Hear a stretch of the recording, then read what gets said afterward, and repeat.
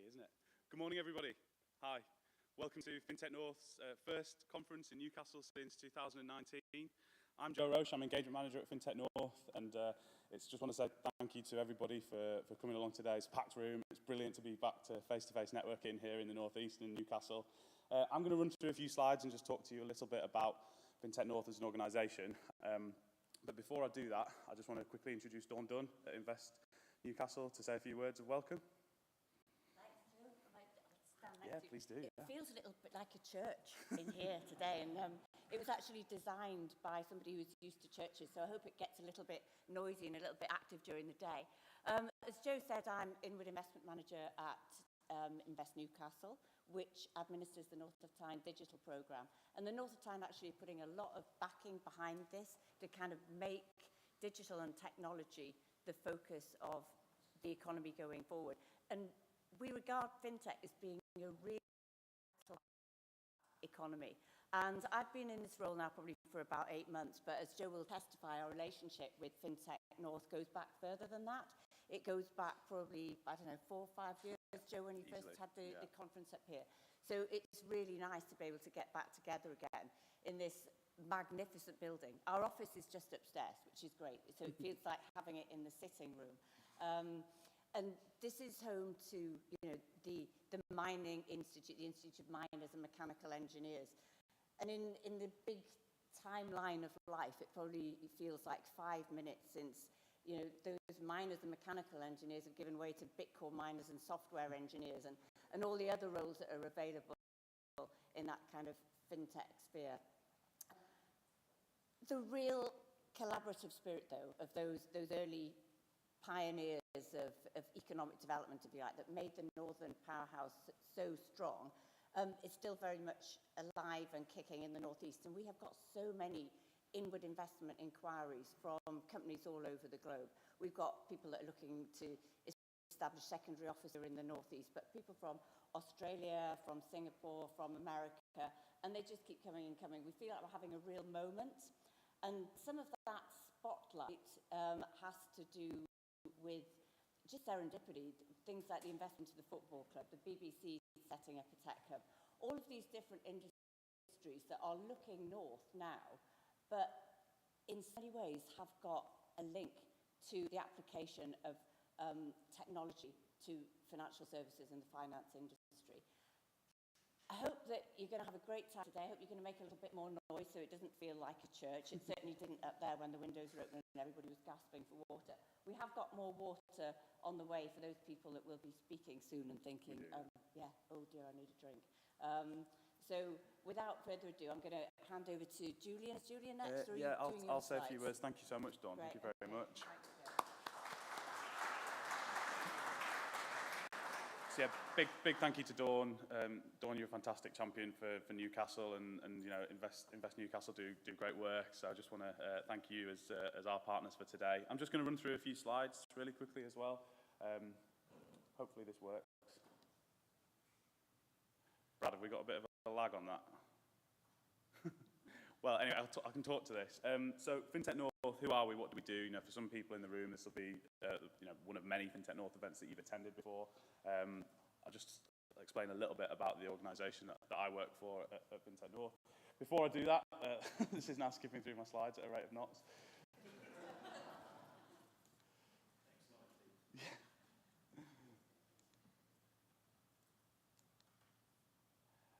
So FinTech North as an organisation is the focal point for FinTech in the Northern Powerhouse. So we exist primarily to bring together the Northern FinTech community, here in the North.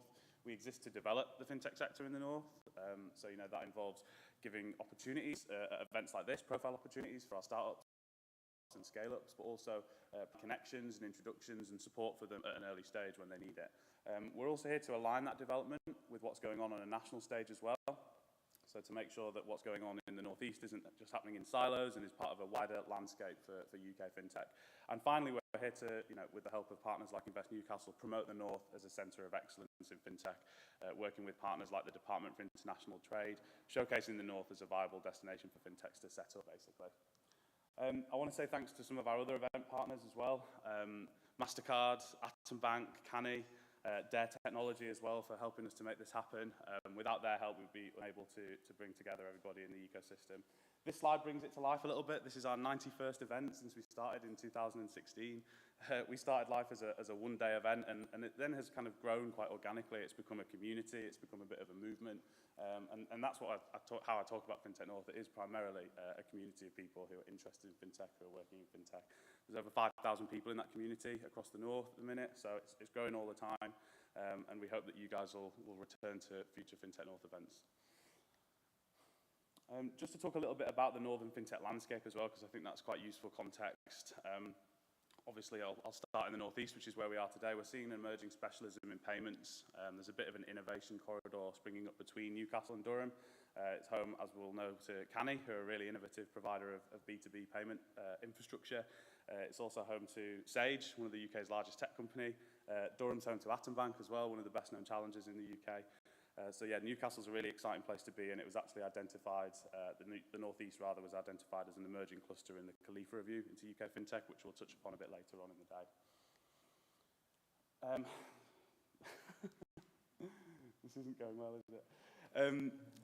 Just to talk about the broader landscape in the North as well, over in the Northwest, sort of between Liverpool and Greater Manchester, there's a specialism in payments in Manchester and e-commerce. Over the Pennines in the Leeds City region, there's a bit of specialism in banking and lending as well. So it's interesting how each region has its own emerging specialisms. I think I'm going to hand over now to Julian Wells, Director at Whitecap Consulting, to just say a few words on behalf of Whitecap and pick up a few things that I may have missed out there. But yeah, over to you, Julian. I hope you all have a fantastic day. We've got a couple of coffee breaks lined up. There's a lunch, and obviously there's a bit of a drinks reception at the end as well if people want to hang around for a bit of networking. So yeah, over to you. Cheers, Joe. Thank you.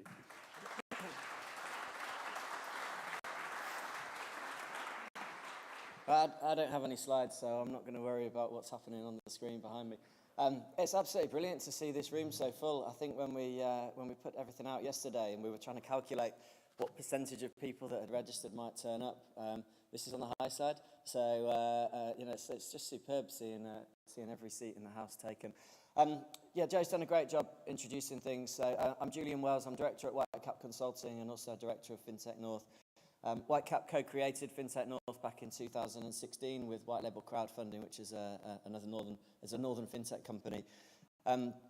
We've seen the interest in FinTech outside London just mushroom in that time in the last 6 years. And Joe's told you about how many events that we've done since then. I think we're at a point now where FinTech is truly a UK sector. And Joe mentioned the Khalifa Review. For those that don't know, the Khalifa Review is a major strategic review of UK FinTech, which was published in February last year. And that Khalifa Review highlighted 5 main areas of focus for UK FinTech to kind of concentrate on to maintain the UK's competitiveness nationally and internationally. And those 5 areas were policy and regulation, skills, investment, international, and then national connectivity. And the national connectivity point is really close to our hearts at FinTech North and also at Whitecap, where the UK, the infrastructure's building. Joe mentioned that there were a number of clusters identified in the Khalifa Review. There were 10 in total. One of them was the Newcastle-Durham cluster. And one of the recommendations of the Khalifa Review was that each of these 10 clusters around the UK should create a development strategy to ensure that they continue to sort of build on the good work already happening there, and that part of that strategy should be to consider how you fit within the rest of the UK and how we get the UK to work as a whole and try and sort of minimise duplication and maximise the benefits that are realised from every region. So from our point of view as FinTech North, the North East is the cluster. Not just Newcastle and Durham, so the whole of the North East is the region that we're really interested in today.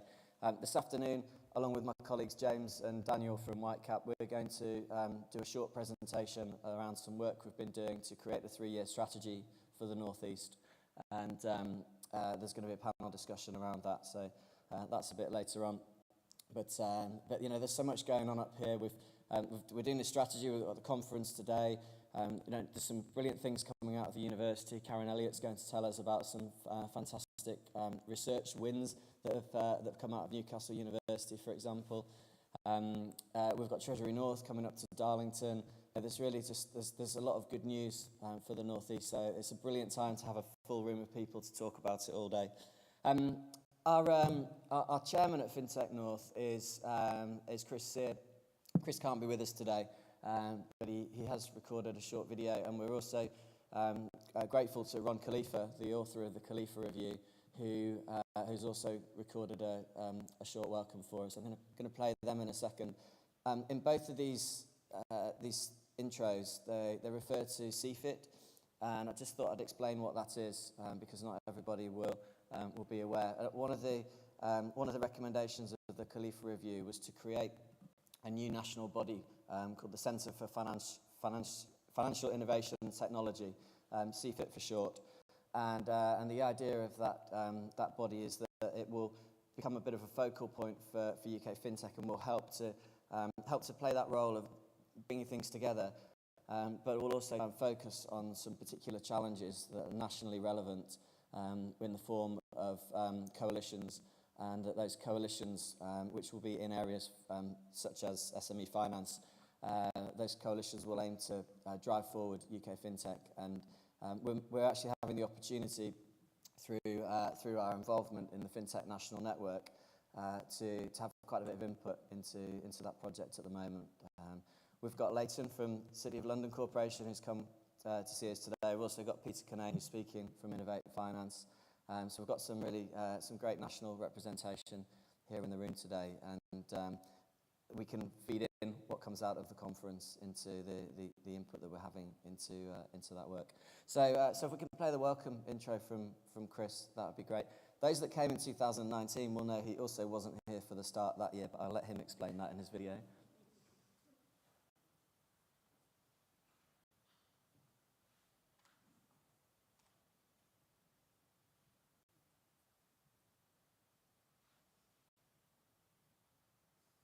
Is everything okay with the video, guys? Good morning, everyone, and welcome to FinTech North's Newcastle conference. I am Chris Sear, Chairman of FinTech North and Her Majesty's Treasuries, as well as your FinTech envoy for the past 7 years.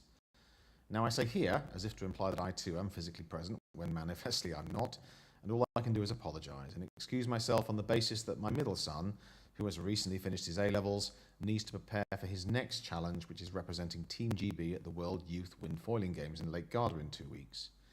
Consequently, I am with him now in Portland, Dorset, where he is training with the squad. My role is that of driver, mechanic, and of course mobile wallet, which means on balance I'd prefer to be in Newcastle today. Of course, I could pretend that I am you in spirit, acting as I am as some form of embedded finance solution for my son. Product selection, distribution, and payment in one simple app called Dad. Of course, the truth is, had I been there with you, I would probably have lost. This happened last time we had our Newcastle event, when I was delivered to the Sage building, south of the Tyne, rather than Sage's office, which are some way north of it. Fortunately, Sage appear to have forgiven me, as they are with us again today. Nevertheless, it was embarrassing, as I completed my PhD in Newcastle University, and I'm intermittently a professor of practice at the university's business school. Obviously, I had far too much fun the night before the last conference, which clouded my judgment the next day. Anyway, as I write this, I dwell on 3 things. Firstly, I have been involved in a formal capacity in the development of FinTech in the UK for several years. My informal involvement has been longer still. And I can say that the initial flush of innovators in the FinTech space were focused on mobile payments. And here we are some 12 years later, and payments are still a key topic. Indeed, my sense is that it, along with crypto assets and distributed ledgers, is still a focus for FinTech innovation in many people's minds, and current volatility aside, will be a focus for some time to come. Now, I say this with some insight, as I have my own FinTech. However, is a B2B data business operating in the asset management space, and I sometimes struggle to convince my funders, or even myself, that I am a SaaS business and not a service business. The important distinction being that a SaaS business like payments or crypto commands a much higher valuation multiple than a service business. Pure technology plays have no such problem. That leads me to my next point. What actually is a FinTech? As not all FinTechs, my own included, are about payments or cryptocurrency. The word FinTech implies, with the inclusion of tech, that fintech businesses should be strongly technology based. But is the technology itself truly the most innovative or important part? For payments or crypto, it may well be, but digital payments tech has been around for donkey's years. Swift,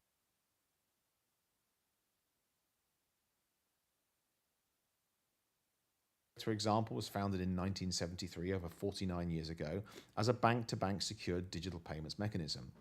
But what was the real problem Swift was solving? The truth is that whilst at a basic level it was about moving money, it was also actually about doing so in a trusted way. And it also prevented a monopoly emerging from any one bank that might build its own payments infrastructure. So the industry voluntarily collaborated to create the utility that is Swift today. So do you need to start with tech to be a fintech? My belief is no.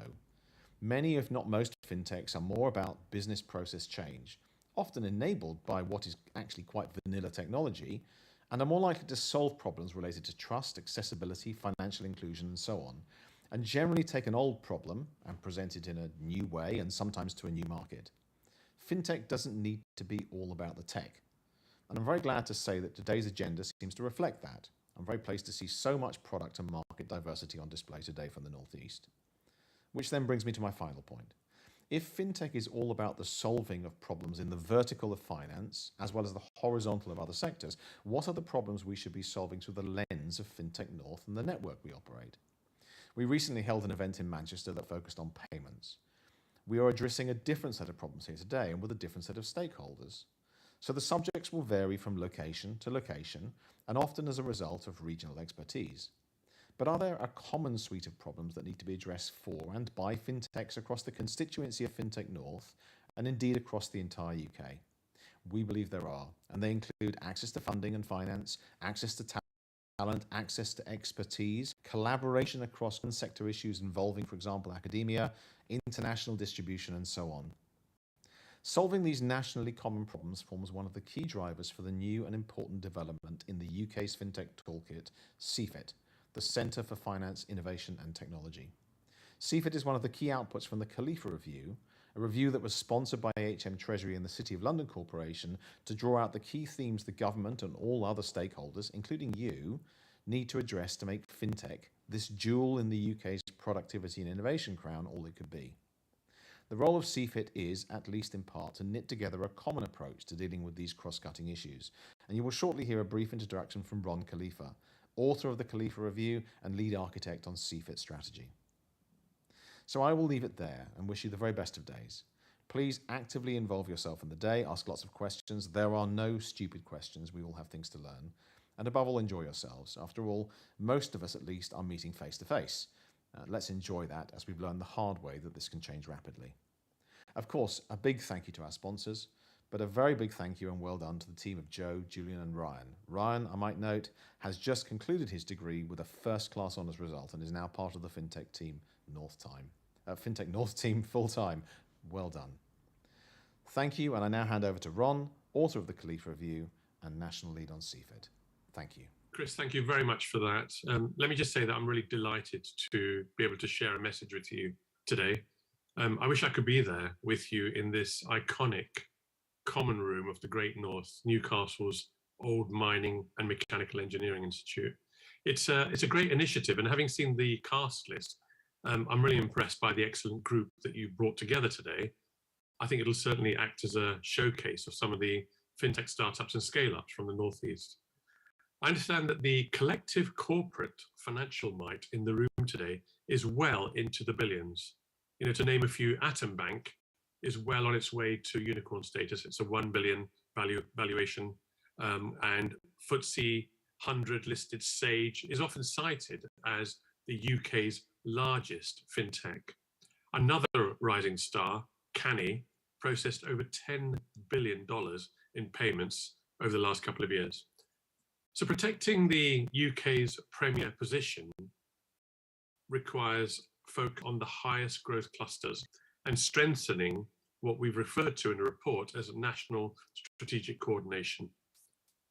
In the review of UK FinTech, Newcastle and Durham clusters were identified as one of the emerging rapid growth areas for this fast-growing contributor to the nation's economy.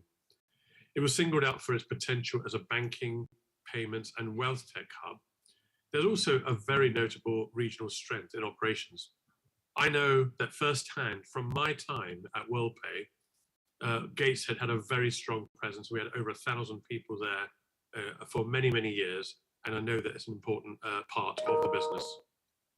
Sunderland, which is home to brands such as TSB and Barclays, Middlesbrough, where GB Bank is creating a challenger bank, and Darlington is the location for the Treasury North, are all key parts of that fintech opportunity in the North.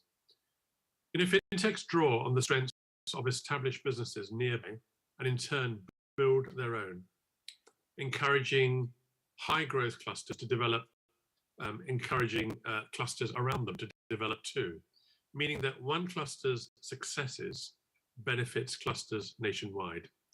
And by promoting connectivity between fintechs and clusters across the UK, we can develop a UK fintech landscape where the whole is greater than the sum of its parts. Via FinTech North and others, the North East is engaged in the national activity and the follow-up to the review due to its membership of the FinTech National Network. FinTech North is known for its collaboration, for sharing ideas, for challenges and best practice, showcasing innovative startups and scale-ups, and facilitating connections and collaborations which create real value for businesses and consumers. I know that Whitecap Consulting have been developing a 3-year fintech strategy for the North East, and I'm really pleased with the progress that's been made there. Good. So as initially outlined in the UK FinTech Review, a key element to the Centre for Finance, Innovation and Technology, CFIT, is driving national coordination to ensure future fintech competitiveness and growth across the UK. The vision for CFIT was set out in the review, which recommended the creation of a new private sector-led organisation focused on driving forward financial innovation. And the purpose of CFIT is to bring together experts from across the ecosystem to identify and address the barriers and opportunities for UK fintech.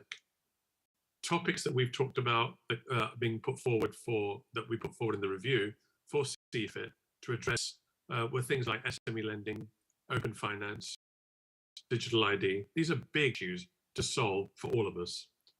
And through a steerco with colleagues from FinTech National Network, the concept of CFIT has been developed towards a model built around a coalitions approach. This approach brings together individuals and organizations from across the ecosystem who can then drive progress against specific pain points that are impacting UK financial innovation. CFIT will operate as a virtual body, facilitating enhanced connectivity across the regions and providing research and data capabilities in financial technology and innovation. Your endeavours to push these issues further up the agenda and hold decision makers' feet to the fire deserves praise. That core objective of promoting a competitive environment, driving growth in the financial services industry, was the promise of my review. And it's critical that the UK continues to be at the forefront of the digital agenda. Thank you for all your work, for all your support.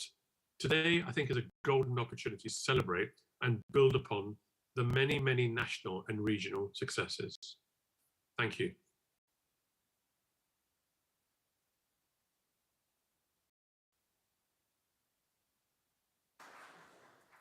Okay, thanks very much to Chris and to Sir Ron Khalifa for their input. Now, we did start a few minutes late today. We were just getting some final glitches ironed out with the tech. Hopefully we're going to be okay on the slides now. I forgot to say at the beginning, did everyone see the robot on the way in? Yeah? Yeah, if you didn't see Eric's robot, Eric's talking later on. Where is Eric? Where are you? Is he in the room? He might be outside feeding his robot. But yeah, make sure you check it out. One of the things it has on it is a QR code for a survey that we're running today. And if you can spare 5 minutes to fill that survey out, it'd be massively appreciated. It's about fintech in the North East. So, time to introduce our first speaker. We're absolutely delighted to have Peter Canane from Innovate Finance with us today. Peter's the Director of International and National Initiatives. The FinTech National Network's been mentioned a few times today. Peter's very much at the heart of that and puts in a lot of hard work coordinating all the regional groups, including FinTech Scotland, FinTech Wales, FinTech Northern Ireland, Supertech in the West Midlands, FinTech West in the South West, and Innovate Finance itself. So, Peter, come and join us. Give us a national update, and I hope your slides are going to be in full working order for you. Next slide, they'll move it forward. Okay, right, super. Oh, you don't? All right, don't No, hold that. just going to shout next slide. Just living the dream, really is. Well, thank you, Julian. Thank you, Joe, for the invitation to speak as well, and absolutely delighted to be here in Newcastle and to be back together in a room like this. As Chris said, it really is special, and we really, really have missed it. So it's great to be here, and I hope you all appreciate being together and spend the day having those valuable conversations with each other. As Julian says, my name is Peter Canane. I am the Director of National and International Initiatives at Innovate Finance. Next slide, please. Innovate Finance is the UK's preeminent trade organisation, trade body, membership organisation for the global FinTech sector, which is based here and elsewhere. We have members right across the UK and one or two overseas as well. And as such, maybe the next slide as well. As such, we are at the heart of a national and international FinTech ecosystem. There we go, there's a nice map there. We have, no, it's gone. I'll carry on. We have activity around the globe and nationally to a number of different types of organisations, to governments, to regulators, and of course to businesses and our members. As a membership organisation, we lobby on behalf of the FinTech sector.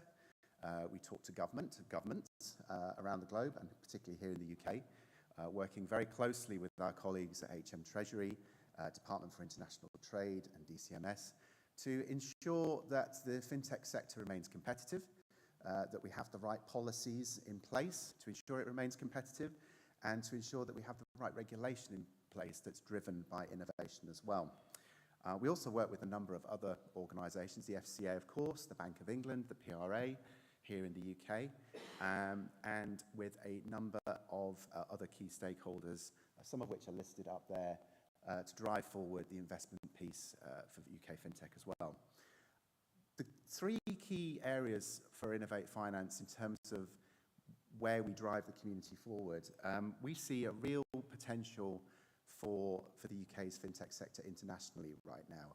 I think as Dawn said right at the start, now is the moment. It really is a special time for FinTech, and I've recently returned from overseas where we relaunched our US program in New York City a few weeks ago. And there's a real interest there in what's happening here in the UK. And I don't mean to sound so surprised, because obviously what's happening here right across the UK is really special.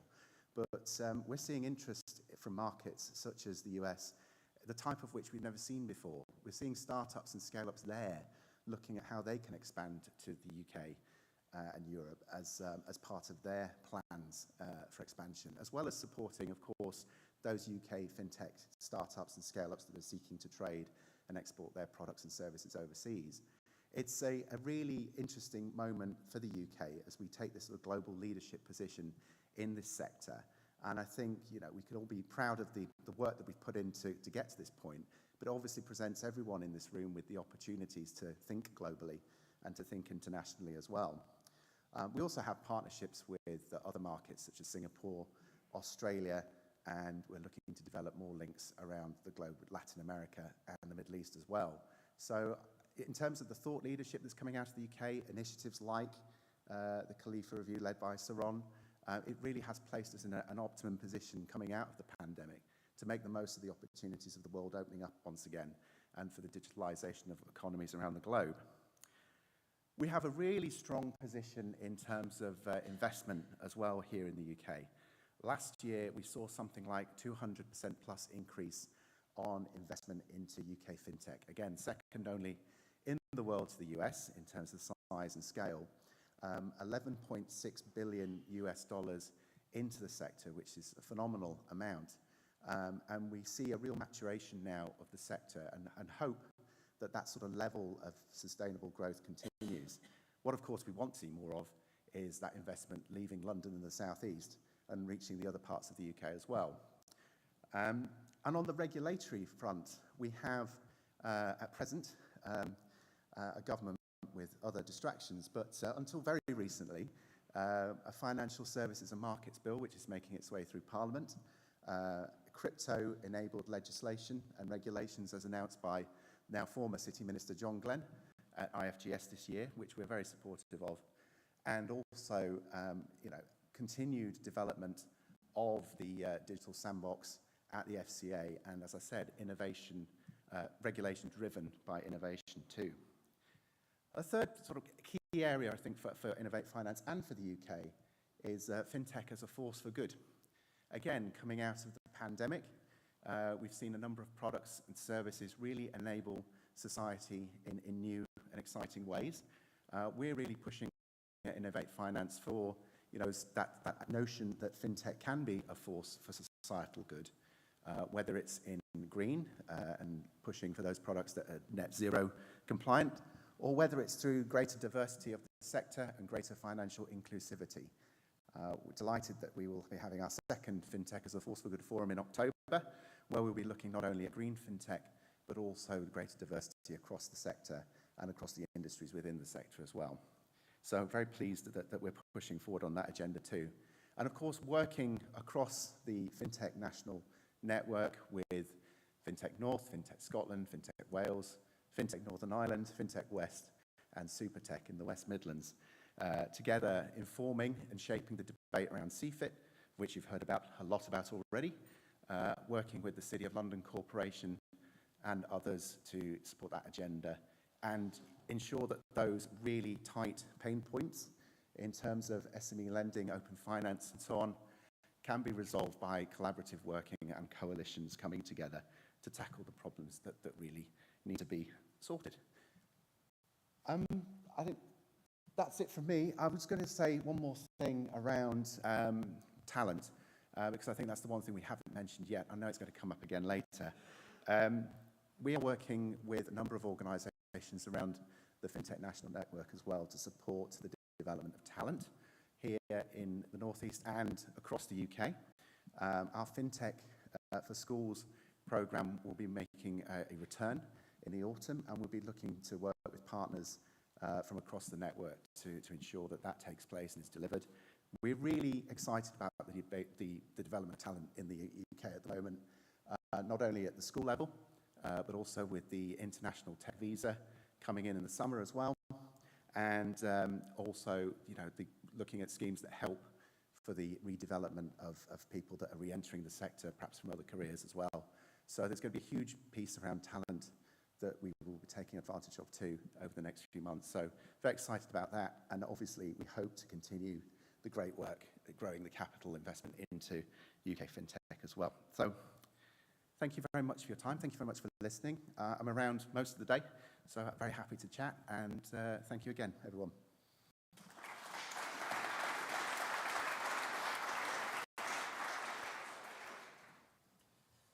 Thanks, Peter. It's always so good to have the Innovate Finance perspective on what's happening nationally, and we really appreciate Innovate Finance's regional engagement on an ongoing basis. Yeah, we're still having some slides issues, but I'm delighted to say that our next session, in fact, our next two sessions require no slides. So we'll get that fully resolved at the break. We're going to have a fireside chat now, and we're going to hear the story of scaling a northern FinTech. Well, not necessarily the story, but we're going to hear some perspectives from a northern FinTech. So this session is going to be chaired by Maria Harris. Maria is from the North East, as I'm sure she'll give herself an introduction.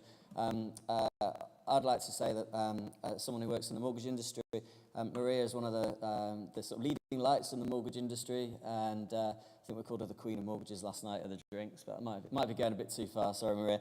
But Maria was part of the team at Atom, which she will explain. She's also a member of our advisory board at FinTech North, and so grateful to have you here, Maria. Maria is going to interview Andy Sturrocks from Atom Bank is the CTO at Atom Bank. So would you like to come and can take to the two thrones at the front and grab one of the handheld mics so that everyone on the live stream can hear you as well. Okay, Maria, I'll let you take it away. Can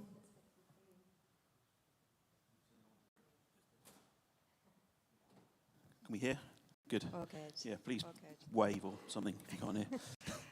And yeah, will you give me a 2-minute warning when we're running out of time, because you know that we are going to talk for England, or certainly for Newcastle. Hi everyone, it's so lovely to be here. And what a week we've picked to have our conference in Newcastle. It's glorious. It does feel like a long time since our last in-person event. There's so much happened in 3 years, and there's so much happening in the city. So really excited to be here, and hugely honoured to be interviewing Andy, who's the new CTO at Atom Bank. So welcome, Andy. Thank you very much. Welcome to Very good to be Newcastle. here. We are actually next to a fire, I see. Although thankfully it's not actually lit, Not given actually the lit. weather. So Just as well. So yeah, I don't want to give you too much about my background. You guys can all go and stalk me on LinkedIn and see what I've done.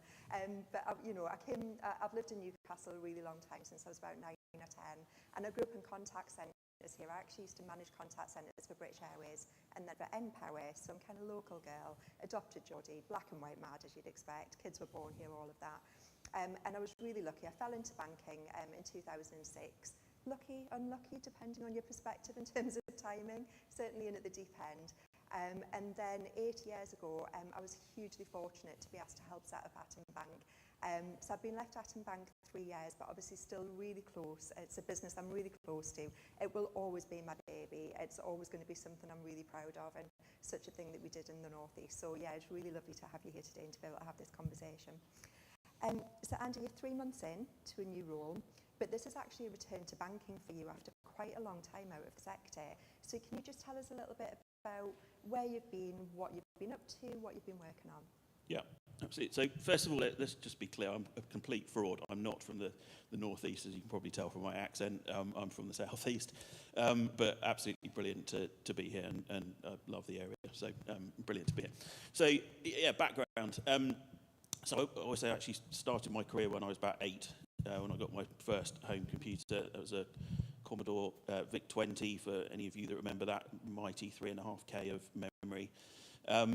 So that was kind of back in the day when you used to type in programs from magazines, and they invariably had errors in them, so you had to kind of fix those, and that kind of started me writing code back nearly 40 years ago, and kind of haven't really stopped since. So yeah, I thought I might as well do my hobby for my degree. So I went to Manchester University.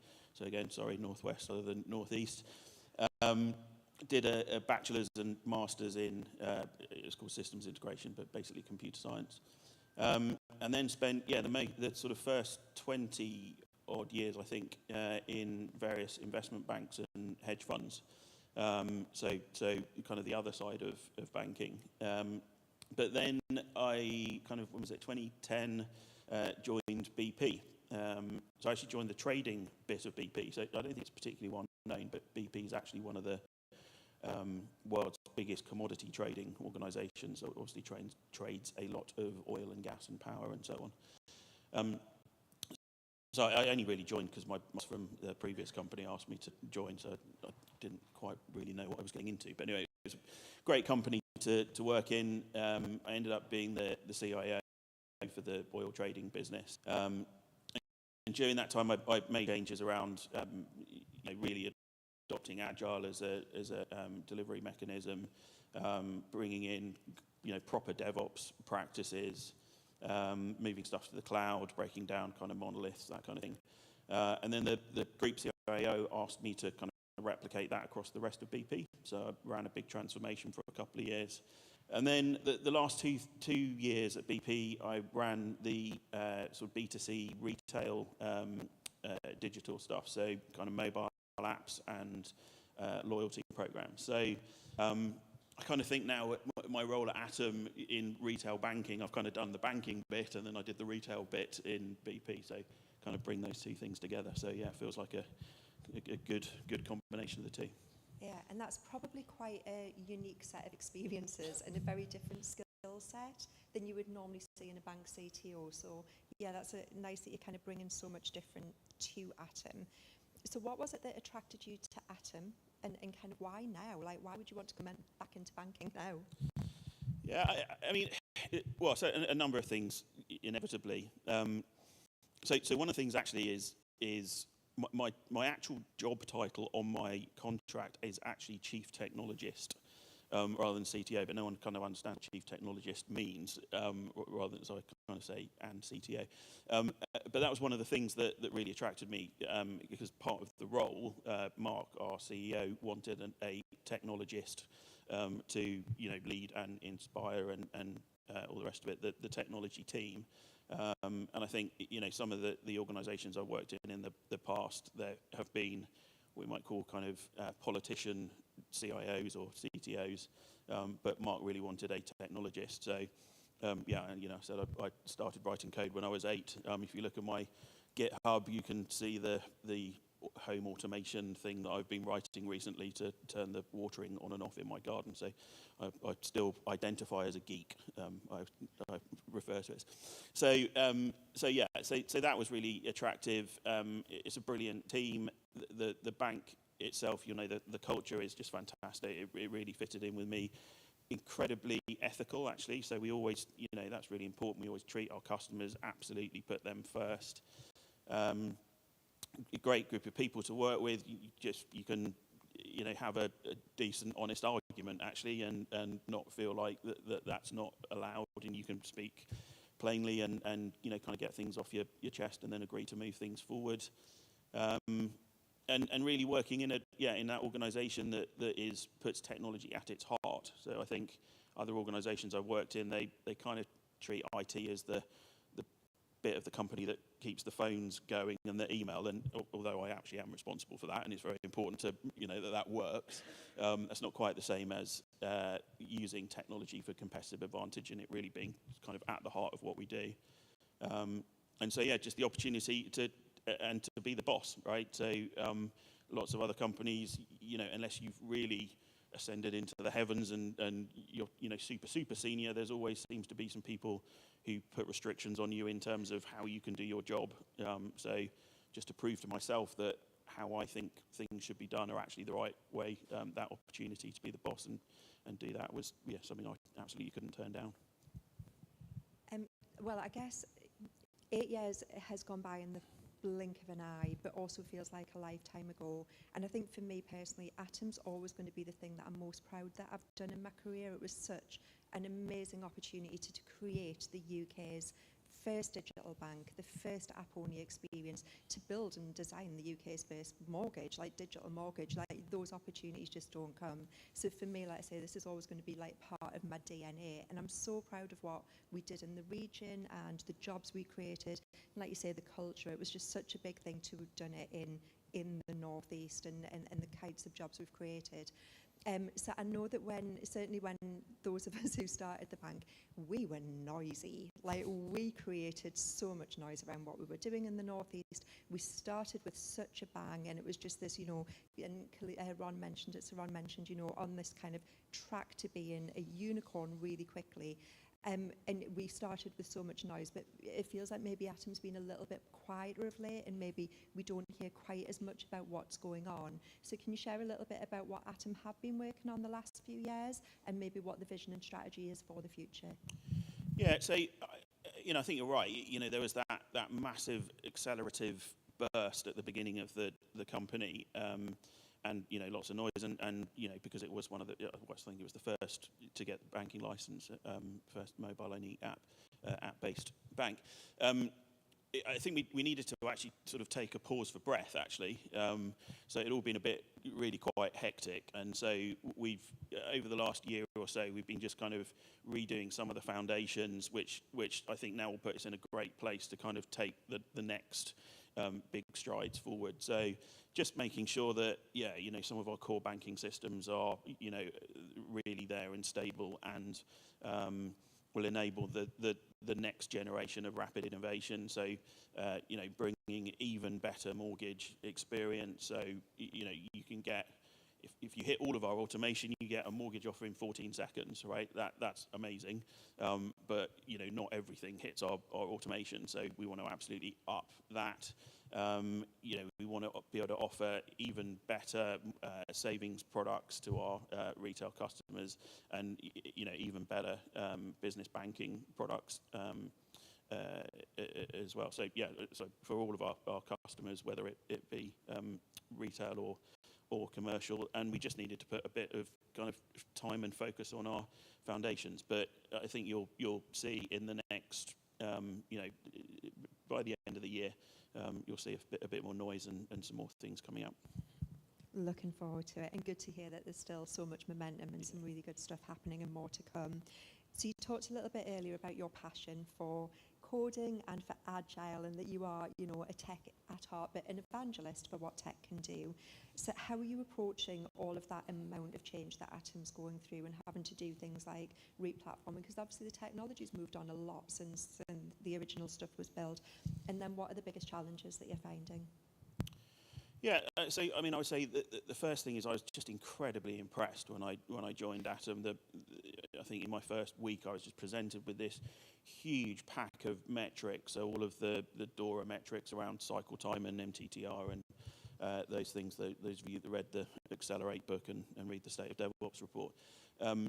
So I'd say in you know, other companies I've worked, or other companies I know about, it's only the most absolutely elite teams that are even close to that, would even understand the words, let alone actually have the metrics there. So brilliant place to start from. And at the same time, there's a whole load of even better if. So yeah, I think we can do a bit better on the product side around breaking work down and working a bit more in that kind of lean startup mentality and moving, you know, in smaller increments forward. We're really pretty good at, in terms of our sort of agile mindset and DevOps and lean thinking, but you know, honestly there's a bit of manual work in there that I just want to drive all of that out, so it makes that change even quicker and safer. So yeah, I mean, I think the really good thing actually is that there's nothing in any way catastrophically wrong, and completely the opposite. It's a brilliant team and they're doing brilliant things. The things that we do need to just do a little bit better to make sure that we are going even faster. They're in every, you know, IT revolution book in the Phoenix Project, or Making Work Visible, or War and Peace and IT, any of those books. It's nothing magic in Andy's mind. So we know what we need to do and to become even better. And that's really one of the things that you know, Mark brought me into the bank to make us even better. So we talk a lot at our FinTech North board about some of the challenges that we have here around recruitment and retaining talent, and we have such good opportunities here with university and just a really big talent pool of that's grown up in industry and then in retail and then in contact centres and customer experience. So we have this huge pool of people, but we don't seem to be great at developing and retaining them in the roles that we need. So how are Atom working with the local community and the local ecosystem and developing some of those skills and kind of creating the jobs to keep people here? Yeah, so we've got loads and loads of partnerships with lots of different universities, you know, so whether it's Durham University or Newcastle University, and lots of other organisations around the North East. We really are a North East organisation, and I think always will be. So Ed Twiddy, one of my colleagues, is here later today. Actually, he runs all of those partnerships. So if people are interested, then please grab Ed. I think after lunch. You know, we regard the North East as a brilliant technology hub, right? I mean, we've heard about that already today, and you know, we'll hear about that for the rest of the day. I think, you know, with the pandemic, obviously, you know, it's not the same. You don't have to be in the office 5 days, well, in our case, 4 days a week, because we do a 4-day week, which is an amazing thing in terms of retaining talent. We're the biggest UK company that does a 4-day week, which has been hugely successful. but at the same time, it means that we can, employ people from who would not necessarily, I mean, me being one of them, right, that wouldn't necessarily be in our natural kind of catchment area, because we can pull in talent from across the rest of the UK as well. And I think, I think the phrase has already been used earlier, right, around that it's that levelling up thing, and regardless of the shenanigans that's going on in Westminster at the moment, right, I think there is something about levelling up and unleashing the power of the whole of the UK. And to me, I just think it's brilliant that there are these companies in the North East, which means if you're a kid, like I was with a home computer, and you want to have a career in technology, it doesn't feel like you have to go to London or the South East. And I'm really, really proud that we're part of that. I mentioned, we've got all these, lots and lots of relationships with local universities. We're starting off a grad program, a proper formal grad program with, 2-year rotation and all that kind of stuff, apprentices and interns. So you should be able to see announcements on that fairly soon as well. And I think just building that talent pipeline is going to be really critical for us to be successful. And it's brilliant to be helping this part of the country as well. So one of Atom's core values and one of its key messages right from day one was around being customer obsessed, and it was like the thing that we lived and died by. But underneath that, to be customer obsessed, you actually have to be kind of staff and user obsessed, because like you say, when your staff have got the right tools, the right culture, the right attitude, the right work environment, it's so much easier to then be obsessed about customer. So let's talk a bit about the 4-day week then, because that was just such, and because you trialled it, you were the first ones to do it and the first ones to go live. So how did that come about? Maybe explain to people what it actually is and how it works, but how have you used technology to make that a successful implementation, and what else have you had to put around it to make sure it actually works in practice? Yeah, so the 4-day week really is that. So I think the official thing was we went from a contractual 37-hour week over 5 days to 34 over 4 days, I think was the precise part of it. And I think originally you got to pick which day of the week you had off. It seems that we've kind of settled on, at least in the technology team, that we have Fridays off. So it really is just a 4-day week. Now that has some challenges, right? You have to effectively fit 5. We're not really, we don't want to cut the productivity of the bank by 20%, but actually we found it hasn't cut the productivity of the bank by 20%. We just have to be much more focused in terms of not having those meetings where everyone just rocks up for the sake of it and talks, and you don't actually decide anything. So you need to be a lot more focused and sort of determined about what you're trying to achieve, and much more focused. But really, it's just led to all of the metrics. We're a very metric-driven company, but all the metrics are going in the right way. So we've seen sickness decrease hugely, staff engagement increase hugely, productivity's gone up.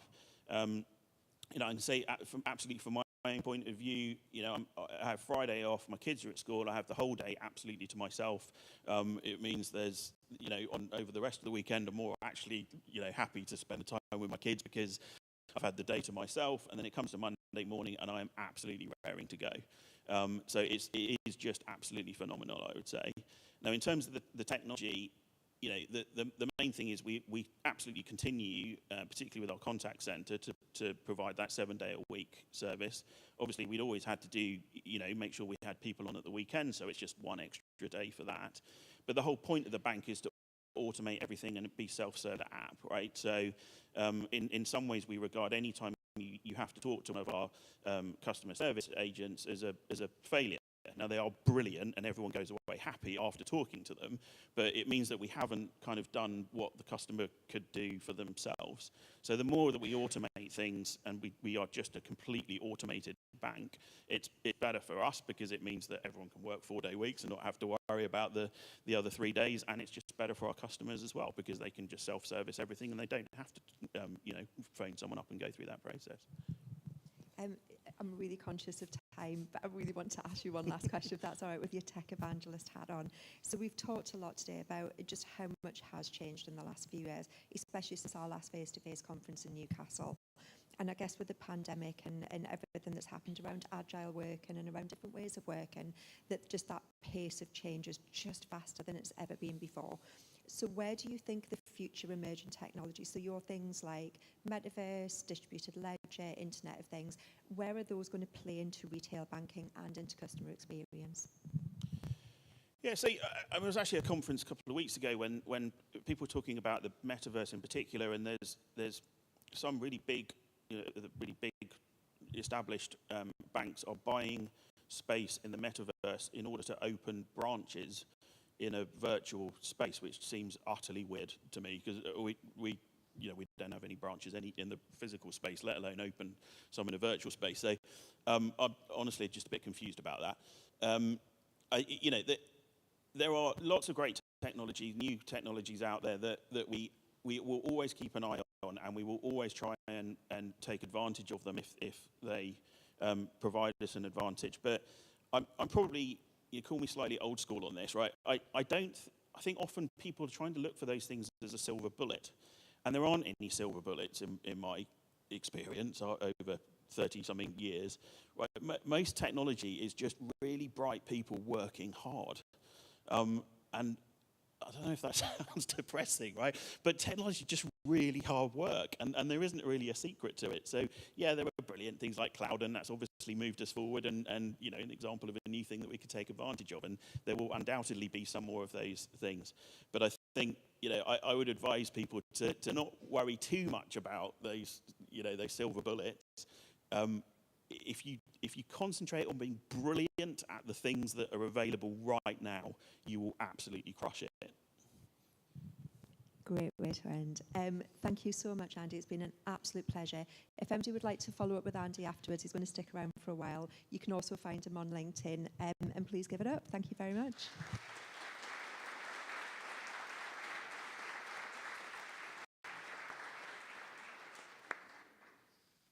Oh, that was fantastic. Thank you very much, both of you. I can't, as someone who sort of works right across the UK with lots of different regions, I can't tell you how valuable it is to the North East to have a case study like that, and valuable to Durham in particular, of course, but the wider North East have a story like that can be told at events like this and more broadly. I know it features really strongly in things like inward investment messages. We're now going to have a panel discussion, so I'd like to invite Kevin Telford, our next panel chair, and his panellists to come join us at the front while we put your chairs out. I'll just do a brief intro while we get the setup sorted. Kevin is known to many of you in the room, I'm sure. Another North East native, and also someone else who's part of the FinTech North advisory board. Very much plugged into FinTech on a national and international basis as well. And I'm going to let Kevin introduce his panelists, but we've got a panel that combines FinTech startups, established organisations. We've got Peter back from a national perspective, and we've got some of the well-known North East voices with Kate, Patricia, Melissa, and Paul. Kevin, come and take it away. I've done a bit of filler for you there while we get the seats sorted. Thank you. Thank you, Julian. And great to hear from Artem and Maria earlier, just to set the scene. Well, it'll be about 170 years ago when the first stone was laid for this building. And it's worth reflecting back. It's a celebration of graft and glory. The miners and electrical, and if you go back through the history to that, it's interesting that it's hardly a common room, and it's not about common people anymore. So that shift over 170 years into culture, respect, just all of the facets that we now take, equality and everything like that. It's great to know that some of my family from the shipbuilding and mining community would have been in this room as well. So graft and glory, it's quite a nice setting. So what we're going to talk about today is FinTech and UK development. We're going to look at through three lenses. We're going to look at why it's important that we look at international, national and local development holistically. Secondly, how do we collaborate a culture and mindset that we heard about this morning, a change in terms of using the network system, collaborating and learning from each other. particularly relevant when we think about CFIT as a virtual centre, about a knowledge bank sharing, and openness to innovate. And I think that context is well done. And also in the how. So I'll start with the panel. We'll start maybe quick introduction. Yeah. Hi everyone. So I'm currently working as a IT tech consultant for Nigel Wright Recruitment. Been doing that for about 8 months. So obviously talent, the attraction and retention of talent is a key thing for me. But before that, I'm possibly more well known for being the founder of the 5-day Newcastle Startup Week Festival, which the last big event we did in 2019, we had just over 800 people. But the whole purpose of that event was to shine a light on the community, the business community here in the North East, attract talent, retain talent, attract investors into the region, and we did do a good job of bringing people from all over the UK and overseas to the North East. Yeah, trying to pick back up on the momentum that was happening before lockdown would be really great. Thank you, Paul. Melissa? Hi, so my name is Melissa Beckett and I'm Canny's Chief Marketing and Growth Officer. I'm really pleased to be here today. So yeah, I mean, I've been at Canny 2 years now, and as with any growing, scaling fintech or startup from any industry, attracting and retaining talent is massive, and it's one of the key things that's always up for discussion. And we ultimately look to the local and national and international support membership bodies and so on to read how can we bring that talent in and retain it. And it's an ongoing challenge, but something that we're doing pretty well at the moment. Thank you, Melissa. Peter? Hi, Peter Cadane, Director of International National Initiatives. I spoke earlier, and as I said then, talent is key to everything that we do. The local, the national, the international ecosystems all overlap. Thank you. Patricia? Yeah, Patricia Maksimovic. I'm representing Startup Grind, and I'm an insider and outsider as well, so I'm really glad to be here today and to be included and have the voice. I moved from London a year ago, came to the North East with the background of, I run a consultancy, scale-up consultancy, help to bring foreign tech investment in the UK. When I arrived in the North East, I kind of realized that I tried to learn the ecosystem, recognize what's going on, what are the strengths, weaknesses, and there was the idea of maybe trying to better connect it with the Silicon Valley, with what's outside. That's what Startup Grind is doing. So we are the biggest world or global network of entrepreneurs, innovators, connecting to investment, to bigger companies. There's a 5 million member community around the globe with 600 chapters in 125 countries.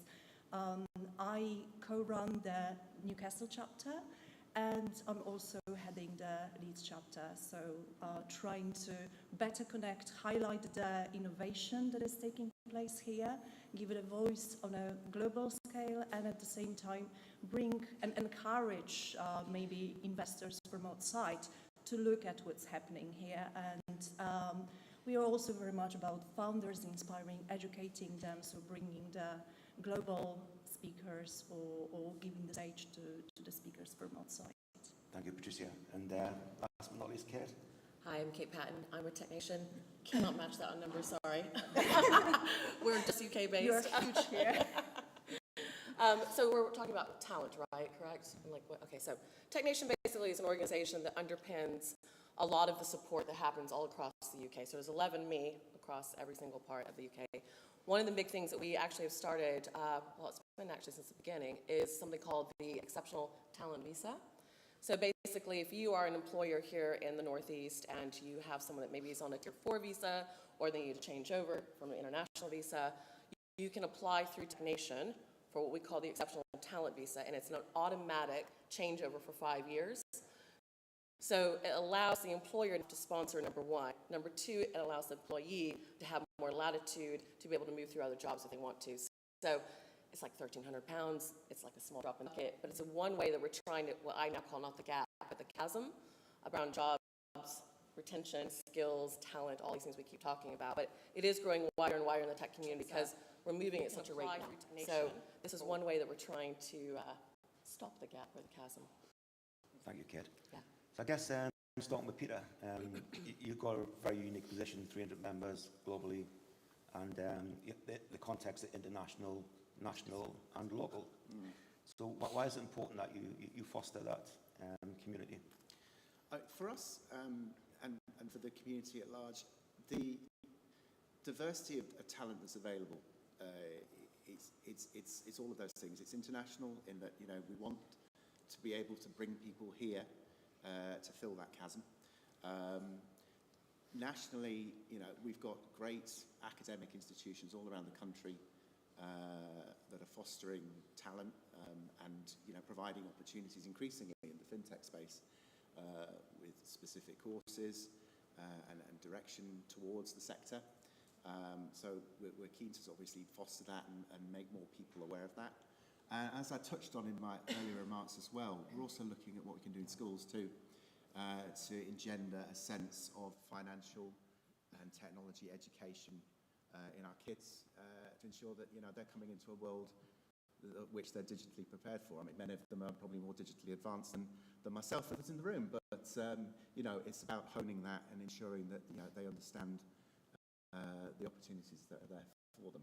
Thank you. And Patricia, I think you have a unique point of view, and international, national, and local. Probably starting up with startup grind from a local perspective. Of why is it important to build that way? Yeah, well, like I mentioned, Startup Grind is a global community. With those 600 chapters, it's 600 ecosystems that are buzzing, vibing, and that are very well connected. Now, looking at the local perspective, what we bring to the local communities, what we plug in, we are not competing with anyone. We actually want to accelerate and elevate what the players within the ecosystem are doing. Because I believe that, and at Startup Grinds, not just me, but we believe that the community is stronger with each player within the ecosystem being, doing the best part and working together. If there are silos, then how can you collaborate within communities and connect well if you're not well gelled and work to, like within a startup team, you kind of work. Each brings different values, different skills. So that's on the micro sort of scene. We want to really get to know the founders, the community, providers, whether they're incubators, accelerators, bigger companies, to see what's within. And then when we are working with founders, we don't necessarily have programs. Yes, we do something. We do have something, but basically we do connect with them through events, through workshops, to really figure out what they need and how we can accelerate the journey from the ideation stage to the very, very end, actually. So we're not just about like early stage startups. We help them scale, and we help them to get better connected and get the very objective view, where is the best solution for them, as much as we can. So that's on the micro stage. Obviously, then we are able to plug it into the global ecosystem very quickly and help escalate. Awesome. So we've heard a lot about the why, and now we're going to start to get into the how. So a question to Kate, I think, why is it important that as a beacon for the North East and Yorkshire, why is it how do you ensure that you have one eye on national and international, where you're right in the day-to-day local community? Right, so here's a fun-filled fact. Yorkshire and the Northeast is the country of Lebanon and the state of Rhode Island, so it's a massive area. One thing I found all across the North, and I would say this across all of the UK, but what I love about the North sitting in this room is I love that grit and glory kind of idea, right? So I have found that every founder that I've engaged with across the North has had this really sense of purpose and passion, but they're always looking outward, right? They're always wanting to learn, they're always wanting to collaborate, and that is going to give them the international, I think, levy that they need. So we support in Tech Nation, because gotta put the other hat on. We actually partner with the DIT.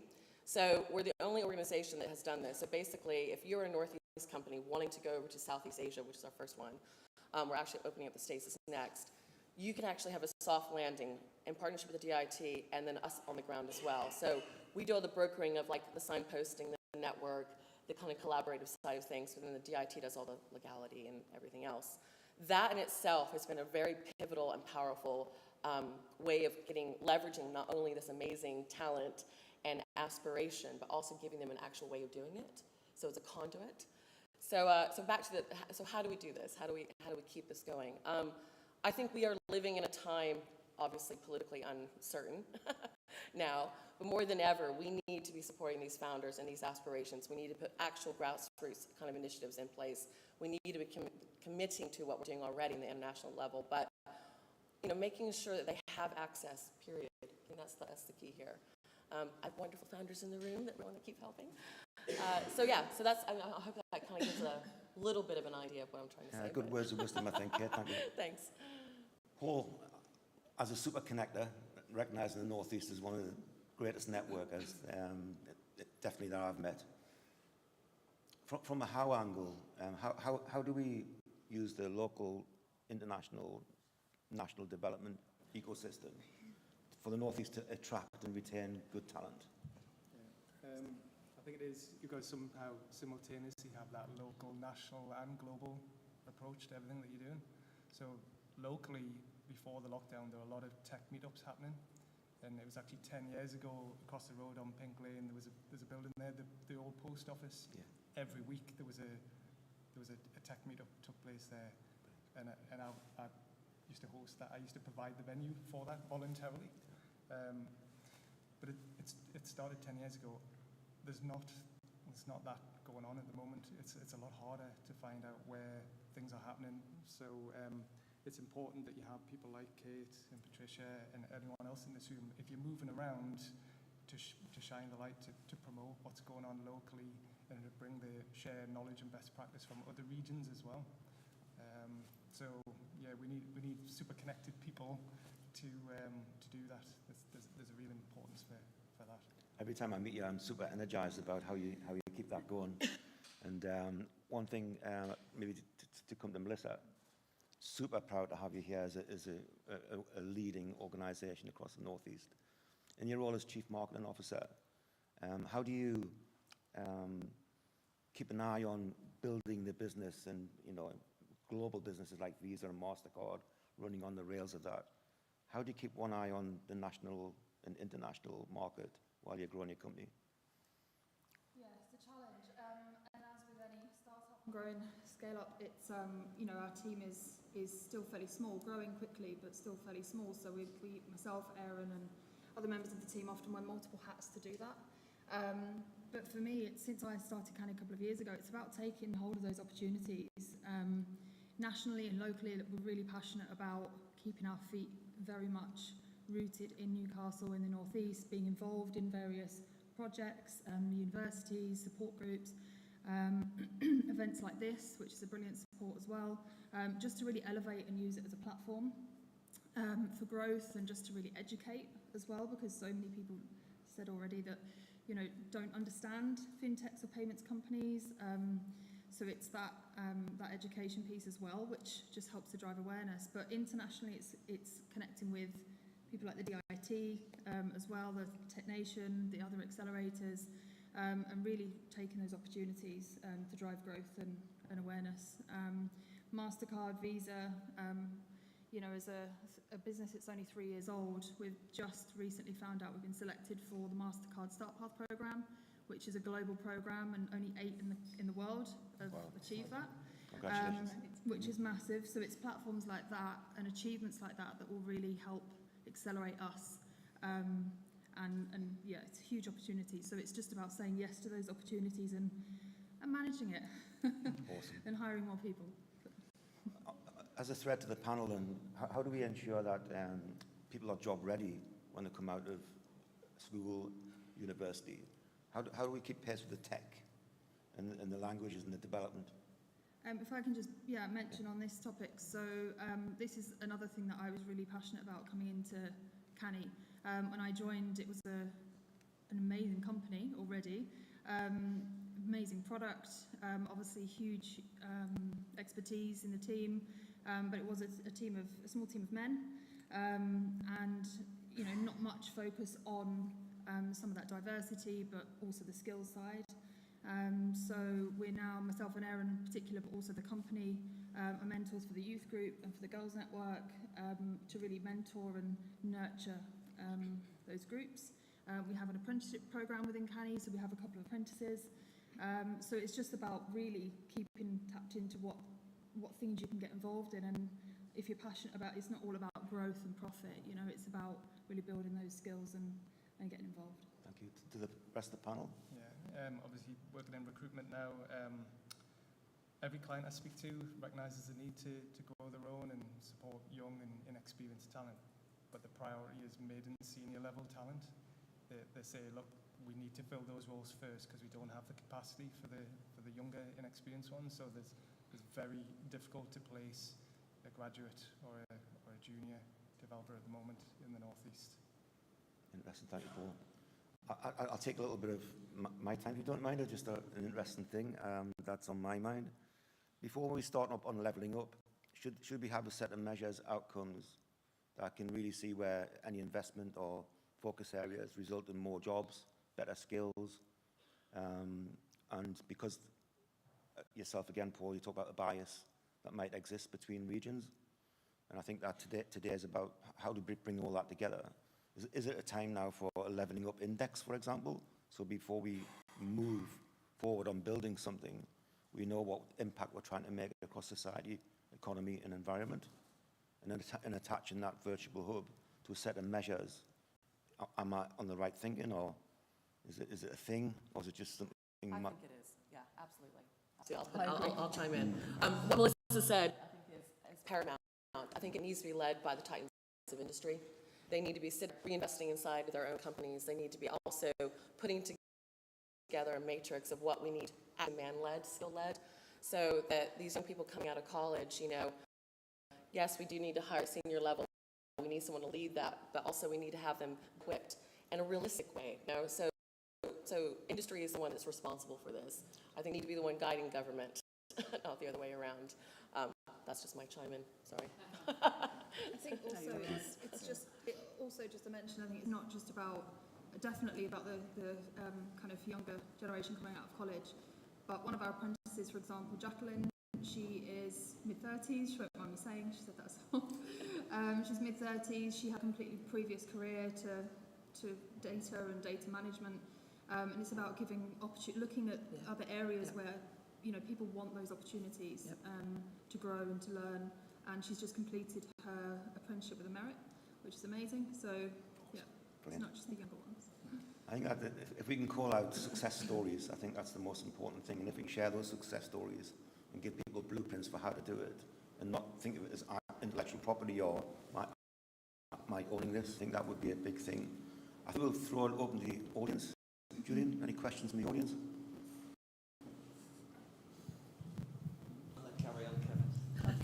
Karen, help us out. Yeah, just want to add to that. I'll be talking about it later, but we actually won UK FinTech Network to do a lot of the things that you're talking about. So that's actually funded by the EPSRC for the next 5 years, and the metrics that you're talking about, they've asked us to measure those as part of building the network. So one of my first tasks as part of that is to produce like a list of all the academics working in FinTech and sort of do a dating thing with industry, and then they can work together to actually put in bids for funding. So we'll have money to give away, so maybe you'll stay around for my talk. Can I just say Karen is one of the actual leading lights on this. Oh, awesome, yeah, definitely. Yeah, and just the other thing that didn't come up, that I was surprised didn't come up, and Mike O'Brien's here somewhere in the room, but actually Opencast and Dynamo have collaborated with Newcastle and Northumbria to actually start developing the talent engine. I'm sure some people People must have heard of that. So that's hopefully up and running, because I've been making the students aware to sign up on the landing page at the moment, but that will hopefully do the same thing. Because I think one of the problems as well, and maybe Paul picks up on this, is that students read a job description and think, there's no way I can do that. And likewise, they're not aware of perhaps Canny or what they're doing, or also Bottle Pay and other great companies that are going to be in the ecosystem in the report that we're going to talk about later. And I think it's doing that as well. It's through collaboration and networking and actually trying to get the students to understand what's right on their doorstep before they go off somewhere else. Can I add to that, though? This is something I really wanted to put out in the room. So if we were going out to the street right now, we pulled any person off the street and I said to them, what is FinTech? Could they tell me? No. Probably not. Probably not. So one of the things we need to be better at as a community, a decade into this, is we need to be actually making sure that that technology that we're building is accessible in terminology. Like, these students are looking at these job descriptions, they're not going to know, are they? Person on the street is not going to understand that they use FinTech probably every single day. Yeah. But how is it helping them? How can we be better as a community to educate the layman? I mean, great. Oh, sorry. I just want to put that out there as a boom.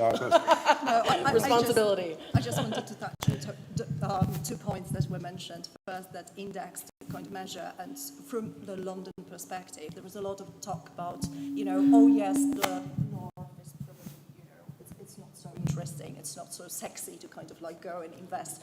And yes, there is not much investment here. I think if we take action and work towards things and then measure, and we are able to prove that, yes, there is growth, we are able to showcase, and that attracts, that's one thing. Then tapping to, or addressing that, young potential workforce and skills and talent that we have here. Very often unaware, they themselves, like we said, they're unaware of what they know or what they don't know, but encouraging. I mean, there are a lot of initiatives that can be done, like hackathons in the companies that are here, to scoop up the best ones, to encourage those that are maybe will be looking around and like, well, that's actually something cool. They've learned, they've built something, they landed a job or an opportunity there. So kind of encouraging more of that. I mean, as a startup grind, we've been crying out for students, for the university entrepreneurial students, tech talent, to come and join our events, come and join and actually get engaged within a startup grind maybe, to help them to maybe show the way. Very often you think like, oh, this is the pathway I will go, I don't know much about tech, I'll go to marketing. Then you go to marketing and think like, well, actually, I don't like it. If you have the opportunity to explore different paths, that kind of opens up much better. Yeah, thank you. Yeah. I think from a personal point of view, the last 3 years I've seen some really great tech organisations come to the North East, a testament to what the work that Dawn and other organisations are doing to join the likes of OpenCast. You've got your ThoughtWorks, you've got your BJSSs, and they're bringing agility, ways, mind change approaches to tech. And it isn't FinTech. Tech is a horizontal. It bleeds into health now. It bleeds into, so it's about embedded finance. And it's about that where that we surface payments, for example, how we get down to 14-second mortgage decisions and things like that. So talk about the outcomes and what it does for the customer and the problems it solves. Promote that. FinTech's in the background. And I think it's important that we get the language. It's not open bank, it's not open finance. It's not any of those things. It's about what is the outcome that we're having for the customer and tracking that through and measuring it. I think that's the important thing. It might be worth Mike having a few minutes on OpenCast if he's here. I don't know if he is. There he is at the back there. Yeah. Just the initiative around the skill sets, Mike, and how you're getting people on with the right languages and stuff like that. That would be good.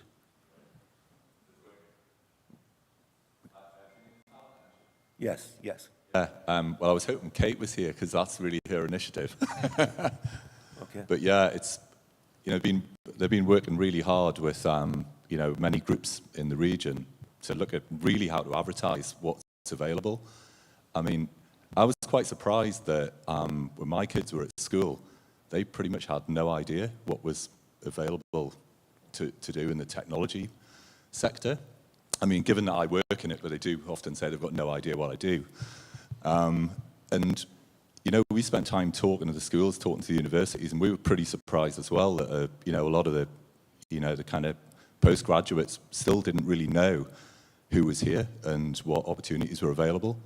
Certainly in the school sector, we were surprised that, you know, there was a lot of talk about, well, teach everyone to code. And we're saying, well, but in a technology business and in kind of huge global businesses, yeah, coding's an important thing, but it's not the only job. And there's so many other roles. So I think really our idea was to kind of try and grasp that and, you know, get the information out there about what roles that were really there and how to get into them. And then, you know, pick some really good poster kids in terms of, look, this is where these people have come from, and this is the sort of role that people are doing now. Excellent. Well So, done. sorry you put me on the spot there, so I'm just kind of rolling. As normal, Mike, as normal.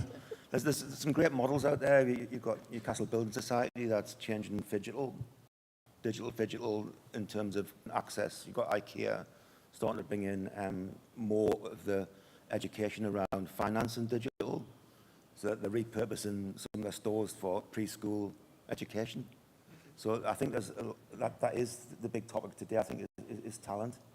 And how do we get the right skills and make sure that they're signposted to the organisations that can help and really lift the North East and the rest of the UK up through having a talent advantage. We're built on a strong culture of ethics and trust and all the things that Karen talks to as well. So I think one more question, great.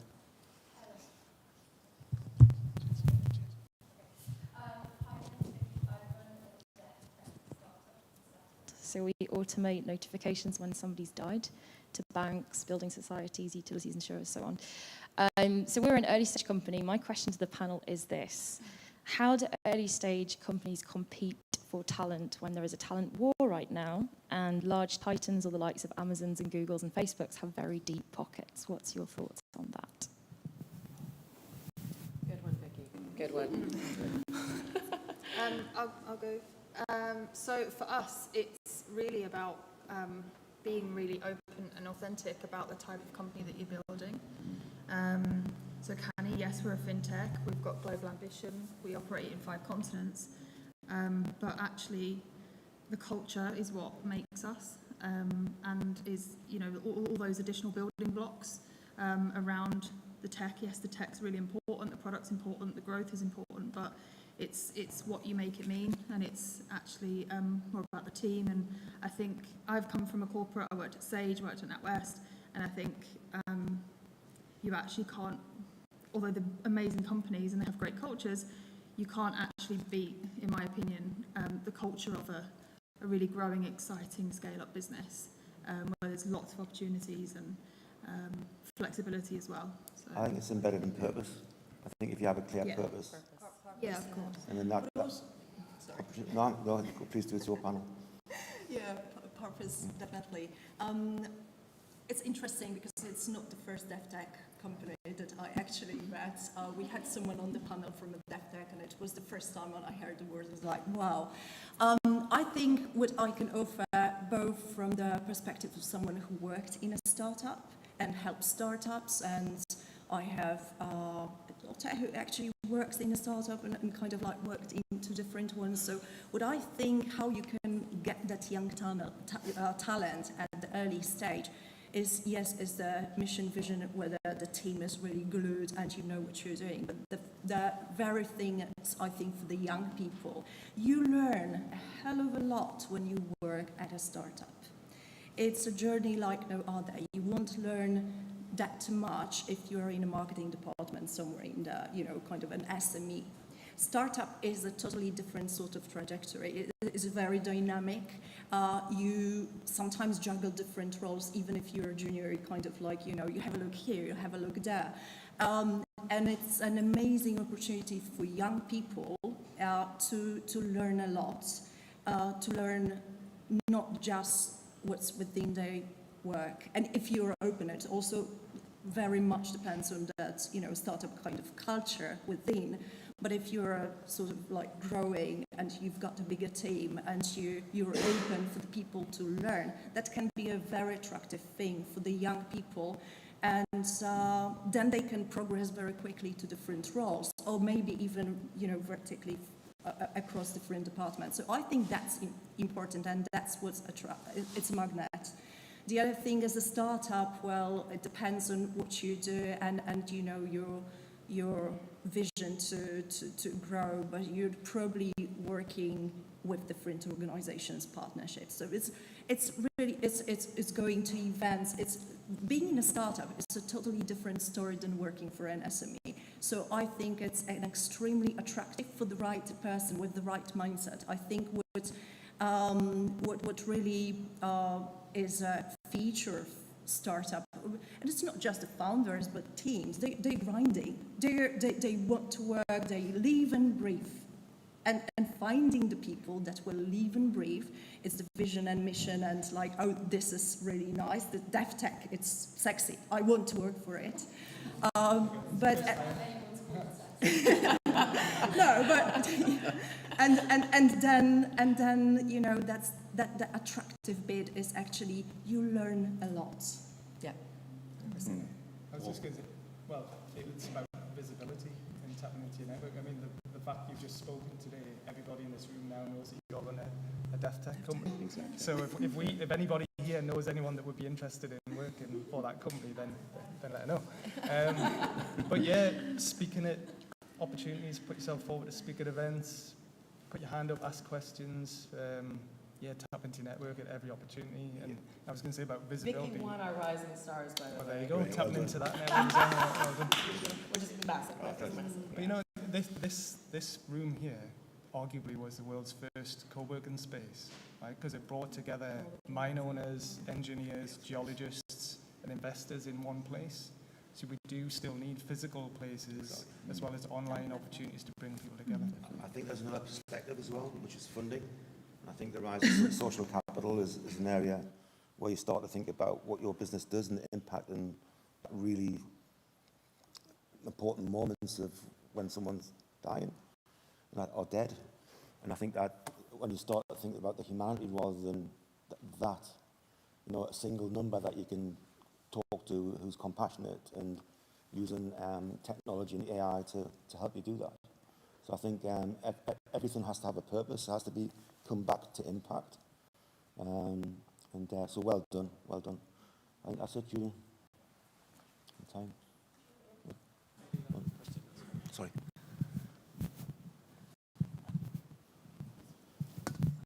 Hi, I'm Regine, and we are Polybox. We are digitalizing receipts and giving dynamic reports, and we are early stage as well.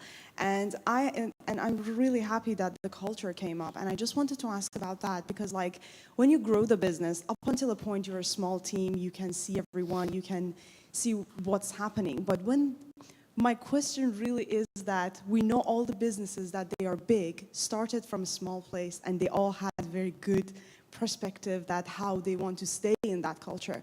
But my problem right now is that how we keep that culture when we get bigger, when we can't see every single person in a team every day, and how we be sure that people feeling the same that we are feeling and we stay the same technically. I'll go quickly with that one. So I'm a big believer in culture ambassadors. Right, so you need someone that's a champion within your team that's going to keep that going, that probably started with the company. I think that's really important. I don't even like the word culture. That's not even what we're talking about. We're talking about a sense of unity. We're talking about that purpose again. We're talking about enjoying your job. People come to work, and they work a lot. A lot of time is spent there. Big fan of the 4-day week, by the way. Huge fan. Huge fan. We can be more productive a lot faster, and we also need to have our lives back as well. So balance, purpose, culture ambassadors, a sense of like really enjoying your job. And that's going to be coming from you. You know that, right? You got to lead from the front. So I love you. But yeah. As you grow, culture has to be horizontal. It's not top down and bottom up. Exactly. It's about everyone on the same purpose, mission, values, behaviours, and calling out when it's wrong as well, so that you have boundaries. And I think that's an important part. As you grow, you maintain that, especially in a distributed world where lots of remote work, and how do you keep the culture moving with a hybrid model, both physical and obviously digital around the world. And I think that has benefits. For example, in the distributed model I work, I've got colleagues in Colombia, Peru, Argentina, and we have Friday call-outs and just about learning about each other and sharing and becoming mentors. So there's lots of ways you can start and do that. But to bring diversity and inclusivity into that, tech has a great part to play, and how you use it. But it also has to have collaboration and face-to-face for humanity to really excel as well. So especially when you're talking creativity, imagination and ideas, and it's better to be in a room probably than a whiteboard. But it's what works as well, that maintains your culture. But measure it, always measure it, measure the impact and outcomes. If I may add. Right. I'm in trouble, mate. I was going to say, I think it's about clear and consistent messaging as well. When Melissa and we both worked at Sage, but Stephen Kelly, when he came in every Friday, there would be a video came out where he would share with every employee what the strategy was, how things were going, and it was just impressive how consistent that was, and everybody knew what was going on. And even in Nigel Wright Recruitment now, every month we have a all-company briefing, and we're growing really rapidly, but everybody knows how well the business is performing. We celebrate success across the business, and you do feel like you're part of a mission. So yeah. Yeah, I just very quickly want to add two things. Definitely culture ambassador. As you grow, I mean, I worked within companies and also encouraged growth clients to have a chief culture officer. To have that person it's not an HR role, it's one of the strategic roles to kind of make sure that that team know what's going on, and you know that culture within the team, or that, you know, that they're still sort of on the right path, but also connecting the board. And what I found out working with the companies that are at the growth stage, very often, so when we start a project with a new company, we start with a discovery workshop, and here was your vision, mission, You speak to 10 people in the room, they are the key people within the company. You get 10 different answers at the growth stage, very often. So I think it's not just like, yeah, well, let's have the weekly meeting. Those meetings are great, and especially if you've got the team, you know, so having a Zoom town hall or whatever, it can help. But actually really checking whether everyone in the key team still understands what we're doing, whether then people in the, you know, on the floor or whatever you do, you know, whether they actually really understand that as well. I can send you some materials. We had a guest at a fireside chat from Colin Bryant from Amazon. He was the chief, one of the you know, key people working with Jeff Bezos, and he was talking a lot about the culture. So I can send you something more about that to kind of like make sure that.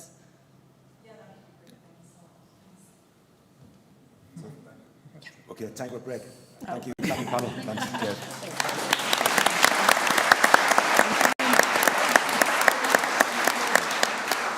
Thank you.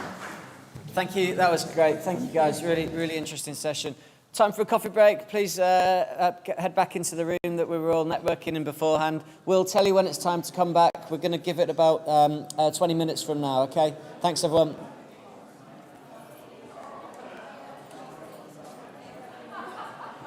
All right.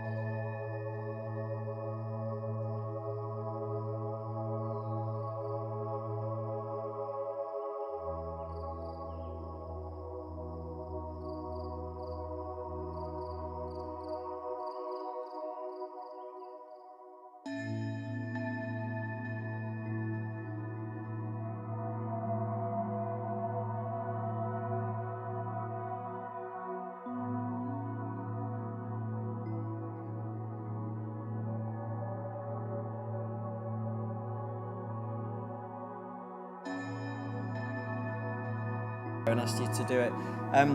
If you want to fill out the North East survey that we're running, I've just pinned it to the top of the FinTech North Twitter profile. So if you can make a few minutes to do that today, that'd be absolutely brilliant. We'll remind you later on as well.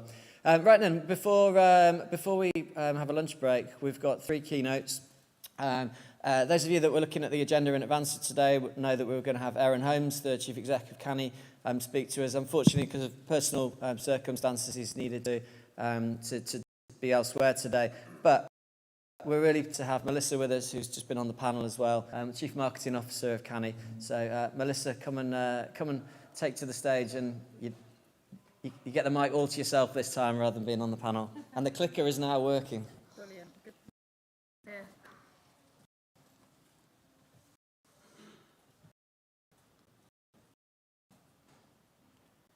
Hi, everyone. It's great to be here. And Ian said it's, unfortunately, you haven't got Aaron today. You have me. But I stepped into this post yesterday afternoon, so I'd like an extra large applause at the end. No pressure. So I'll kick off just a little bit briefly about me, and then talk to you a bit about Canny, and why we exist and who we serve and so on, and kind of key problems we're solving. So as you can see on the screen, I left a job at a corporate. It was actually NatWest. Prior to that, it was Ontario Spark. It was taken over by NatWest, and I left that role mid-pandemic to join a startup, which was, at the time, my family and friends were just beyond, couldn't believe the choices I was making. And I left for a team that was just a handful of people, men mostly, and one woman, Alina, who is over there in the team. But that fintech did happen to be Canny Payments, and the founder happened to be Aaron Holmes, who I'd actually previously coached for just over a year as part of the NatWest Accelerator program. So I knew it was a fairly solid decision to move. Anyone that knows Aaron knows that he's an absolute genius when it comes to payments. He has a career in payments going back 20 years or so. So I was pretty confident in that decision. So I'm going to go on to what actual problem we're solving and why we exist. $225 trillion flows through the payments ecosystem worldwide every year. Thousands of companies, payments companies, participating in that payments ecosystem. One thing that connects every single one of those companies is the fact that they have to handle data. And that's okay, but what they have to do with that data is the problem that it causes for the industry. They have to accurately reconcile and report on it in a timely manner. Now, payments data is really complicated for anyone that works in this space. It comes in various formats. There's multiple people and organizations involved in the payments chain. It's very difficult to interpret. And that makes it difficult to launch a new payments business, let alone scale one. So, and in 2018, and ultimately Canny is a software as a service platform which makes complex payments data simple. So we exist to reduce complexity for fintechs. So our clients and our partners, they are the fintechs, challenger banks, payments companies, and so on. And what we allow them to do with our Canny platform, I'll show you how it works in a second, we allow them to do what would normally take weeks to reconcile and report accurately in a matter of seconds and minutes using Canny. And it's just worth pointing out that it's not a sexy thing, it's not a sexy fintech app that we have, but having accurate and verifiable, auditable transaction data is mission critical for any growing or launching fintech. So ultimately what we do is we supercharge fintech companies. And you can see there, just as a few examples of how we supercharge fintechs right at each end of the scale. So Simplex, we help them launch. They're a new entrant to the card market, and we help them launch very easily. And they're super happy using the Canny platform. And it prevented them having to go and invest in an extensive IT build project and do it themselves. And we also help Transact Payments, who are a major European BIN sponsor. They deal with, I think, over 10 data processors in multiple currencies. So you can see we can help at both ends of the scale. So we're really passionate about helping the small businesses and helping other fintechs, collaborating with other fintechs in terms of starting out, but also as they scale up. We can be there to take that burden away from them. So how do we actually do it? So we act as a central aggregation point for data, ultimately. The data is very, very messy and very hard to interpret and read, various file formats, as I said, and we pull it all into Canny. We parse it, we normalize it, and we present it in a pretty nice, easy to understand view for them to play around with and build the reports that they need for regulators or for their scheme, MasterCard or Visa, for example. So often our clients have two significant challenges that that operate in the fintech space. So one, there's usually a very significant volume of data. You're talking about multi-million millions of records. And the second is the knowledge challenge, and that's also where Canny comes in. Somebody mentioned earlier about the technology versus the service. We're predominantly 80% a technology business, but we do have the expertise in the team who have all worked with payments data. They know the MasterCard manuals inside out, all the various file names and formats, so we can provide that layer of support as well and actually help our clients build their reconciliations and reports. We have a team of absolute experts, and some of them are in the room today.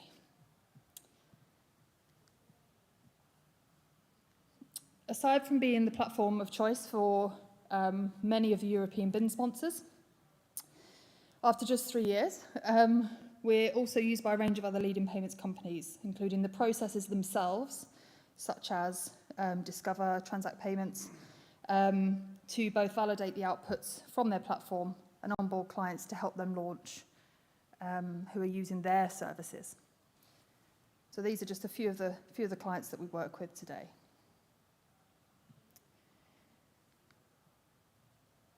In terms of our impact, some of our impact anyway, somebody mentioned it earlier, but just in the last 3 years, we've helped global clients like PaySafe, Railsbank, EML, Sodexo to accurately reconcile over $10 billion worth of payments, saving them 251,000 work hours, which is actually 29 years of effort, and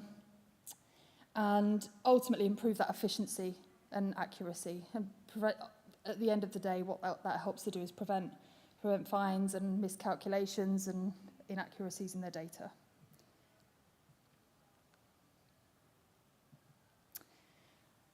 So what does this all mean? Well, Canny, as I mentioned earlier as well, yes, we are a high-growth fintech. We are a for-profit company. But we also are a team who have really deep-rooted values and aligned values and want to make a difference. And often people do think fintech is just about helping banks or it's just making money, when actually what we do seek out are the companies that we want to work with who are making real difference to society and real-world impact. So a good example of that is Clever, a new fintech who we support, who are solving a key problem for carers. So previously, a carer might need to use their client's cash or their client's debit card to go and run errands or spend money for them by shopping. Whereas Clever now, it's fully trackable and auditable way for a carer to purchase things on their behalf, and they can have one card for 20 of their clients, and they just choose which wallet it comes from.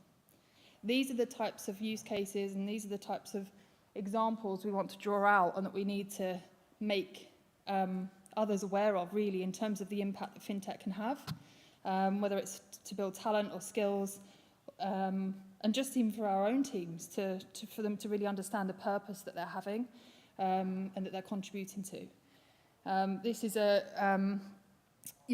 it's making a huge impact in the market, and I think emerging payments companies have a range of challenges, and some of them are very much on them to overcome, such as connecting with real people and the audience and consumers. They need to find a way to educate and build trust. But there are some of the things, some of their challenges are things that we can actually help with. So we can't make your mum, dad, brother, sister trust a FinTech and their app, but we can make sure that the FinTech doesn't fall over and fail. Failing to reconcile and report to their regulator, for example, and those are the exact responsibilities that Clever have, for example, and we're helping them achieve that. So just rewinding a couple of years, obviously my talk is probably very different to the talk Aaron would have given. He's the founder of Canny. He has all of the reasons that, it's not for me to talk about in terms of why it was created and things like that. So I wanted to mention it and mention a few things and talk about it from my perspective. So rewinding 2 years when I joined Canny, they had already really hit the ground running. They're an amazing company, amazing team, had a great product, had amazing contacts through the team that already existed.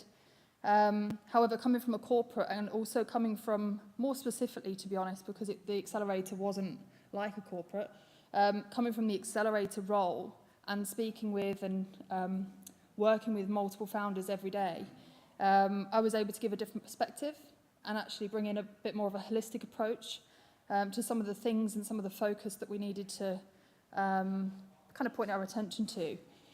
So at the time, Canny didn't have the resource to put into things like thinking about culture or marketing or, how are we building a diverse team and all of these things, how are we keeping the team connected, how are we hiring. They were really focused on what they were doing, which is completely right because that's the stage that they were at. But in terms of the next phase, where I came in and we really started to move forward, was some of the areas that I'll talk about next. So in terms of one of the reasons that I wanted to join Canny is because Aaron and myself had a very similar outlook in terms of wanting to build a really sustainable FinTech in the right way. So some of the things that we've brought out since and over the last couple of years that we've been working on, it's not just the high growth expansion and the number of clients and increase in revenue and so on. It is the community and the collaboration and the partnerships. It is saying yes to the opportunities because there's more of us in the team now. It's making sure we do have that purpose and something to believe in and really highlighting and surfacing to the team internally and externally why we're doing what we're doing and actually what is the impact of that. Yes, we are an enabler for FinTechs, for other FinTechs, so we're not clever, we're not helping the carers directly, but we are enabling those companies to do that, which is just as important because without that, they couldn't get off the ground and couldn't scale. In terms of the team, we've been able to build and are continuing to build an amazing team. And it's, again, having the time and the resource to do that and to put all of those processes in place. And by bringing on new team members, it's really important, obviously, that we focus on what skills and what opportunities they can bring with them and their experiences. It's the scalable foundations and processes. So I'm a massive, massive believer in creating processes early. Not overkill, but in terms of, they will change, they will constantly adapt as you grow.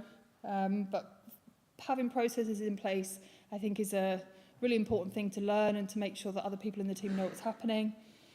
So ultimately, it's It's about building those foundations, because we see time and time again, emerging tech and fintech businesses get investment, they launch, they do a huge amount of PR, and 6 months, a year later, they don't have a team, or they have a team but no product. You know, they don't have processes, clients, operations, and it, you know, you wonder why quite many fail, to be honest. So that is kind of the biggest transformation I've seen since I've joined Canny, is bringing that kind of holistic view, and being able for us to say yes. Aaron's obviously very busy, so being able to say yes to some of the opportunities, like let's apply and let's you know, meet the request to actually apply to MasterCard Start Path program, because we have the time to invest, and if Aaron can't join the call or I can't, then there's always somebody there to do it, that we can really maximise and leverage that. And in terms of next steps for Canny, just to mention, so we are this year planning to expand into North America, and set up an office there. There's huge opportunity, so watch this space. Not just the US, but just tapping into a few of the things that have been said. We do like to take the opportunity to connect with the FinTech bridges, whether it's the APAC region, the Middle East. We've got a small sales team there. So there's lots on the horizon, but we are hiring. We're currently going from 26 to 40 employees over the next couple of months. We have a new CCO joining, a new CCO joining, so lots of news to come out and share with you all. So keep an eye out, and please be advocates of Canny.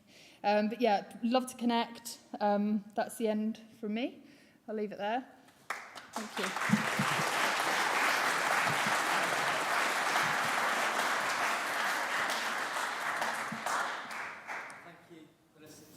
Hang on, just in case there's.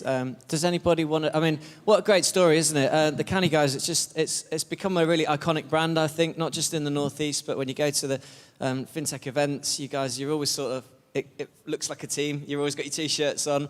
You know, you've done a great job raising that profile, but you've got that very typical FinTech business in the sense it's really niche and it's really B2B. Yeah. You know, the MasterCard thing's amazing. I didn't know about that until today. I think congratulations on that. Does anybody want to ask a question of Melissa, just briefly before we move on? I'm going to keep it to one question, if there is. No? Okay. Oh, you do? Yeah, Patricia. Okay. Yeah, so Melissa, you mentioned the plans for the next year, you know, going to the States, expansion. What do you think the biggest challenge will be for Canny for the coming year? The biggest challenge, I think, will be probably that expansion. We've already started a lot of the work involved to do that, but naturally it comes with a lot of things to work through, like, you know, what happens to do with tax, and what do we need to set up to operate in North America. But one good thing, we've just recently signed a reseller contract with a huge company in the US, in North America. So they're going to resell Canny, and so we don't just operate directly with fintechs. We have resellers and white label models as well. So that, I think, will really help catapult us in the US. So hopefully it will be a good challenge, but one that we can definitely achieve. Thank you. Thanks, Patricia. Brilliant. Thank you so much, Melissa, and everyone. Give Melissa a big round of applause. Thank you.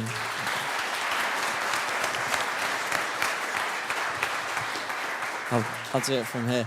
I think, you know, with a business like that, where it's a niche business but a real, you know, regional brand as well, the best thing you can do is be an advocate and a champion and help promote what these guys are doing. And if you're not connected to Dawn already on LinkedIn, I think Dawn does a particularly good job of promoting people like Canny and helping when they're recruiting or if they're doing something different. So you could do worse than have a look at Dawn's LinkedIn feed. I know I saw one the other day about Canny that you did, and you support all the North East FinTechs, which is amazing. So lucky to have Canny, also lucky to have Karen Elliott here in Newcastle as well. And great to have you speaking today, Karen, to tell us about some of the current and future work that you're involved in relation to FinTech research in particular. So take it away. Oh, there we go. Does it go straight onto mine? Oh, yeah, it goes. Okay, so for those who don't know me, I work at the business school on the Helix now, a nice place there, and I also collaborate with a great team. Some of them are here, so Johanna and G are here, if they want to wave and say ciao. They're part of our FinTrust that we've worked through. So what I'm going to talk to you today about FinTrust, FinClusion, and what the future holds. And as I said a bit earlier, that involves having money to give out to you on behalf of the UKRI, because they want to develop the fintech sector, and it links to CFIT and different things that we've heard about today. Make sure I'm going the right way with this. Yeah. So I'm not going to go too thick for those who don't know me. I call myself a pra-academic because I started life in industry before I was an academic at Durham University, and I moved to Newcastle about 6 years ago. So no, it's not going to be too theoretical. So I'm going to go run through this, and the UK Fin Network is probably the one that you're really interested in. A lot of people have talked about topics about trust, how do people trust technology, and that's why I really started as sociologist / behavioural psychologist, so I found out when I joined Durham University, and started looking at Bitcoin and blockchain and new technologies and why would people trust it, but also the power dynamics behind those sort of chains, like if it's truly decentralized technology, what about the power dynamics? Will this be allowed to happen in financial sectors, etc.? And therefore, we won our first chunk of money sort of looking in the social technical space around what is the social construct of trust, and then what does that look like in technology? So therefore, I work with a team in shout out to Professor Ad van Moorsel, who sadly is moving to Birmingham University as of tomorrow. But he's a cybersecurity specialist. Anybody wants to get in touch with him, he's great. So I'll start off. So there's a little bit of shout out. We've worked with Atom Banks. I don't know if Ed's here yet, or the people from Atom Bank. We've had a long-standing relationship with Atom, which started in Durham and then continued to Newcastle University. And they've actually been a great supporter to look at how industry interprets trust. Don't need to explain who the guy is in the middle, but that's their strategic advisor. My son, when I was just taken, he was 16, was very happy and bragging rights to his mates. So when we looked at key questions around trust, these are some of the questions. You know, how do you express trust? Because it's a very subjective topic. If I did a quick survey around why would you trust technology, I would get a zillion answers from everybody. Everybody interprets and perceives trust differently. So we kind of had our different focuses. I was more like social technical, like do we need to establish a social license for trust? How do we get people responsible? So that harks back to the key speakers at the beginning was saying to hold people accountable. We're starting to look at things called corporate digital responsibility. Now, I know you'll all have heard of CSR, corporate social responsibility, but through the research, I thought it's a bit more than that. It's about actually looking at what you're doing with data and digital, GDPR, etc., all the acts that are coming in from the EU, and therefore aren't we going to have to be thinking about what we're actually doing within our companies, but by our companies. Hence, I started looking in the academic literature, and CDR came up. Now, there's only literally a handful of papers, but that's going to come. I'll come back to that one in a bit. So we started looking at these. So we had a team of, like say, behavioral psychologists, human-computer interactionists, and we dealt with a lot of different organisations as well, which I'll also come back to. So I won't read through them, but as you can see here, what trustworthiness means from a technologist perspective and what it means to a sociologist, social technologist, is completely different. So we had the team working together going, okay, if someone wants to trust as a person, it's about the ability. So think the person that you make yourself trust, open to trust engagement, that you think they have the ability, benevolence, integrity to treat you with respect. And then the plus bit is predicting that if you interact with that person, you build up a relationship with them. So if you don't have that trust with them, then you break off contact. And then that transfers into the technology part about looking at privacy, resilience. How do we build that? I've got a list of references at the back, so I won't bore you with all the papers yet, but you can look them up on a website later. So this is what we did, like mixing the two together, saying, okay, different people looking from different perspectives. Can we actually start to build what we call the chain of trust? For those who are interested, have a look in the paper later, but we actually worked out that in the machine learning phase, we can start to look at how do we build an understanding of trust from a social perspective and a technological perspective together. Is it perfect? No. Does it need more collaboration for different people? Yes. Always as an academic, you're always adding to those bits of knowledge. And then we actually looked at challenges. So I'm sure you're used to garbage in, garbage out when you're trying to do any machine learning. I did some machine learning courses just to understand the really complex sort of statistics behind it. I went, it's still pretty subjective. When you're playing around with the tuning parameters, when you're deciding what the limits are, you've still got a human behind it actually making those judgments. Hence, we have problems with bias, issues around gender, race, etc., which I'm really passionate about. And I'm getting more women actually involved in the process of doing machine learning. And I'm not a technologist by degree or anything like that, but we can definitely put out advocates to get more women looking into this so we even up the actual voice that goes into the actual decisions that then become the machine learning aggregated up to AI. So what we've done as the outcome of this one is we produced a toolkit. So this will be freely available for anybody, and there's also open source data that you can use as well. So what it's doing first, and this works, is we looked at how do you build trusted algorithms. Now I know people are going to go, we're not quite there yet because we've still got the deep learning problem and we've still got the black box problem, but we're working on it. And so we worked through a bit of that. CDR, as I mentioned before, we're working with OpenCast again, where they're doing a trial for us to sort of say, how does CDR work for a company? How do they start to look at their process and practices from actually ethics by design, when they're thinking about how they design their technology and pushing it through, and then producing cards that can help people remember, because we're all busy, even in our 4-day weeks, we still need reminders of how we need to build ethics into what we do so we don't produce unintended consequences, which is also happening to various groups I'll come back to. Fairness as a service, again, is under trial at the moment, so testing. But that's looking at, if you've got an algorithm, we can do like the red, amber, green. You can go on the website, upload it, and it'll tell you whether, it's a true black box. It's a red, we can't really understand it. Amber, there's partially transparency there.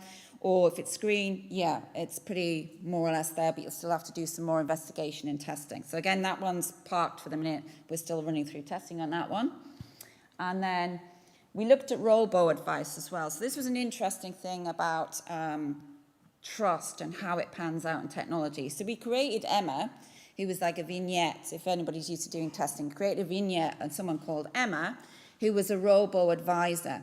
And then we also had XR023 as a robo-advisor.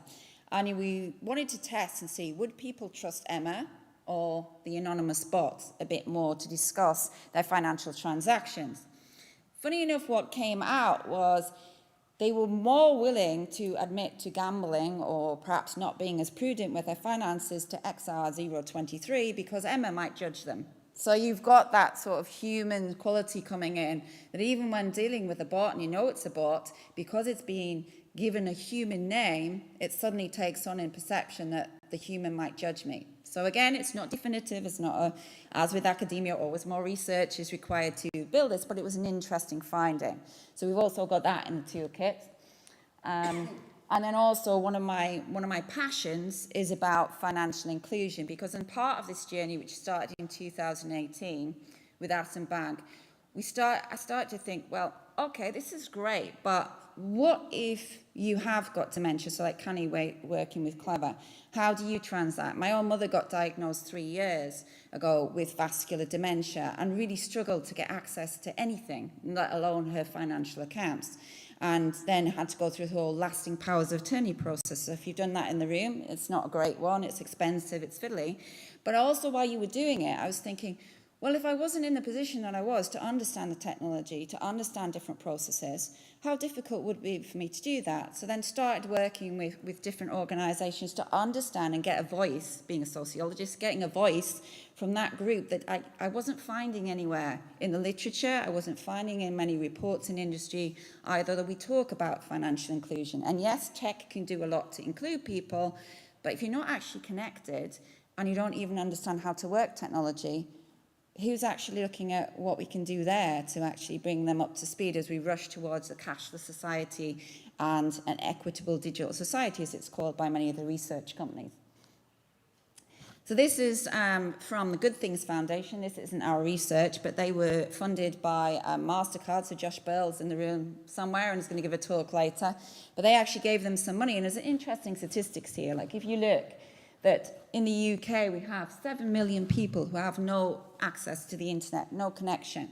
And if you think about the current situation with the energy bill crisis, with our fuel bills rising, with food rising, this is just going to get worse. So even if they were connected, 9 million of them still don't know how to do the basic things. Yes, they can use social media, but when it comes to life skills and workplace skills that you need digitally, they still don't know how to do them. So the good people at this foundation are putting on courses, some of them free, some of them paid for, some of them sponsored, to actually fill this gap. And I also was pleased to be asked to be part of the Digital Poverty Alliance. So they're working with Currys and some people from the government to look at how can we reappropriate the devices that you and I all take for granted and spread them out to the communities. As we saw in lockdown, you know, one person with their family and they've got 3 children huddled around a mobile phone to actually do their education. You can see that the education divide is going to split as well. So the talent of the future is also being affected by what we're doing now. I can share everything at the end. I mean, this is out in public domain. So these also from the FCA, again, it's slightly out of date, estimated 53% of people fall under these drivers. Now, when you start going down the rabbit holes of like health, life events, resilience and capabilities, you can probably start to identify with some of these yourselves, or like me, like my mother, and other people who are not so tech savvy. Even just a casual conversation in a gym locker room the other day saying, I don't want, they're starting to close branches up here of a bank that will remain nameless. I don't want to go digital. I just don't want to do it. So what's the option for me? And there's also quite a strong voice for people like that as well. You know, I don't want to be part of this digitization. Therefore, what's the option? And in this room, we're going, well, we're doing FinTech, but we've also got to think, as we're going this way, we can't just leave people residing in that area as well. So we need to hear their voice. So I split it into stage 1 and stage 2. So as I said before, the stage 1 is you don't have the connection. You know, actually, even if you were connected, you wouldn't know how to use the skills, etc. And then in the middle, we've got things that have come up around digital identity and trust. If we're all going to have a digital identity, it was Mark Mullen who stood up again at FinTech Week earlier this year and said, what I want is a digital identity that I can use across the world. And that's great. A lot of us would go, yeah, well, we have passports, we have things, why can't we do it? But there's lots of ethical questions that come underneath it and scams, etc., that we need to think to around security and privacy and whose data and technology we're using and who owns it. Just thinking about GAFA, you know, would they own all the data? What would they do with it? Just as scary, you know, I was at a blockchain conference and they were talking about the metaverse and basically uploading your DNA as an NFT. And I was like, oh, as an ethicist, I was like, oh, does this mean Zuckerberg's going to own all our DNA? And for those who are old enough in the room to remember Logan's Run when you get killed off at 30, yeah, my brain went there immediately. So, but FinTech can do a lot of good in the stage 2, as we've heard from Canny, who I've known for a while, Atom Bank doing great things, OpenCast, and lots of other people in the room that I've interacted with. So we know we can do those things, but we need to push more on the inclusion. So I work with the Astor Foundation. For the people that you don't know, they deal with a broad plethora of people who probably outside our remit of knowledge. So coming from like homeless backgrounds, rehabilitated society, have basically fallen out of the systems. All the systems do not work for them. Why? Because, as we see here, 21% have a problem specifically with ID. Because KYC is a good thing, that it stops fraud and makes sure we're doing responsible lending. But the other side of it is, if you're moving around a lot, you're rehabilitating, you don't have a passport, you don't have a driving license, you do not have a steady utility bill. I mean, even academics suffer from this that come in from countries, they have to have lived here for at least 2 years, or international students, etc., before they can get basic banking rights. So this is why we need to look at the ID problem. So they were quite happy to have a voice, and actually over 1,000 people responded to our survey to give us an idea of what's happening. You'd be pleased to know that the fintechs and challenger banks came out better than the traditional options of being flexible and willing to help people around the issues of ID. So that's a good thing. So what we did in response to that is we thought we'd look at some of the technologies using blockchains and DIDs to see if we could solve the issues potentially in a proof of concept. I stress the proof of concept, it needs to go a long way. But we create this circle of trust, and as you can see here, we had the issuer, the holder, and the verifier. To think about it, we're thinking, what could we use that we can easily access that most people have? NHS number. So what we did in the proof of concept was say, if you had your NHS number and we could prove that as a verified credential, that could then work through to open you up a basic bank account. So you can start to transact and be part of the digital society. We proved that we could do that, and afterwards, then I thought, well, now I need to speak to the experts in the area. So I spoke to maybe some of you in the room, but others, about, would you adopt it? You know, if we produce this, would this be adopted commercially? And probably unsurprisingly, a lot of the answers were, we would like to, but can you take it to an FCA sandpit and run it through and make sure that it's rubber stamped so we're not going to cross any regulations, which I understand. So that's there and developed, but like the next stage is, again, we've got to push through. We've got some funding from the Gates Foundation in Turing, by the way, to push that through around financial inclusion. So this is just a quick demonstration of how you go through the issues and how it looks in a wallet. And I know you're going to scream at me, what about the stage 1 people? Exactly the problem. If you're in stage 1, you wouldn't be able to do this in any case. So we've still got various things we need to work out. And when we did some testing, you know, different people like saying, oh, well, this works, I'm not sure I know how to do this. So it's not brilliant. There are issues around it. But again, this is what we're here for, to do research and development in the background while you're out doing your jobs.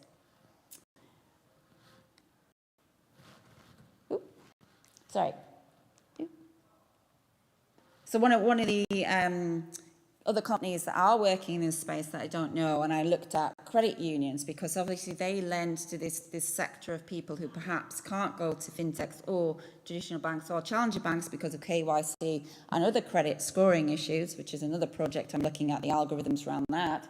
But what Inkutu have done is they've actually used open banking technology to actually open this up, and they've actually got credit unions onto moneysupermarket.com. So if you just need, say, a couple of £100 to buy a washing machine and you need to loan it responsibly and lend it, then you'll be able to do it. Again, stage 1, not so much, but they're actually educating their stage 1 people so that they can actually use these service.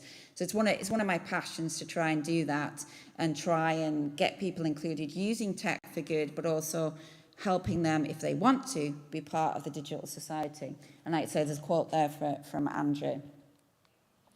So I also conducted some interviews recently about looking at justice, because we're moving towards, as I said, where we're getting to where people, it always starts and ends with people for me, but we're moving towards a state of where the EU and others are starting to look at data as a human right. So you need to start to really think about what you're doing in your organisation. This overlaps a bit with corporate digital responsibility, holding people to account in what you're doing around this. And I don't want to scare you, but just get you thinking that you need to think about, is ethics by design up front when you're designing your new technologies? Do you have, if you want to do financial inclusion using technology, are you going across it? Are you getting that diverse voice in the room when you're actually designing these? We're starting to do it in the university now. Ethics is now on the agenda of the computer scientists. It wasn't up until 2 years ago, but now ARD's teaching that through there, and we collaborate to make sure everything is up to date. But this is coming. I won't bore you with it. You can have a look at the slides later. Trying to get through. So CDR, the central points of this. If anybody wants to join, corporatedigitalresponsibility.net is a bit like the IEEE. It's a group of practitioners, academics, people like yourselves, average people working in the street, just trying to look at like the different across the social, the economic and the environmental. So the good old ESG, SDG directives from the UN are also coming in and part of that. Now it's a little bit complex for you to take in, but the key for me is about purpose and trust sitting in the middle. Now, you can make a profit even when you're purpose-driven, and I think that narrative is changing with people like Canny, etc., and Atom, who are putting the customer first and thinking about profits to an extent. Like, there's nothing wrong with making a profit, but let's just move it towards a purpose-driven profit as well. So you can digest this later, but a lot of people have come up with a manifesto. You can, like working with Opencast, we're trying to put this into practice in Opencast, and then they'll be able to roll it out across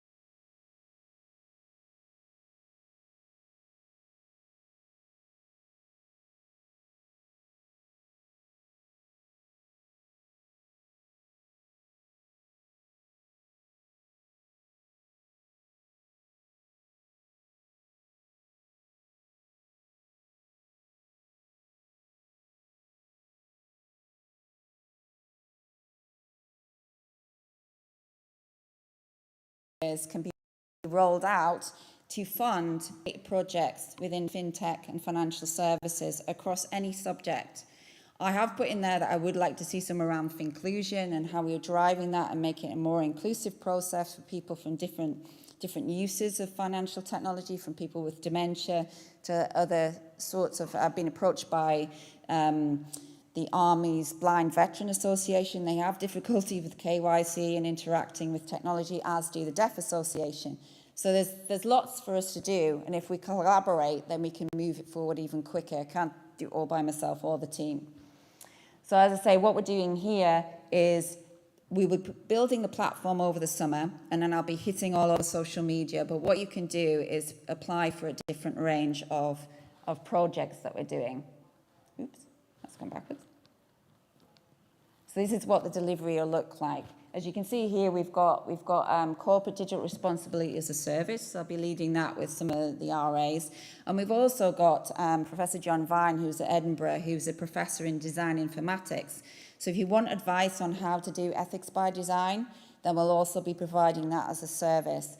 And what we're funding here are different projects, so seed projects or smaller projects. You can do agile sprints. You can do larger impact and feasibility studies. The impact ones are probably around 100,000, we're imagining. But what we want to do is actually kind of match academics and industry so that we're actually building and aligning with CFIT Centre. Because I was in the Khalifa review and saying we need much more of addressing the wicked problem of academia and industry working together. Because having been in industry before, like I say, entered academia, I'm aware of the issues that we have different outcomes and targets to do in our respective sectors.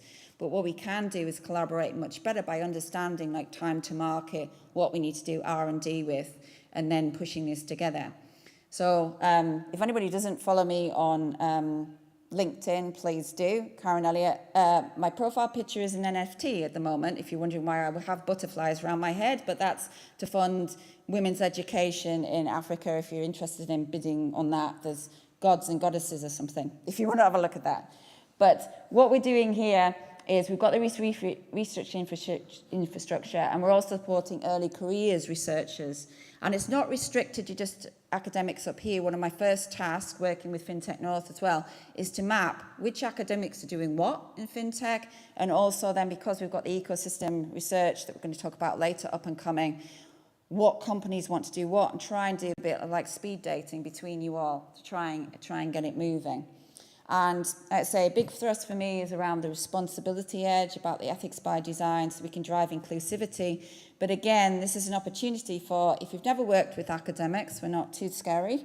But we can also start to break down the narrative that causes this wicked problem about us. And also, when I wrote the application with ARD, we were talking about wicked problems in general.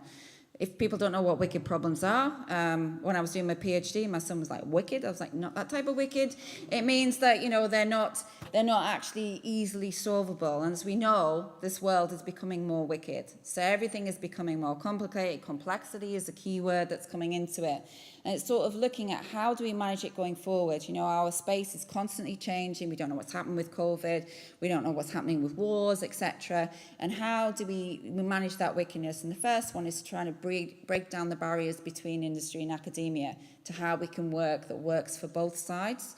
And then looking, I imagine that a lot of leaders find themselves in the position, they've got so many stakeholders and so many shareholders to actually satiate. They don't know where to start. They're in this untenable position of like, where do I start? So this is what it's looking at. Can we break it down? Can we have deliberative leadership that's a bit more risk-taking? It's not just a tick box exercise, which I don't want CDR to be either. And then we can actually push it forward and have more authentic narratives to actually push FinTech to where it needs to be as Ron and everybody else sees it. Leading the world through inclusivity, but we need more diverse voices to do that. Okay, I think that's about all I was going to say. Oh, I forgot my text. Okay, and then I'm part of this strategy, which will be talked about later. Shout out. Oh, they're all the nice papers if you want to read them. I'm sure that if you've got insomnia, it's a good choice for that. But this is our team, okay? So Advan Morsel, like I say, sadly is moving over to Birmingham, but Johanna, Zichao, and Han are here somewhere. Are you going to be shy? Or are you putting your hands up? There you are, down there. So feel free. We're just over in the Helix. We're in the USB and the Learning and Teaching Centre, Douglas. So if you want to come and see us or you want to get in contact, feel free. Like I say, if you do look on LinkedIn, I am an NFT, just putting it out there. At the moment, it's like butterflies around my head. But feel free to connect. And if you've got any questions, we'll be building a platform over the summer. I'm sure you want money. And I hope that if we make it a success and we dish out the money quickly, I can go back to the funders and go, look, we've done what you wanted us to do. Please give us some more funding.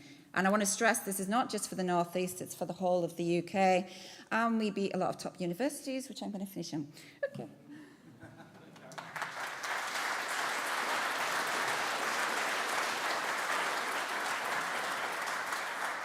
Yeah, exactly. Brilliant, thank you, Karen. As always, so much going on, and really amazing to get a quick fire run through with it.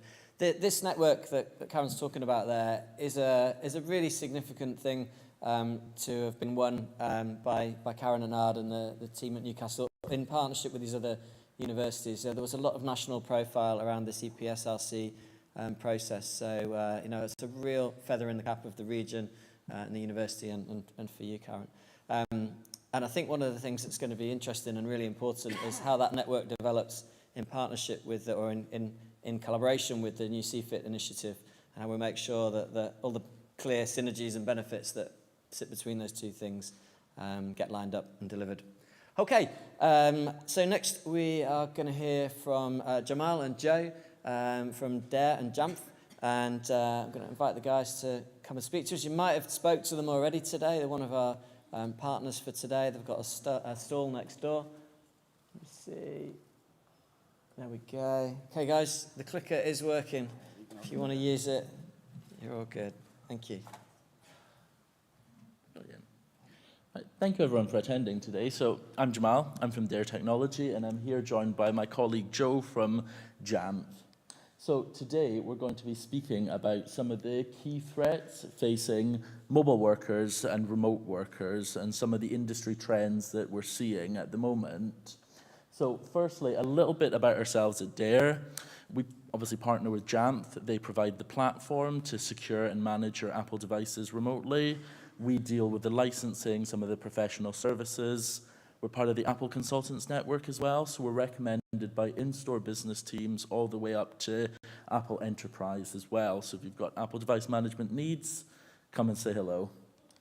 First thing we'll discuss is some of the key findings from JAMF's 360 security report. So every year JAMF likes to collate a report on the industry and some of their biggest clients and have a look at the security threats facing these industries and some of the trends here. So the first trend and the first key takeaway from this report is malware installations have doubled from 2021 to 2022. So we're seeing a really big uptake in some of the threats facing your devices and some of the threats facing your mobile workers.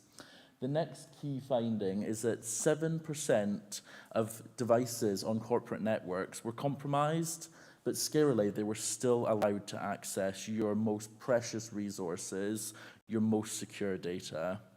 The third key finding from this report is 39% of organizations allowed devices with known OS vulnerabilities to continue to connect to their resources and to connect to their networks. So even though the information's out there, the vulnerabilities are in the hands of the hackers, you're still letting them connect your network and you're creating that threat for yourself. The next key finding is that devices connecting to insecure networks doubled. So from 0.5% to 0.1%, that's from 2020 to 2021. So obviously in the peak of the pandemic, people were connecting to riskier hotspots, connecting to more dangerous networks, and again, exposing themselves to new attack vectors. One of the last key findings was that 10% of mobile users fell victim to a phishing attack. So that's 1 in 10 people in this room are going to fall victim to a phishing attack, and they're going to do it on their mobile device. We think that this really, it comes from your guard is dropped when you're on your phone. If you're quickly answering a little email that pops through, or if you think you get a text, You're not necessarily in the right headspace to assess that threat, so you end up being much more susceptible to these phishing attacks. What's important to remember as well, your mobile device is now a key part of your work's toolkit. So you still have access on that device to all your most precious resources. So just because you're falling victim to it on your phone rather than your work's laptop doesn't mean it poses any less of a threat. So now that we've had a look at some of the key findings from the report, I want to go through some of the trends that JAMF and ourselves have identified in the industry. So the first one is remote work is on the rise. Your workers are going remote. Your key business applications and your key processes, they're heading to the cloud. So what does that look like? So remote work has quadrupled in the last decade. And that trend, especially after COVID, continues to accelerate. Your users are not sitting behind a desk with a device on a corporate network anymore. They're out and about, they're traveling between sites, they're working from home, and they're accessing corporate data on a whole new range of devices. And like it's there, 70% of workers now that JAMF surveyed don't sit behind a desk. So if you know, a lot of us are probably potentially were office-based, the 70% of the industry is not. So we're on the go, we're traveling, we're answering those emails on the phone. So we're not, again, in that secure net. We're also 85% of workloads are moving to the cloud. So on-prem is dying, finally, and it's a trend we like to see. But with the cloud and with the adoption of cloud applications and cloud workflows, your applications, your data, it's much more flexible. So your users are able to facilitate the remote work that has improved their productivity, but at the same time, it's opened up access to your data globally. It's no longer locked behind a firewall or a local network. Anyone on planet Earth can now start to find and compromise some of your most business-critical processes. The last one is 72% of the industry is starting to assess zero-trust network access solutions. So the industry as a whole, and we're glad to see it, is identifying the risks of the remote working, and they are looking into the solutions available to help make sure that when a device accesses these resources, it's who they say they are. And that's what's really key with the zero-trust access. You cannot rely, and it's no longer a standard or good enough security practice to say, well, it's going to be coming from one device on one network behind a desk. You cannot rely on that as your security practices anymore. You have to make sure that when a device accesses your network, you've verified that that is really who you think it is. The second trend we've identified in the industry is employee choice, especially now with employee retention being at the heart of everyone's thoughts. We need to make sure that we're providing the right sort of benefits to make sure that we retain our best talent. And one of the biggest new trends is employee choice programs. So rather than someone in your IT team saying, here's an old Windows laptop, get on with it, you actually now are able to say, well, I want to work from a Mac, or I want to work from an iPad, or this is what's going to be the best for me. So with employee choice programs, there's now a huge range of new devices that you've maybe never encountered before that people expect to be able to work from. So looking at that, especially on the mobile side of the employee choice programs, there's a whole new set of attack vectors and threat vectors to be aware of. The first is some of the configuration vulnerabilities. So do you have appropriate security controls on these devices? Do you have a lacking password policy potentially? Do you have insecure certificates installed on these? Next one is some of the risky apps as well. So moving to the mobile devices, it could be a whole new set of applications that your users are accessing data from remotely. So how do you make sure that these apps do what they say they do, and that they have appropriate security controls in place, especially if it's a third-party app? You can't necessarily audit the source code. You cannot run some of the extensive testing you would on an in-house system. So how do you make sure that even though you've done everything you can to secure the device, that they're not the cause of your next big data leak, and they're not the cause of your next big fine, because if they leak the data, it's still yourselves that are liable for it. The third one is some of the infrastructure attacks as well. So again, that's on the remote theme. If you decide to go and sit and work from Starbucks, you're not connecting to a secure network, and you're opening yourself up to a whole new range of network-based threats. Man in the middle is particularly big in some of the coffee shops, event spaces. Just because you're connecting to Wi-Fi and you're on the internet doesn't mean that that's officially the Wi-Fi you should be on, and doesn't mean that it's secure at all. And hackers, different threat actors, they're finding it easier and easier to pick up the hardware and the software they need to spoof any network that you're on, and that gives them a really direct route to start compromising your devices. One of the next threats is phishing, and this is one we really want to bring a lot of attention to, because that's the #1 risk to your data, to your applications, and to your people, is phishing attacks. It's easier and easier, and we've got a little demonstration that my colleague Joe will go through later. Just have a look at how easy it can be to set up some of these phishing sites. They've become really very sophisticated. You're not getting the strangely formatted text anymore that it's clearly a scam link. People are targeted now by phishing attacks. They're taking the time to learn your organization's tools, to learn your people's behaviors, and make sure that they're striking right when you're most vulnerable. Mac malware as well, that's evolving quite significantly. So I know a lot of people typically think a Mac, I don't need to worry about it. It's a Mac, it's secure, right? It's all built in. Well, as the enterprise share for Apple continues to grow year on year, up 15% this year, increase in Macs in the workforce, hackers are realizing that actually, previously it wasn't worth their time building malware specifically for Mac. They still targeted Windows devices. Well, that's not the case anymore. With the growth in the enterprise space, they're sitting down, they're learning Mac security, and they're learning Mac vulnerabilities. The two big security threats you see on screen, Schlayer and then the zero-day bypass as well, these circumvented all the built-in Apple security functionality on your Mac. So just because you think your Mac's secure doesn't mean it is out of the box. And that's why when you're thinking about Mac and enterprise, you need to realize that you might have thought it's secure, but you still need extra solutions there to make sure that when you think you're secure, you really are. The next sort of trend is security versus privacy. So this follows on from the employee choice programs. A lot of companies are moving to bring your own device policies. So rather than having to sit down and figure out, well, if your employees want to choose how many different devices am I going to have to go out and buy, how many different setups am I going to have to support, they've all got a phone in their pocket. They all like using it. Why don't we just let them bring it in and start using that?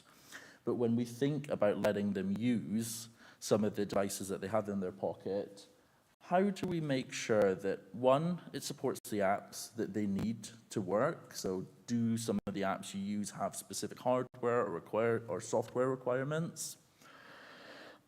And how do we make sure that people that maybe don't have something that supports some of your key apps, we can get a device into their hands? The next one's compliance. So this is really the security versus privacy piece. You need to be able to audit this person's device. You need to be able to make sure that the appropriate compliance and security policies are in place. But how do you do that without invading their privacy? This is their own device. They've bought it themselves. There's a reasonable expectation that they will do personal activities on these devices. So, you don't want to turn into Big Brother and audit everything they do, but at the same time, your IT teams still need the right level of access to verify that your compliance policies are in place. The last is user impact as well. So if we're asking people to use their own devices, how intrusive does that become? If that's their own phone and suddenly we lock down the apps they're allowed to install, is that a reasonable expectation since it's their own device? We understand that maybe we don't want to open them up to additional threats, but at the same time, again, it's their own device. So how do we, like the compliance piece, make sure that we're not having a major impact on the end user's experience while continuing to think about security as well? So this is where I'm going to pass you over to my colleague Joe from Jamf just to discuss some of the app risks associated with some of these devices. Thank you. Hi guys. So yeah, the next trend is managing app risk. So if I could get a show of hands of how many people actually, when they're on their phone and they're downloading an app, when it asks for access, how many people just allow it? Yeah, it's quite a few, right? And how many people actually understand what they're allowing access to? Okay, cool. So yeah, there's not many, right? So if we just have a look at some of the stats. In the App Store, when you're downloading an app, what they'll do is they'll ask, 66% will ask for a photo library access, 60% from the camera, 58% from the location, and 34% from the microphone. What we've actually found is La Liga and the trust within that, what's happened is La Liga got fined $280,000 because what they done is they used access of the microphone when they were using an app, and they looked at the sounds of the crowd or a football match being shown in a venue. And what they then done is they cross-referenced with the location within the device, and then they actually seen, does that venue have a license to show that match?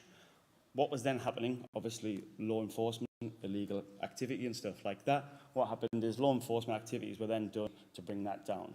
That is a misuse of trust when you're asking for access. And like the slide said before, does a calculator app really need access to your photos? It doesn't, right? So if we just have a look at what is the greatest threat, the greatest threat is us guys, because user behavior. What we actually seen in lockdown, as we said before, using a work device, adult content went up by 600% on a work device during lockdown. That's not good, right? We should be using work devices for work stuff. And what we also know is adult content websites are a breeding ground for malicious malware and viruses. So going onto their website is not a good thing. So we need to stop that. As Jamal said, we're going to have a look at the phishing attack and how easy it is for a phishing attack to be done on a device. I'll click it again.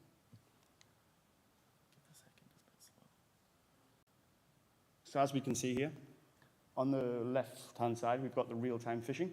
And what we're going to do is we've sent a link to a device, and that user is now going to click on the link when it happens.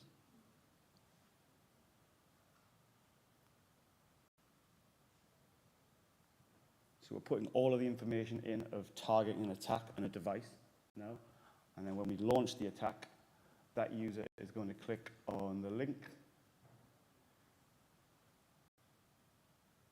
on the right-hand side. It should pop up.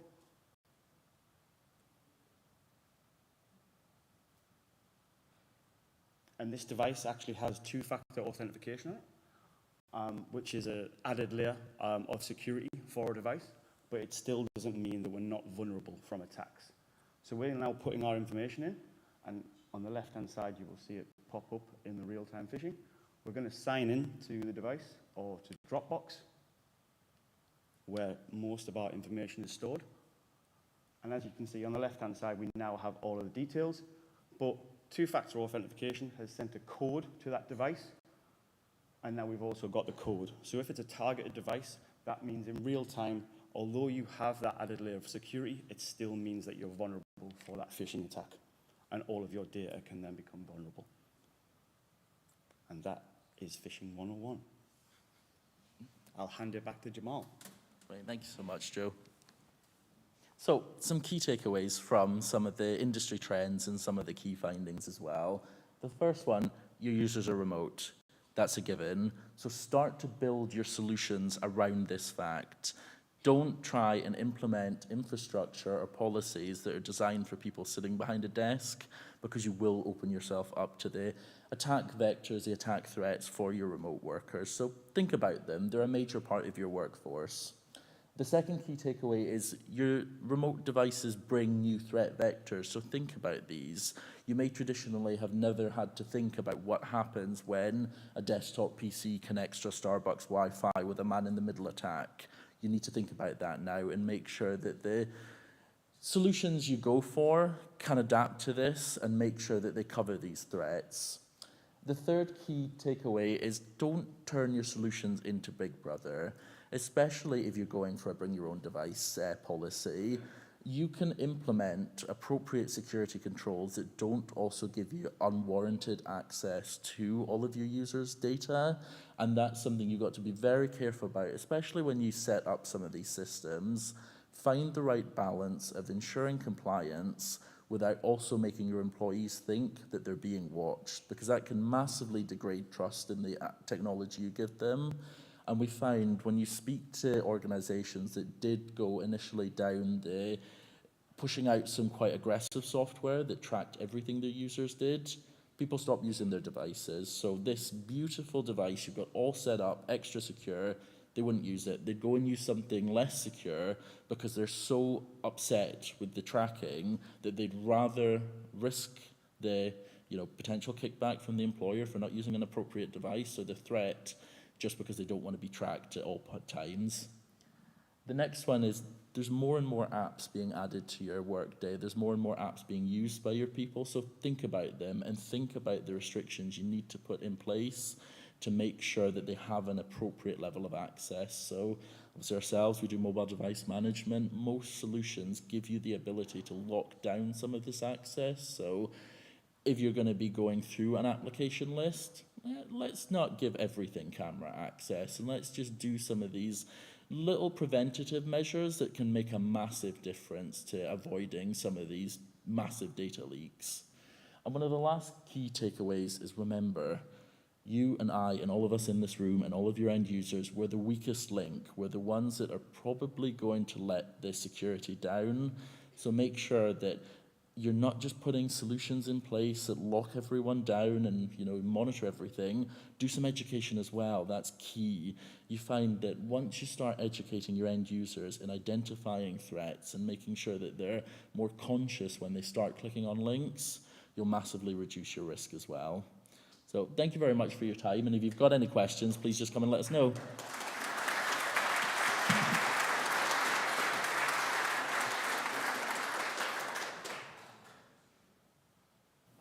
Thanks very much, guys. I guess when you see sort of partner keynote on the agenda, you think, here comes the sales pitch. But actually, that was just fascinating and really educational. So thank you very much. Just a little bit about you guys, though, before we break for lunch. So you're based in Newcastle, right? Yes, yeah, we are, yeah. Headquartered here in Newcastle, but we've got engineers up and down the country because we're all remote as well. Brilliant, thanks. And one other thing, you mentioned just at the end there, the bring your own device. I was in a conversation about that earlier this week. It was actually with the Good Things Foundation that Karen mentioned earlier. Do you know what the split is of organisations that are taking a bring your own device policy these days versus providing it themselves? Yeah, so as of 2021, the JAMP 360 report found that it was up to 45% of organisations were now offering some form of bring your own. But we expect when the 360 report for 2022 comes out, that'll have significantly increased again. Increased, right. Okay, yeah, interesting, because I don't know that many organisations that do. Is it mainly smaller companies that do that, or larger as well? It tends to be larger enterprise that we find do the bring your own devices. On the smaller companies, they want to invest in the hardware straight away, but when you get to your large enterprise, they've actually realised sometimes they've invested significant amounts in hardware. And again, if your users are happy and they feel it's the norm to use their own device, it saves a massive capital cost. It just feels like there's a security compromise on that, though, intrinsically. Yeah, there is, but then that's why we offer some of the solutions we do, and why, the point of the keynote to think about these risks and weigh that up with the benefit to your employees, and especially for retention. I'm just, as personal interest, nothing else. Who's got a bring your own device policy in their company in the room? Oh, quite a lot of you, yeah. Great, okay, thanks. Just fascinating. Right, thank you so much, guys. It's time for lunch break now. Back in the networking room, hopefully we'll be able to sort of serve people a little bit faster than we did at the coffee break. We'll just let you know when we're coming back in here. We won't start at 1:05 because it won't give you long enough for lunch and networking. So we'll give you a shout and a big clap. Thank you. See you later. Thank you. Yeah, I know. We should have sped it up. good done now, isn't it? Yeah, exactly. Well, no, the laptops, but these are our mobiles. Yeah, I mean, that's where you can say the risk vectors are mobile apps. And yeah, we've all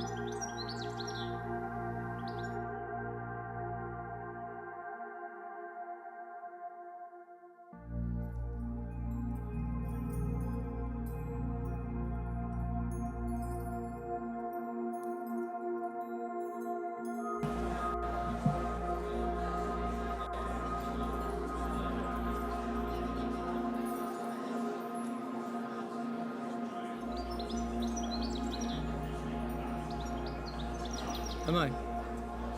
Yeah, can you hear me? Yep. Okay, all good? Am I good to start? Okay. Okay. I don't think... is that coming out the mic? No. It's not coming out the mic, Brad. Yep. Okay. Is that coming out the mic? No. You can. Okay. It's not. Okay. I need audio. I could shout. Yeah.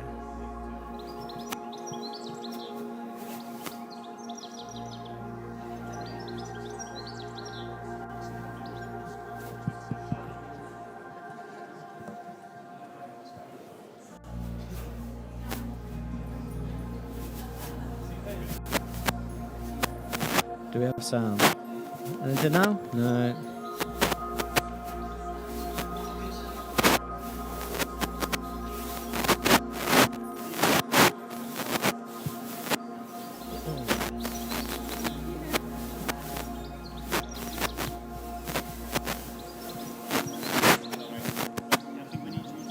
Okay, right, we have sound. That's it. We're all good, Brad?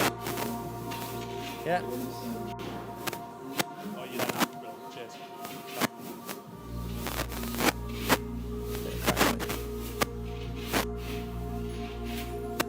What's that crackling noise doing? Okay. Oh, got a bit of crackling on the speaker there, Brad, but I don't know if you can do anything about that. Right, thanks everyone. We're gonna make a start back. Hope you all enjoyed the break at lunchtime. Sorry it was a little bit slow getting to the food, but it made plenty of opportunity for conversation in the queue. This afternoon's session is split into essentially into two parts. The first part is an overview of the strategy project, which I mentioned earlier that we've been working on at Whitecap. And then after that, we move into a FinTech showcase, which if you've been to our events before, you'll know that that's always what we do in the afternoon. So we have a quick fire run through of presentations where we give speakers from a mix of startups, scale-ups, established organisations, a sort of 7 to 8 minute slot to just pitch what they're doing. We always do that in the afternoon just to keep it moving, keep it interesting, and mean that you're not kind of bogged down in some half-hour keynote after lunch. So I will just quickly recap on what we've been doing at Whitecap for those that weren't here earlier, and just reintroduce Whitecap as well. So Whitecap is a regionally focused strategy consultancy. We have 6 offices. 3 of them are in the north, 1 of them's in Newcastle, but none of them are in London. And in the 10 years that we've been operating, we've focused on regional economies and working with organisations that are particularly active in regions. FinTech is a real core sector for us, and we've analysed a number of regional FinTech ecosystems over the last 10 years, and we've published reports into the North East, into Leeds, Manchester, the West Midlands, Northern Ireland, Scotland, and Bristol and Bath. We spoke earlier about the Khalifa Review, and one of the actions from the Khalifa Review was for each of the 10 regional FinTech clusters in the UK to create a 3-year development strategy. And so when that was published as an action, we were very interested in that at Whitecap because it's kind of very aligned to what we do. But the thing that was not explicit in the Khalifa Review recommendations was who should do this piece of work and how would it be funded. And so we created an opportunity for to deliver a North East FinTech strategy by crowdfunding it from the community. And so the logos that you can see on screen here, Atom Bank, Invest Newcastle, Invest North East England, Newcastle Strategic Solutions, North Tyne Combined Authority, Newcastle University, North Tyneside Council, Northumbria University, the Regional Organised Crime Units Network, I think there's the final word there, sorry if I've got that wrong, Paddy, but Durham Police, essentially, and Sage have all actively supported this project by helping to fund this work. And Dynamo and FinTech North are both supporting it in terms of helping promote and drive engagement. Over recent months, we've operated a steering group with members of these organisations. and we've been researching the North East. We've been doing that by updating some analysis that were previously completed in 2019, and my colleague Daniel is going to talk through some of the high-level findings of that analysis shortly. We've also been interviewing people, and I think we've interviewed over 25 people now from different parts of the ecosystem, so startups, scale-ups, investors, academics, public sector, tech companies, financial services brands, getting a range of perspectives. All of this is being fed into a 3-year strategy which we intend to publish after the summer, so that will be published in September. We're obviously going to keep an eye on the political situation as to the timing of the release of that, just to make sure that we don't shoot ourselves in the foot. It's going to be an important piece of work. Other UK, of the 10 clusters, so far Northern Ireland and Bristol and Bath have completed a project like this and published their strategy. Some of the other clusters already had some strategy work in place, like Scotland and Wales, for example. But in terms of the other regions in England, the North East is stealing a bit of a march and is ahead of the game, ahead of some of the other regions by working on this now. So it's an important development, and we're really pleased to have the chance to present it to you today. There is still a good opportunity to provide input and feedback on things that we talk about today. And as oh no, the slides are playing up again. As I mentioned earlier, oh, back off that one. Don't want to get into Daniel's slides yet. Sorry. Need to go back a slide, Brad, to the QR code, if possible.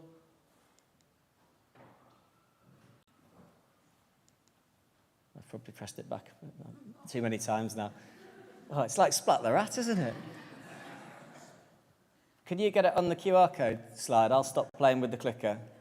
Sorry, okay. Stealing Daniel's thunder there as well. Would really welcome people completing this survey. I know I managed to grab quite a few of you in the queue for coffee earlier. It doesn't take very long. It's a few minutes. If you take a picture of the screen or you just hold your camera against the screen, it should let you open it. As many responses as we can get will really help us to sort of gauge the mood of the region, and so that'd be great. We will, of course, send that out in the follow-up marketing and keep pushing it out over the coming weeks with support of Joe and Ryan at FinTech North. Okay, so Daniel's going to present some analysis, and then James is going to chair a panel with some of the sponsoring organisations where we go into some of the issues that are arising and the key topics. Okay, so Daniel, would you like to come and highlight some of the outputs we have so far? There we go. Clicker works. Yep, clicker works. There you go. Right, the right-hand one. Okay. Hello, everybody. I'm Daniel Ryan, part of the consulting team at Whitecap Consulting. And my responsibility on this project has been leading the research and analysis. So there's 2 key takeaways I want to convey in these next 4 slides. The first is both positive. The first is that we've seen a much greater, much more fintech activity than we were going to expect to see.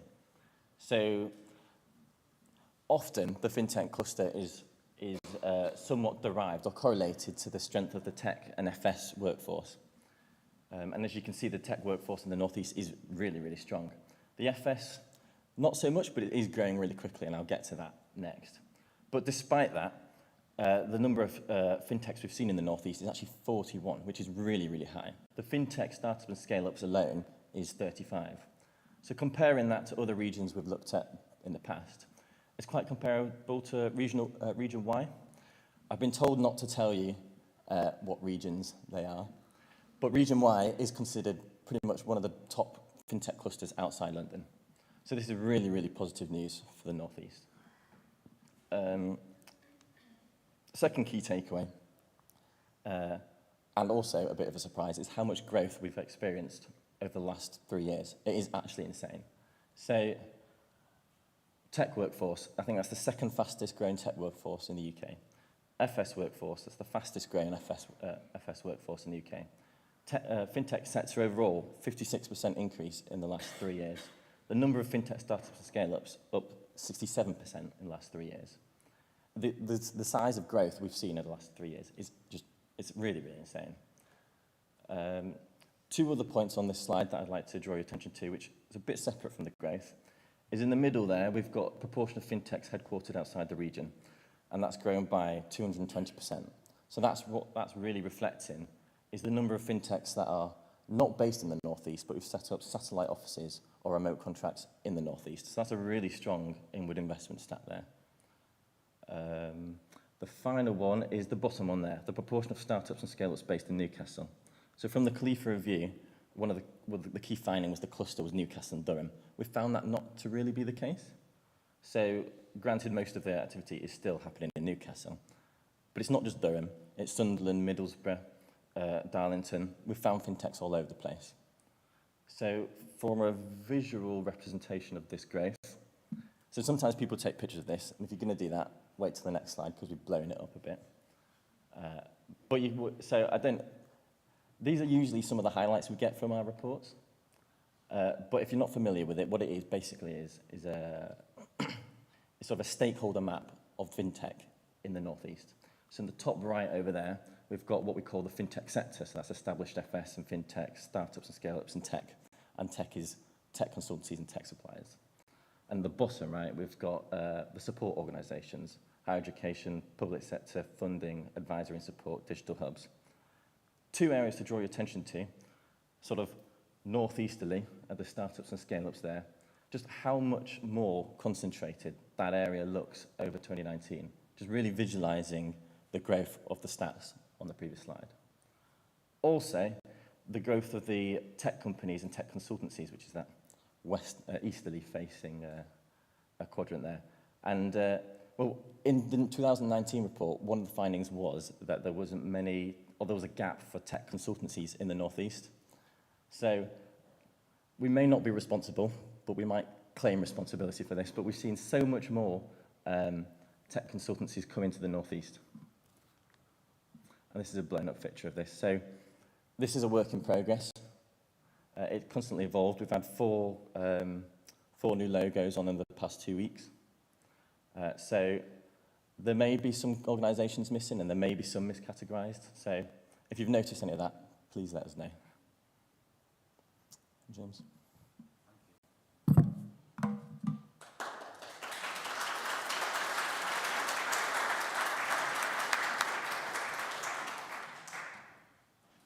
I'm not going to introduce myself till I understand how the tech works. Okay.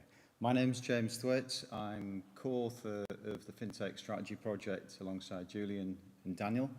We're now going to have a very interesting panel session. Well, I'd like all the panellists, please, to come up on the stage and present themselves in full view, please. They're not nervous at all.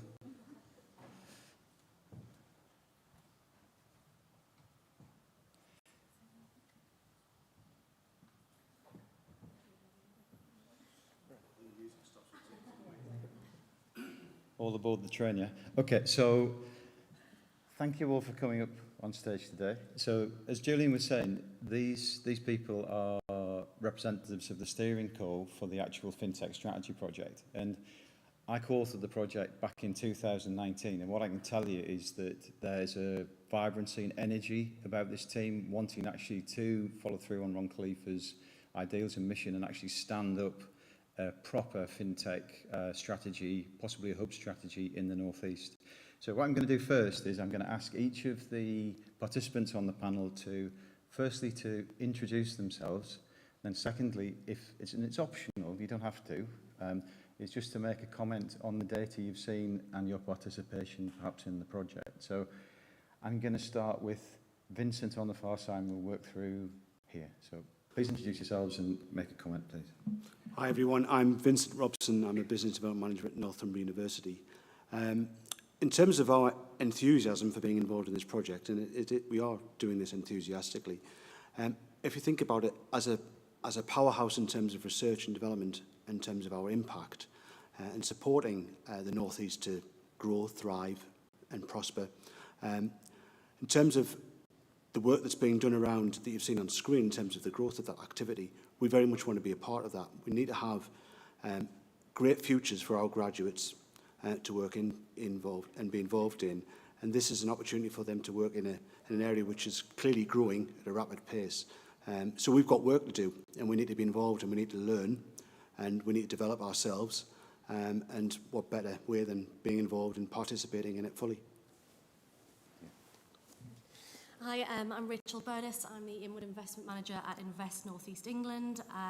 In case you're not aware of us, we are kind of the front door to the North East for businesses to relocate and expand into the region.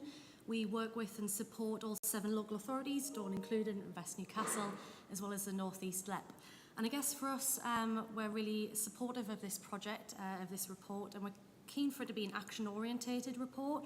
We want to make sure that a series of activities come out of it, that we can address some challenges with it, and that ultimately we can continue to sell the region, support the businesses here, and encourage new businesses to come and base themselves here as well. Thank you. Manila McLean, I'm the Chief Information Officer at Newcastle Strategic Solutions, which is a subsidiary of Newcastle Building Society. And as you would expect, you know, we're a regional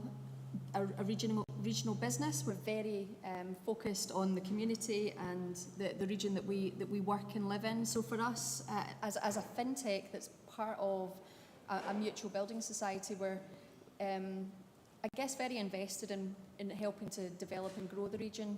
FinTech is a very big part of that. We play a big part of it being an established business. So for us, I think the participation is around hoping to gain really pragmatic actions that we can take and help to work together to evolve the ecosystem and the community that we work in. Dawn Dunn, Inward Investment Manager for Invest Newcastle, whose job it is to make sure that we build on that critical mass that we've got. It's to attract companies to come here who are going to develop jobs and opportunities for the local workforce in order to grow that economy. My remit covers digital and tech, but as I said earlier today, I think that FinTech is a really important part of that jigsaw. And we've got a lot to work with. We've got a lot of expertise and opportunities in FinTech that are within other organisations that people don't necessarily think as being FinTech focused. And the level of inquiries that we've had from, as I've said earlier again today, other parts of the world and other parts of the country show that they also recognise the opportunities that we've got here. And I think it's really important that we sail on this tide of opportunities. Some of those stats are great, James. I was delighted to see that we've got 220% increase in inward investment in FinTechs. I think that's something we should be really proud of. So if you haven't seen the stats recently from Invest North East England, I mean, Rachel's probably brimming with it, but we're the top performing region, right? Yeah. Per capita, when you're looking outside of London, we've been smashing it. There's been so many, as Dawn's mentioned, so many companies looking to base themselves here, wanting to be part of it, and we always have that theme of a rising tide raises all ships. We want more to come here, and we want to build on that. But it's also about ensuring that we're trying to address challenges of why businesses aren't able to grow as quickly or as much as they want to. So that's why we see working on this strategy with partners can help on those issues. Thank you. Ed.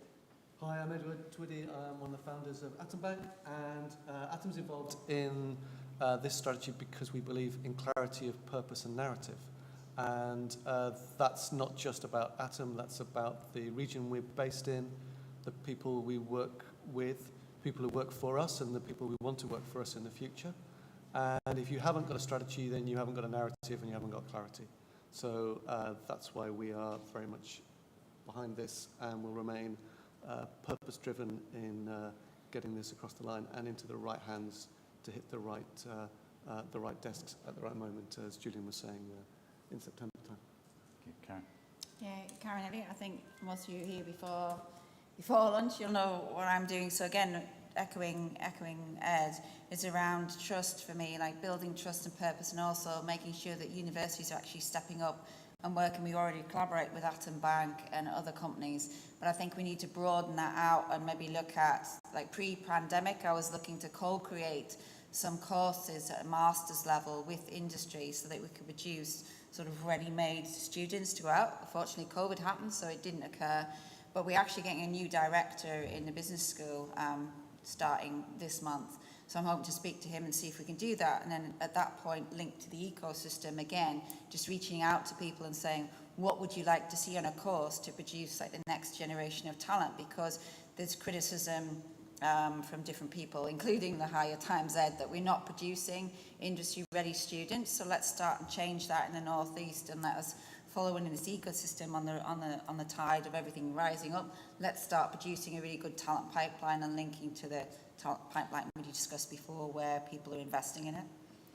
And sure, it sounds quite glib that, but people are putting the money where their mouth is. I mean, we were on a call the other day where Manila was actually, you were parked up. Where were you parked the other day, trying to foster new talent? So we were running a coding club in a primary school in Cramlington with year 5 and 6s. So this is, I guess there's a number of influencing factors to consider that. One of it is about trying to encourage kids to get into STEM, particularly into technology, to give them something to be passionate about. Also, we run a huge apprenticeship programme, so those could be some of the future apprentices coming through into our business, as do a lot of other organisations across the region. So really encouraging that type of take-up. Some of the feedback that we've had is fantastic. Like, for example, one of the kids was very disengaged in school, didn't do their homework, and since they've been coming to the coding club, which is only one night a week in an after-school club, they've actually been proactively writing code and been really excited about showing our software developers that are going in, look what I've built, look what I've done. And then you do something quite special. You get the people that you brought out who are disengaged, and you employ them, and then what do you do with them? You put them back, right? Yeah. So that's really good. So Manila's putting them back into schools to recruit more, so it's like a virtuous cycle. Okay, so that's all very nice, it's all very staged, but this is actually an active part of our consultation into the project. There are microphones, I believe. Are there microphones around the piece? What I'd like to do is to get people, rather than me, if we're resorting to my list of cheesy questions, then we're not doing it right, okay? So I'd really like to encourage people in the audience to start picking up on some of the key threads. So as a starter for 10, does anyone like to ask a question on the strategy or input into it? We're making notes, we're listening, please. No, it's not. It's not.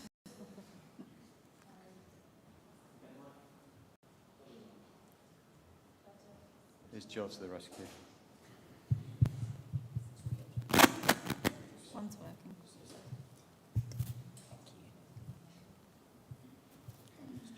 Hello, here we go. So I'm Catherine. I'm the co-founder of Adopter. We're the marketing company for green tech adoption. And as I've said to a couple of you already today on the panel, we work with some green fintechs, but none in the Northeast.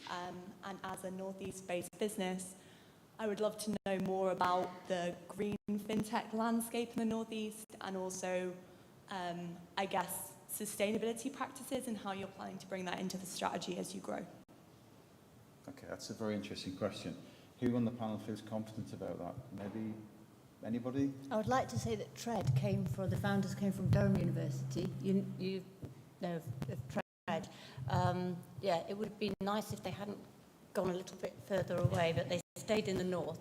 But I think a lot of this kind of zero carbon green agenda is going to come out of the universities. It's something that I know that Karen's looked at quite a lot with the ESG agenda. I'll make that my starter for 10.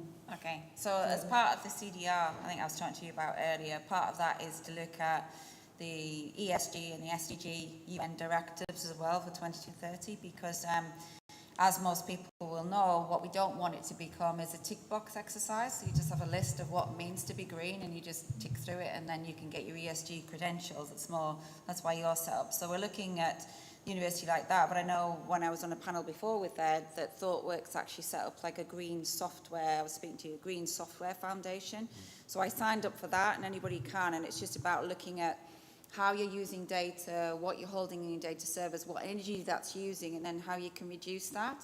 And they give you ideas how to do that or use their green servers. So I think green fintech in the Northeast is emergent. You know, it's starting to come through, but I think there's also a big narrative around what is ESG? What does it look like? Because there seems to be a lot of talk around the E, but not about the linking S and G, so the social and the governance around that. Whereas I think CDR could be a potential framework to make people think around the questions like, what are you doing with your data? What is the impact on the environment? Are you trying to energy save as much as possible? What else can you do in the space? Can you link with companies like yourself to understand the space if you don't have the knowledge? And I think that's still quite a nascent area for development. I don't think there's pushing. I know Durham have got an energy institute that have started doing several spin-offs looking at that, but I haven't seen anything significant, but others may have around pushing it. Good question. I think it's just highlighted a possible minor gap in the commentary on the report, so we pick up that straight away. So this is exactly what we're wanting. We're wanting input from people who are working nationally, like Catherine is, who are building on other people's strategies and strengths.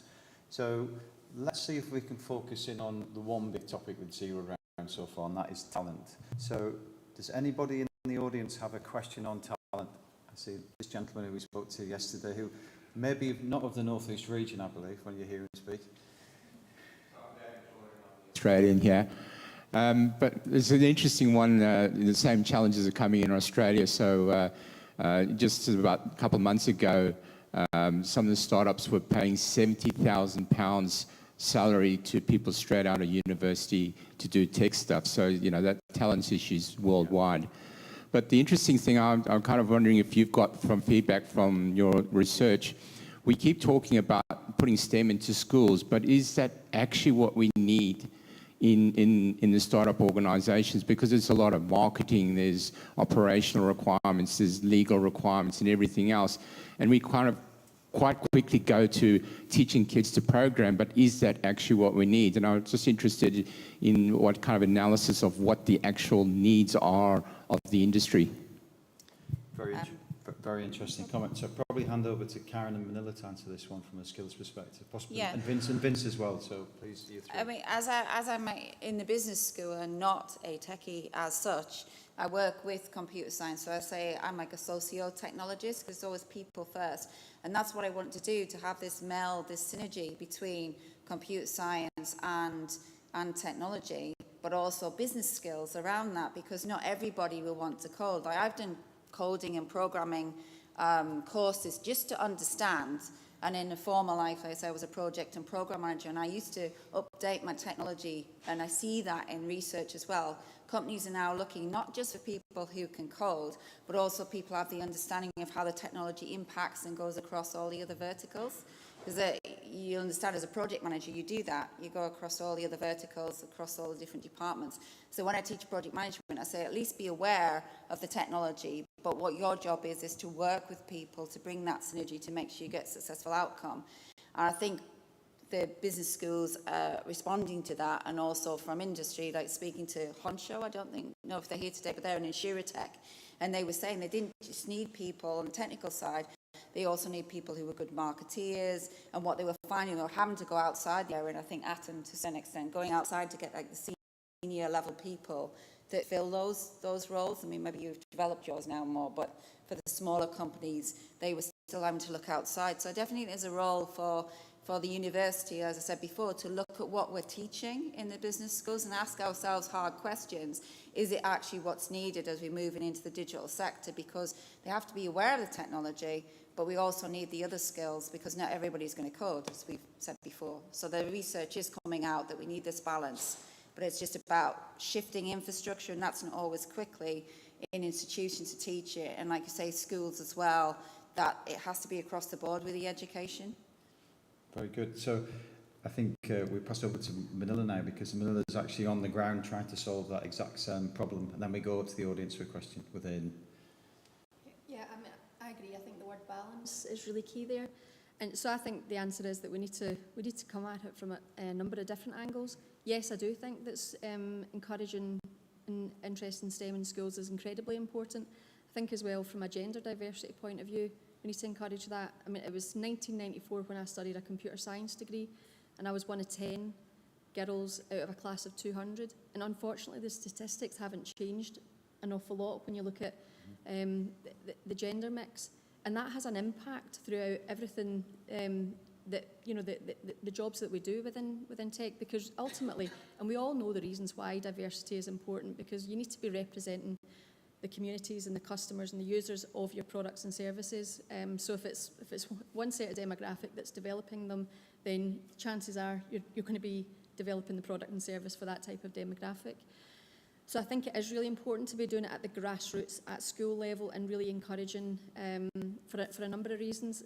Teaching kids coding at year 5, I mean, that's not teaching them to be software developers, but it's teaching them an appreciation for technology and what the art of the possible is. So, for example, the class we were taking the other night was event-driven programming using Scratch, and I mean, that's a fairly advanced concept, but it was teaching them about, you do this, and the effect can be that. So, you know, they might not become software developers, but they have got a little bit of a basic appreciation of what that could do in industry, so whether that be a business role that they go into. However, I do also think that we need to be coming at it from another angle where, you know, you're looking at a workforce where there may be some roles that just won't exist in the future. So what are we doing to retrain and and develop talent that is already, you know, really has an appreciation of commerce, of consumers, of running businesses, but might not necessarily understand tech. And tech is such a big part of every single business and every job, really, because tech, I don't think there's any job that tech in some way doesn't touch. So I think we really need to be coming at it from multiple angles, and that's where the ecosystem and the community, I think, comes together. I think we'll let Vincent make a comment just before I pass to Aidan, Yeah, and I don't disagree with what any of my fellow panellists have said there. If you think about it, that drawing people in, whether they be school children or whether they be adults that are looking to change their career, we have a role to play as universities in preparing them for the skills that they will need to do the jobs that they want to do, or to take on, if you like, their own businesses, whatever that may be. We've got, we have school visits all of the time, come to the university, and I'm sure Karen does as well. And it's great, their energy, their enthusiasm, they're already immersed in it. To a certain extent, they know about technology. Yeah, they might not be full programmers or coders or cyber experts, but they're up to speed with it. The harder to reach ones for us are individuals that are perhaps looking to retrain, or if you think about military ex-forces, people that are coming out of roles that they've been in for a long time, police, if you like, emergency services, where they're kind of career transitioning. So what do we do to support career transitioners in this space? That's something which is really important to us in terms of dual careers or multiple careers that people have now. So I think, yeah, schools getting kids involved and getting them enthused in it is really, really important. But it's one section of the community that needs to be switched on to work in a technical world. And absolutely don't disagree with what Karen was saying there, in terms of not everybody's going to sit behind a keyboard and write code. You've got to be able to understand the impact of that data on the strategy of that organisation and the decision-making that goes on with that organisation as well. So things like, as with yours, our business leadership management practice, we're covering analytics, we're covering data, we're covering it perhaps from a different angle in terms of how is that going to inform the future direction of that business. And that's really important too.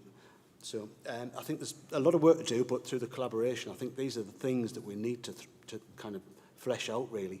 So skills would be, and you know, obviously is a key element of the strategy, but also encouraging, I guess, individuals to come into this space as well, regardless of where they are in their career. Absolutely. So skills and talent's one of the main themes of the actual project. So it's very worthwhile spending on that. Aidan.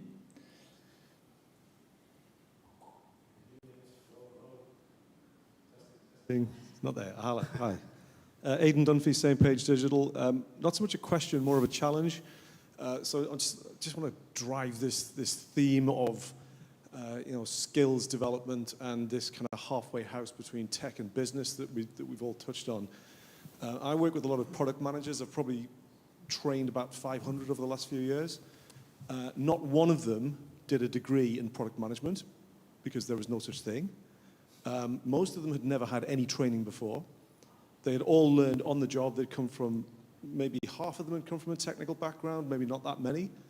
The gender balance is really even. And seems to be a massive blind spot in the education world.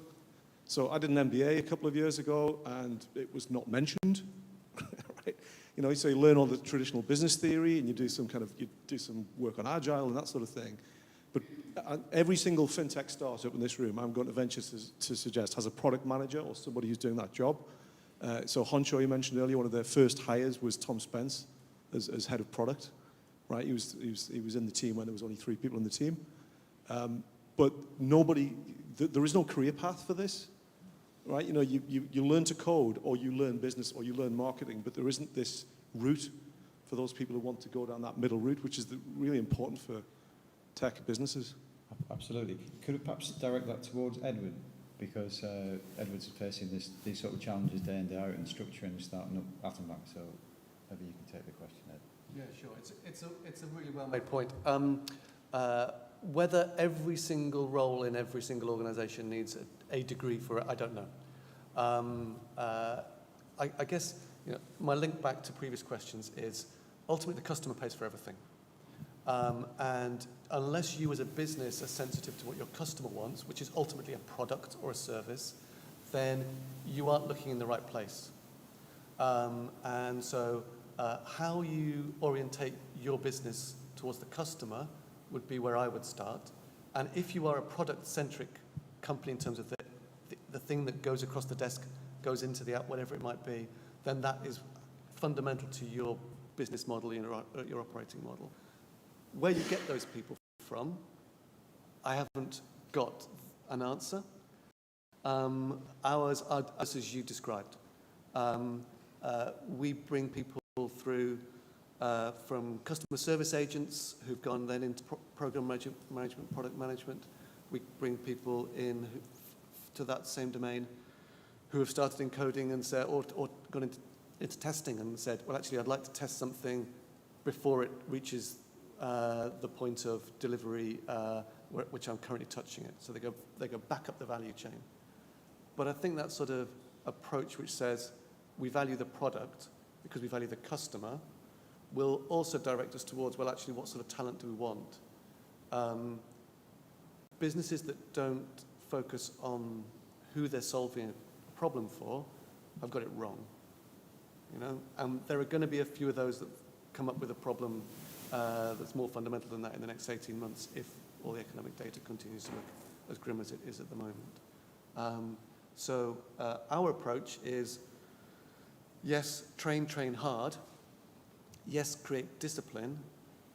But we don't necessarily go looking for computer scientists to fill engineering roles. We don't necessarily go looking for product managers to fill product owner roles. We look for people who have got a grip on what we're trying to achieve and why they are here in the business. So it's more of a performance culture than a talent culture as such. Can I just go back to the first question? So I'm one of the advisors to Tread, and they're a great business. They have consumer product very much at the heart of what they do. But I don't think they would pretend that they understand exactly how to scale. So quite a lot of the questions we have to think about in this strategy are, how do you take businesses like Tread, like another business we deal with, CSX, who are down in the south of the county, fantastic business, could transform the way we look at carbon and monitoring carbon remotely, and do that in the landscape of the North East as much as anywhere else in the world. Their challenge is how to scale. And I think our strategy should be about how to scale, because some of the fundamentals are very strong here. Some of the questions are, how do you then make yourself really important? And that's the challenge that's at the heart of our business, but I think it's the challenge at the heart of this region as well. Thank you very much. Okay, so at the front here. Where are we going? Sorry, we're going to the back. We're going to the front first. Hello.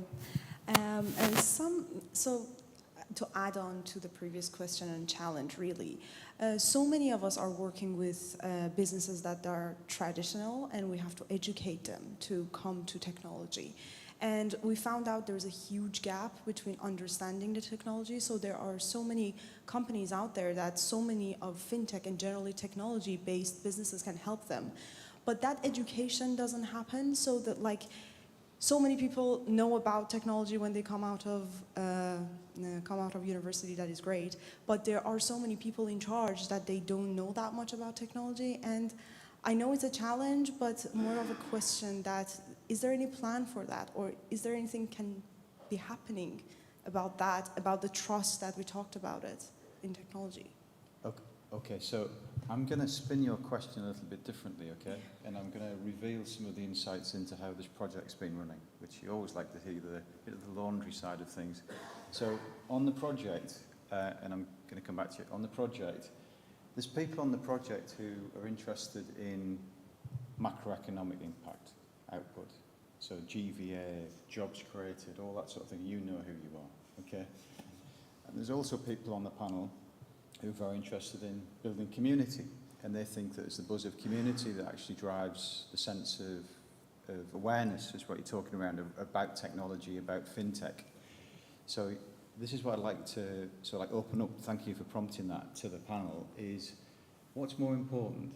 Is it the stats or is it the community? Which one drives which? I'll start with Dawn. Thanks, James. I think they drive each other. I think it probably has to start with the community, to be honest, and in growing it out from there, and the community responding to a market as well. I mean, your question about it's essentially a digital transformation question, isn't it? And what does it take to make people realise the benefits of that transformation? And then once they've realised what the benefits are, how can they cost effectively bring it into their organisation? Because I think we can't ignore the instability in the economy and people recognising that they're often at a tipping point, excuse me, where they feel as if they can't afford to do it, but they can't afford not to do it either. So it's being able to find the right person to help your business through that stage, and to recognise which customers you want to reach, what do you want to achieve by it. I think the awareness of that is growing. It's just a question of how that's delivered. And coming back to the community piece, I think that's where that hive mind really helps as well. It's by having conversations with each other. It's looking at case studies of where people have benefited and how they can replicate that to sit well with their organisation. Hope that wasn't too long-winded. Well, it was a little bit for a lady who runs FinTech Friends down the pub, you know. No, Dawn is the face of FinTech in the North East, and she's been building that community for years, and she's actively still doing it, and it's fantastic. But maybe Rachel might like to provide a balance to the macroeconomic aspect, because you're very much into that. Yeah, but we also understand that, you know, businesses moving into the area don't want to just land here and be completely on their own and just left to it. You know, it is about who else can they engage with? Can they attend events like this? And that's why we are very keen that, you know, more jobs are created, obviously, for the local residents, and that there's a part of a piece that needs to ultimately form that bigger picture, and it is around talent and skills and, you know, challenges being addressed there. It's around good community activity and events like this happening and continuing to, and peer-to-peer networking, although I don't think that much of it goes on at the drinks at the FinTech North friends, but of course it does, but yeah, I think both play an equally important part. And to your point around, you know, digital transformation, what's going on in the region, you know, Software City are running digital transformation programs. It was recognised. You know, David Dunn and Software City through Tech UK realised that there was a piece to be done here, and there's a lot of businesses working in and around this, supporting clients all over. But it's about that knowledge transfer, and again, community does that. So, like I say, there's all this bigger picture where each of the individual parts need to be moved forward, and we want to do that through this piece of work. Okay, so it was just evidencing that there is, as part of the strategy project, there's good debate and sort of referential insights into things. Back to Joe at the back, please. He's got another person on the mic. Michael Dickens here for Maven Capital Partners. We're a generalist, quite active investor investing into North East businesses, and we've, in the last 18 months, completed two large, well, hopefully high-profile investments into two businesses based down in London, a FinTech and an e-commerce business, who have effectively been attracted to the North East because for the benefits of North Shoring. So my question to the panel is, what is the strategy to shout about the North East FinTech as a place to be based, to attract more businesses to either be based in the North East or more prominently to move up into the North East in the FinTech sector? I think that's a perfect inward investment question. So Dawn and Rachel, let me take this. But I guess, you know, we've had a number of campaigns that we're working on, including one called Move On Up North East, exactly as it sounds, given the fact that, you know, during the pandemic, a lot of people took that time to reassess their life choices, where they work, how they work, and they don't need to be in an office, in a large office down in London, paying X amount on a rental. They could be working from home, or they could have a kind of more northern hub, pay less for that space, use it in a better way, have breakout areas, be able to be in an area where their staff can go out for a nice walk in a park or head to the beach and only work 4 days. It's all about those sorts of things. So we have these campaigns and we work with our partners, with the LEP, on raising the profile, and FinTech North, to kind of say, and it's obviously, it's either working or it's just brilliant timing, because the inquiries are coming in now, and as Dawn alluded to a few times, they're not just from the UK, they're globally. So we're seeing Australian companies, US companies, Japanese and Europe companies. And thankfully, everything that put them off around COVID and Brexit it's now all coming back. They're now looking at us seriously. And it is because of, you know, various things like access to top quality space, office environment, cost effective setups being here, community, the fact that all you as businesses, you are thriving, and perhaps you have got challenges, of course, but your success is breeding more success for inward investors. They want to be a part of it. They see what we're doing here, and it's not as saturated as London, and there's a lot more to it than anybody thought about. And when we get visits, I don't know if you agree, Dawn, people are bowled over by how much is going on here, and they want to be part of it. They're excited to come and set up here. I don't know, I'll hand over to you. No, I absolutely agree, and I think that critical mass thing is very important as well.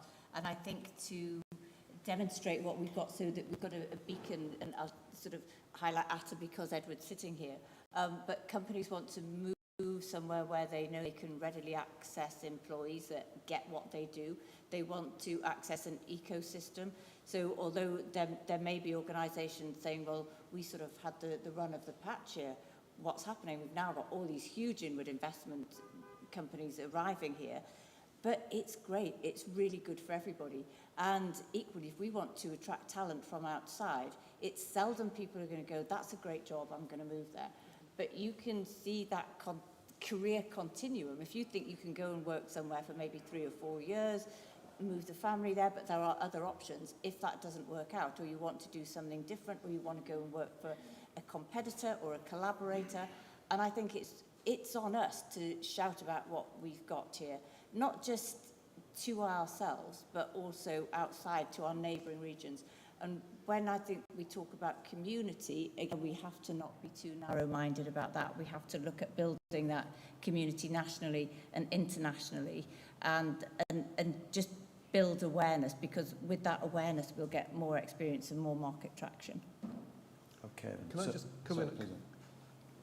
So when we started Atom, and every bank that throws itself at this stupid idea of going again has to go through a sniff test and a math test with the PRA, with the Prudential Regulator.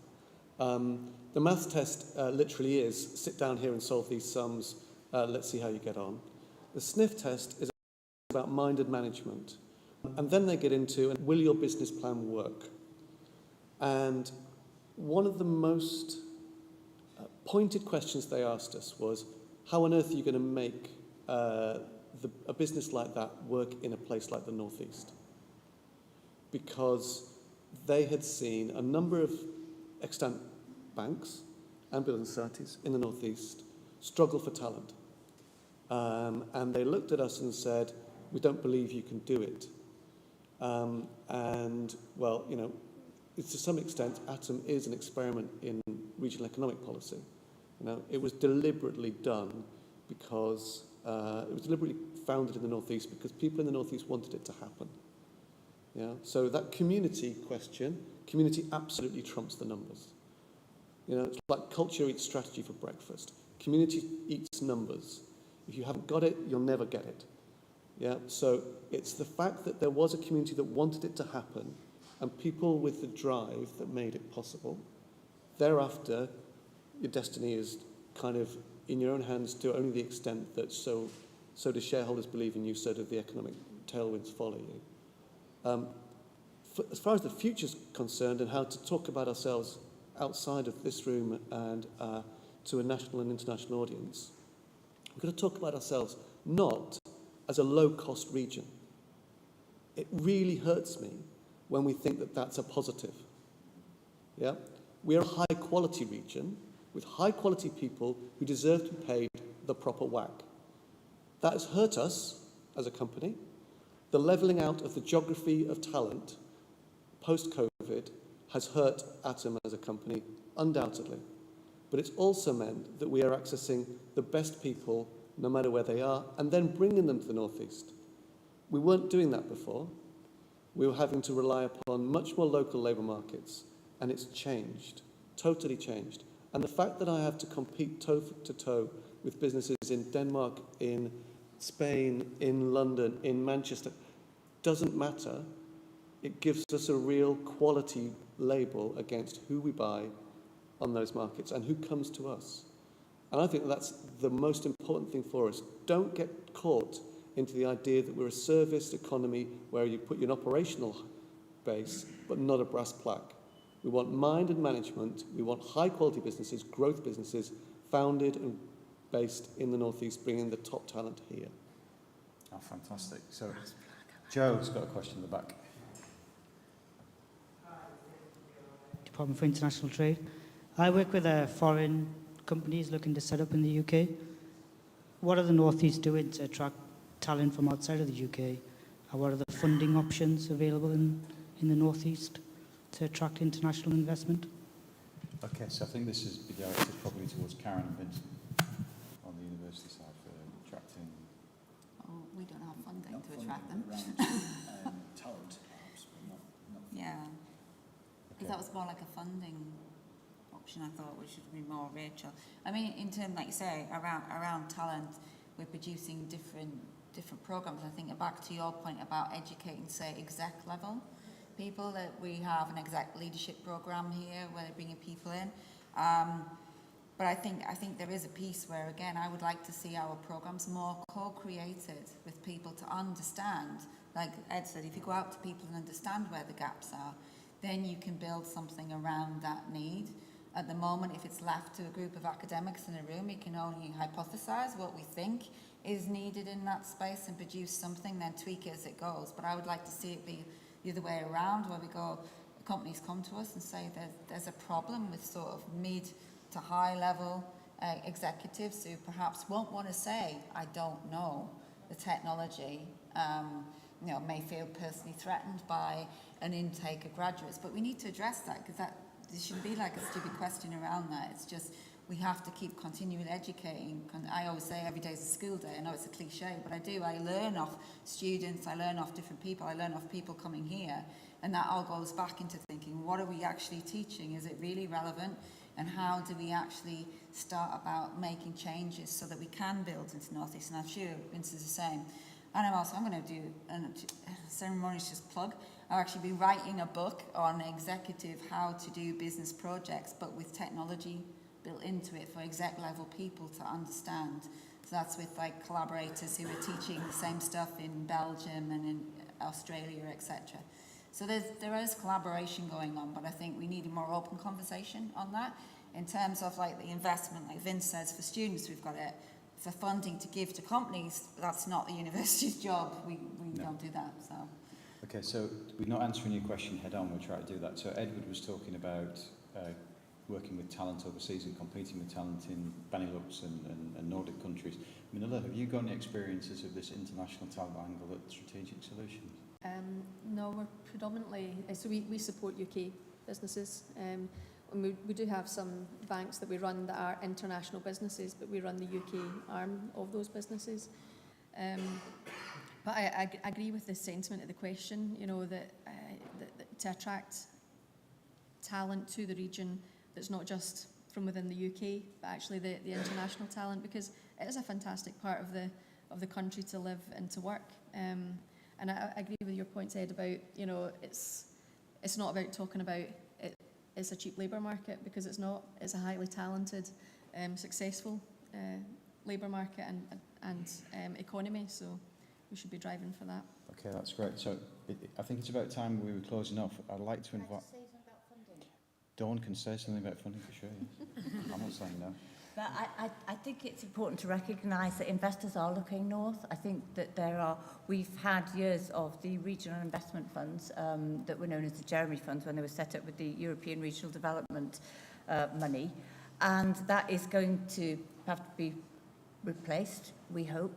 But there are both alternative angel networks, and there are also more recognised private angel investors, as well as venture capitalists from outside the region looking here.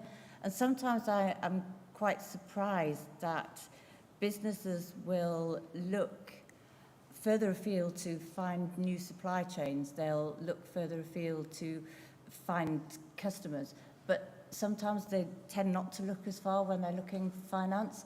And the North East funds were a great source of regional funding. That was brilliant, but we recognise that kind of the end of that journey is on its way, and we have to be a little bit more inventive, I think, in building our networks, because London has become quite overheated. The VCs don't need to leave. They've got loads of deals coming to them, but equally they want to go and find you know, little nuggets in the regions that nobody else has discovered. So I would say to people, really just work at it and find those private investors. I do believe that there's investment here, and hopefully there'll be some more establishment funding coming down the line.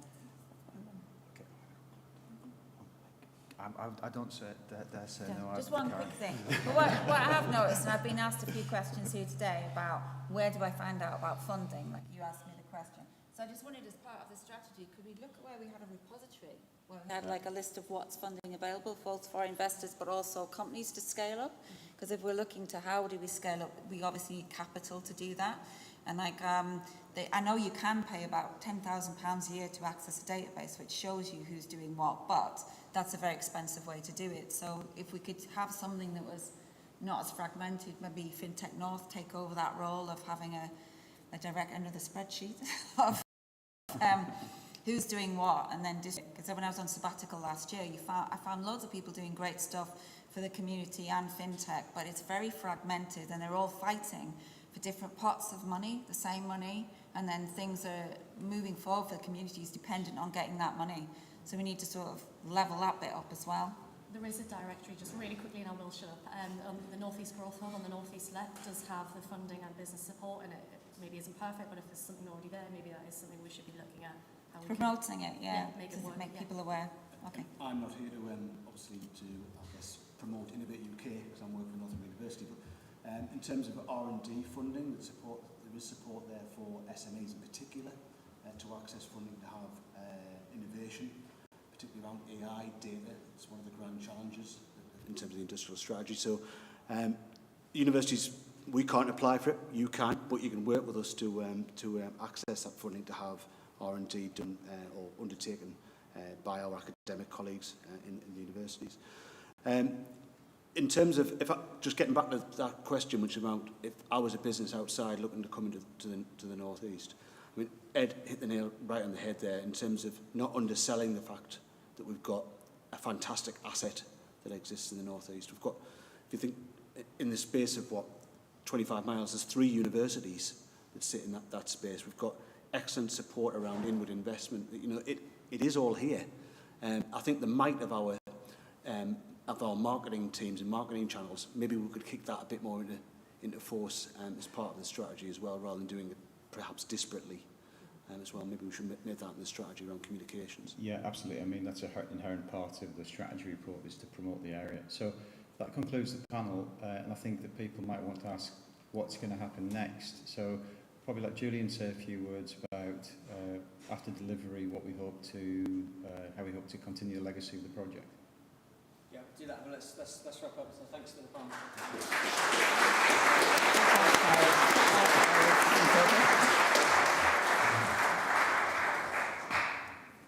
Well, thank you very much, James. Thanks, Daniel. Thanks to all the panellists there for and everyone who asked a question. That was great that we got so much interaction.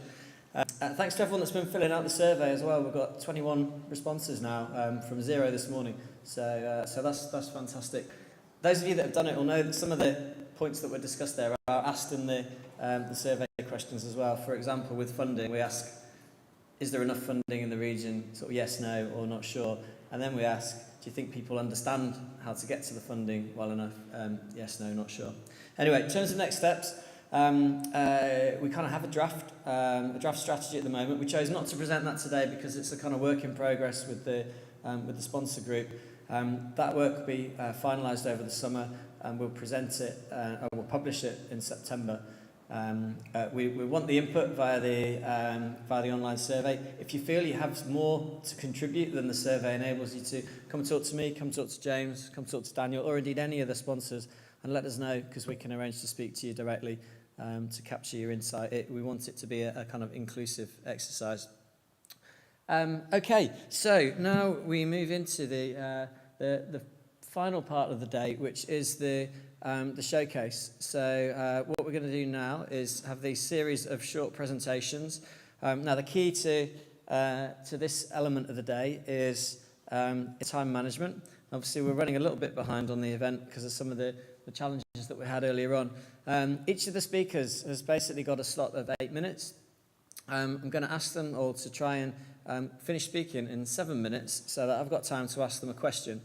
If anyone in the audience wants to ask them a question, then that's great as well. If we manage to stick to that, then we'll manage to finish the day on time. So it's a mixture of established organisations, startups, scale-ups, a whistle-stop tour of things going on in the North East, and some sort of bigger national and international brands as well. First up is Manila, who's only just come off stage, so I hope you've had time to catch your breath, Manila.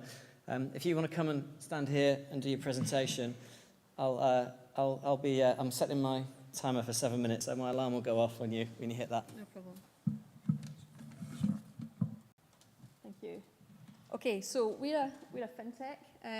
We've been a fintech for best part of 20 years, but we're also part of an established financial services institution which has been around for more than 150 years. So essentially what we do is we help banks launch into the savings market, and then we run all of their savings operation for them. So we've got around 12 banks from across the UK that we run today, and it's a growing market. So we've got a number of prospects that we're taking through project phase just now that will launch as a new bank into the UK this year. Some will be into next year, and we've got a number of prospective clients that we're speaking to as well. Launching a bank is not an easy thing to do. You need funding with our funders with very deep pockets, and you need to have tenacity to actually get through the whole banking licence application process. And Ed from Atom talked about that earlier. It takes about 2 years to get through the whole process. Why do clients come to us? Because we have over 150 years of experience of actually running a successful financial institution. We've got everything that you need in terms of running the business. We've got the tech, we've got the operations, we've got the compliance, we've got the regulation capability as well, and we've got the scale. So we can take the tech platform and we can scale it up. We look after, I think it's over 1.2 million savers in the UK. So it's a significant number of customers that we have insight and intelligence on in terms of what matters to them. I mean, a savings product it's a commodity product, but the different clients that we have, there's a different brand to them, so there's a different demographic that they're chasing. The proposition that we offer predominantly is a fully managed savings operation, platform, tech, everything that goes with that, but there's different parts that you can diversify into, so whether that be focusing on mobile banking, or whether it's just offering into the SME savings. There's a number of different aspects to it. And we're a big employer within the region. So as part of the group, we've got over 1,400 colleagues. Strategic Solutions is the main subsidiary of Newcastle Building Society Group, and we employ over 700 colleagues within that business. In tech alone, digital and tech, we have over 200 specialist roles, and that spans everything that you would expect within digital and tech, from UX design, product ownership, through to cybersecurity, solutions architects, developers, engineers, and so on. So pretty much end to end. And we're going through quite a transformational journey ourselves. We're re-platforming all of the tech that we have. We're about 2 years into, I would say, probably a 5-year program. And that's to really modernise and take our tech to a level that will meet the business needs of the future, to give us greater flexibility to offer different propositions to meet the very ambitious growth strategies and plans that not only our parent organisation has, but also all of the clients that we work with. In terms of supporting FinTech North and the whole of the ecosystem, it is incredibly important to us. As a mutual building society, our whole purpose is about helping people own their own home. It's about investing in the community. We care about the region. That's why we want to be a big employer. We want to give opportunities. And being a fintech that's a significant subsidiary within that business, we care about growing the region. We care about its the brand of the region and the reputation that it has across the whole of the UK. So we're very very passionate about ensuring that it gets the right contribution and the right investment.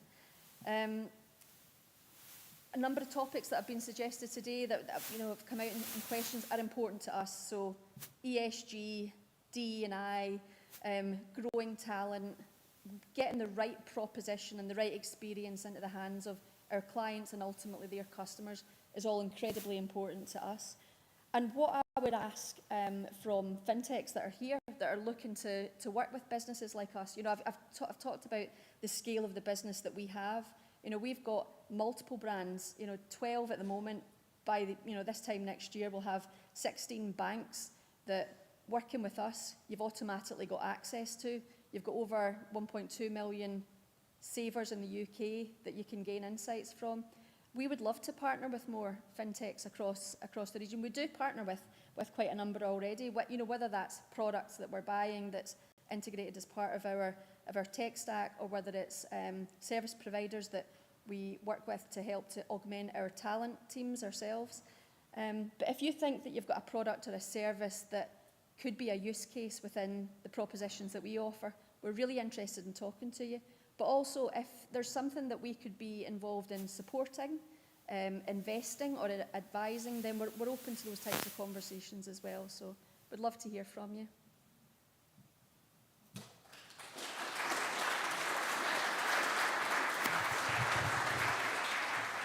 Well, first of all, I'm pleased to let you know you did that in less than 6 minutes. So that was a great start. I forgot Go my on. last slide. Yeah. I'll start the timer again. We've got a ton of jobs that we've got, so if you're looking for a job or somebody really talented that's looking for a job, give us a shout. The common theme, the battle for talent, is live and kicking at Cobalt. Does anybody want to ask Manila a question at all? Okay, Manila, this kind of, we talked the other day, you've kind of got a fintech ecosystem of your own, haven't you, with all the clients that you have? How sort of similar are all their needs? Is there a lot of bespoking that you have to do to help them to deliver the service they want, or do they all kind of have a fairly similar requirement of you? At one side, a savings product is really a commodity product, but there is a differentiation that all of our clients are looking to be able to achieve. So the products and services that we provide help to achieve that compliant suite of banking products that they need in order to diversify and draw in the deposits that they need. But we do talk to a number of different clients about different experiences, different USPs they want. So a number of our clients are in the automotive industry, and they're heavily into car financing, for example. So their needs are quite different from some of the other businesses that we've that we work with are, you know, the digital startups that are have only launched in the last 12 months. So their needs are really quite different as well, and it's about growing their brand and growing their name. So yeah, there's quite a few different drivers for different clients. Okay, brilliant. Right, thank you very much, Manila.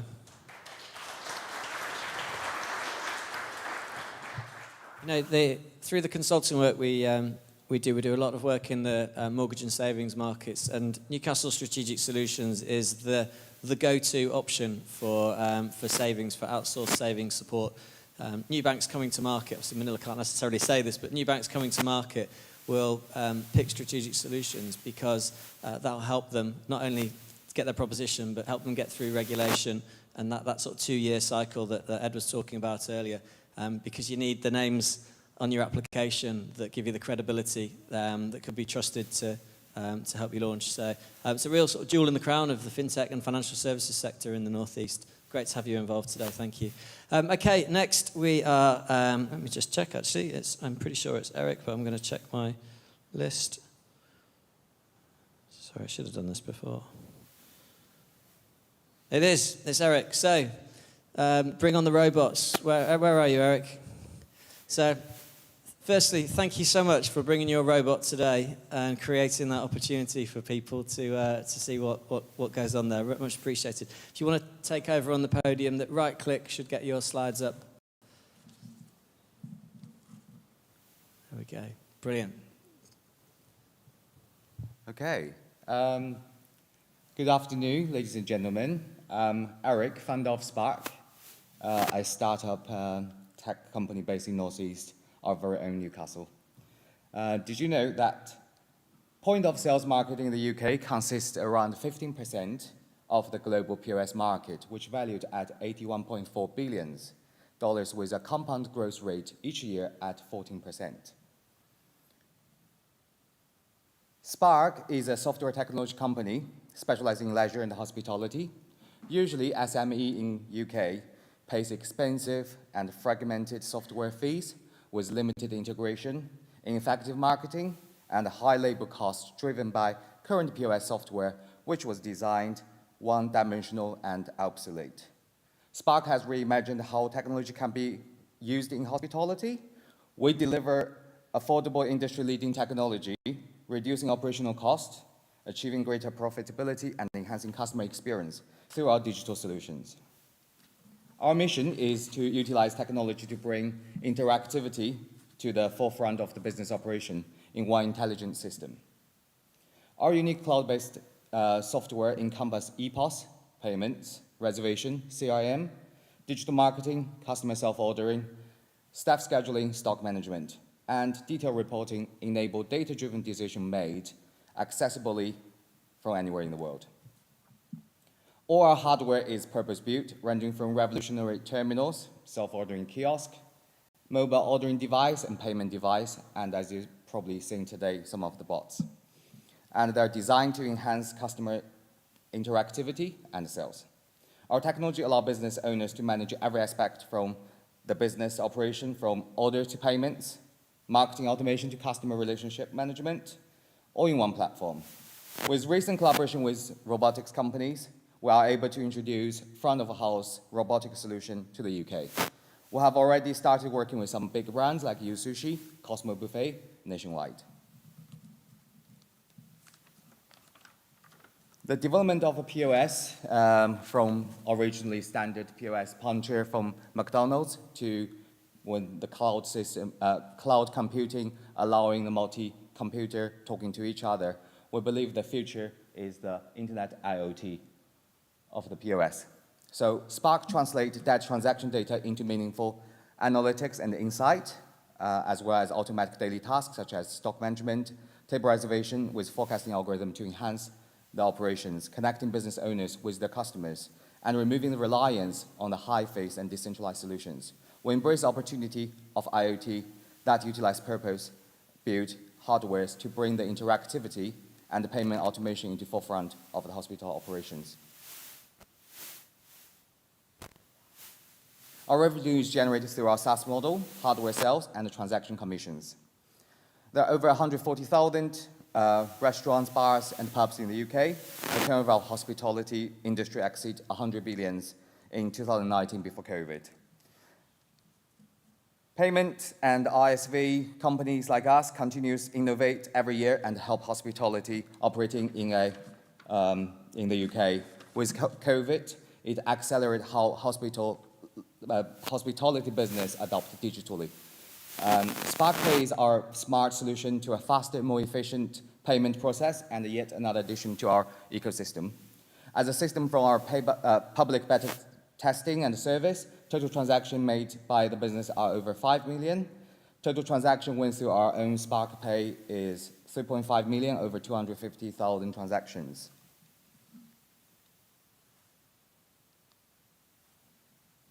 We're also acting as an enablement service for hospitality business to digitalize e-store, e-loyalty, online ordering, voucher, gift card, and coupon sales. Most importantly, all the data is synced with one platform. From the moment the customer purchases a voucher to present the voucher to be scanned in a store and to a linked product, and the stock automatic reduction is all under one umbrella.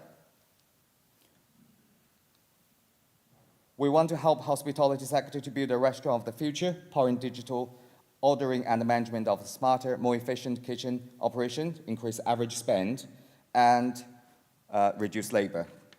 Kiosks with payments automations are fast becoming the go-to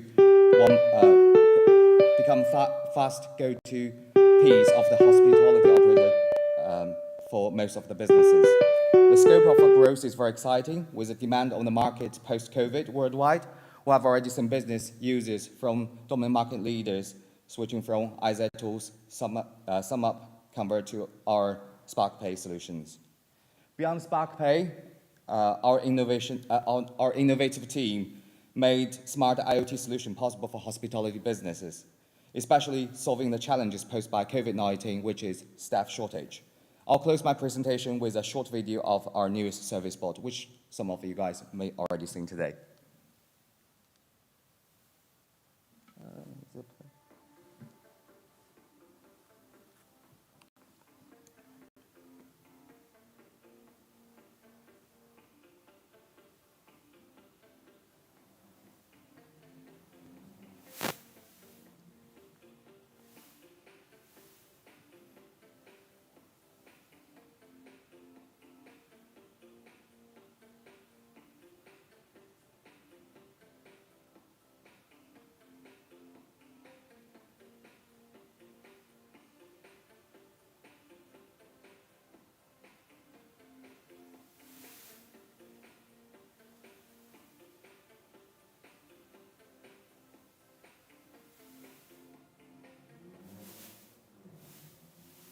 Okay, thank you very much, everyone, for listening.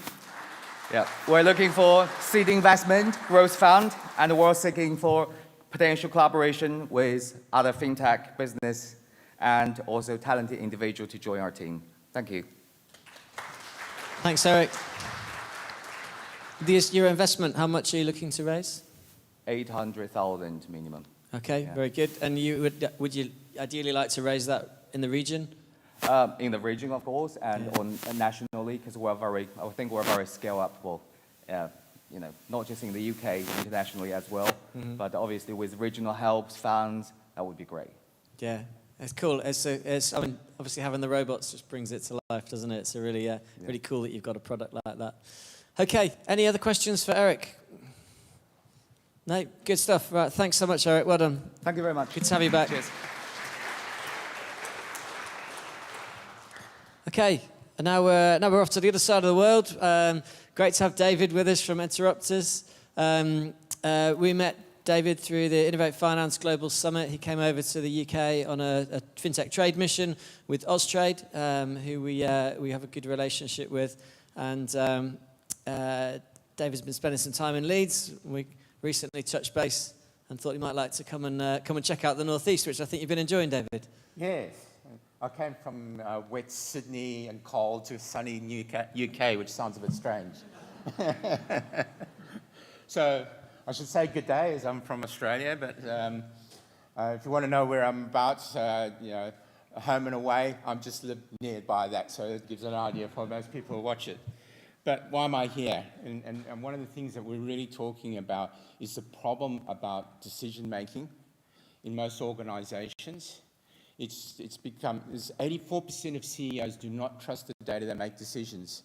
And what Dr. Elliott was talking about was the trust requirement.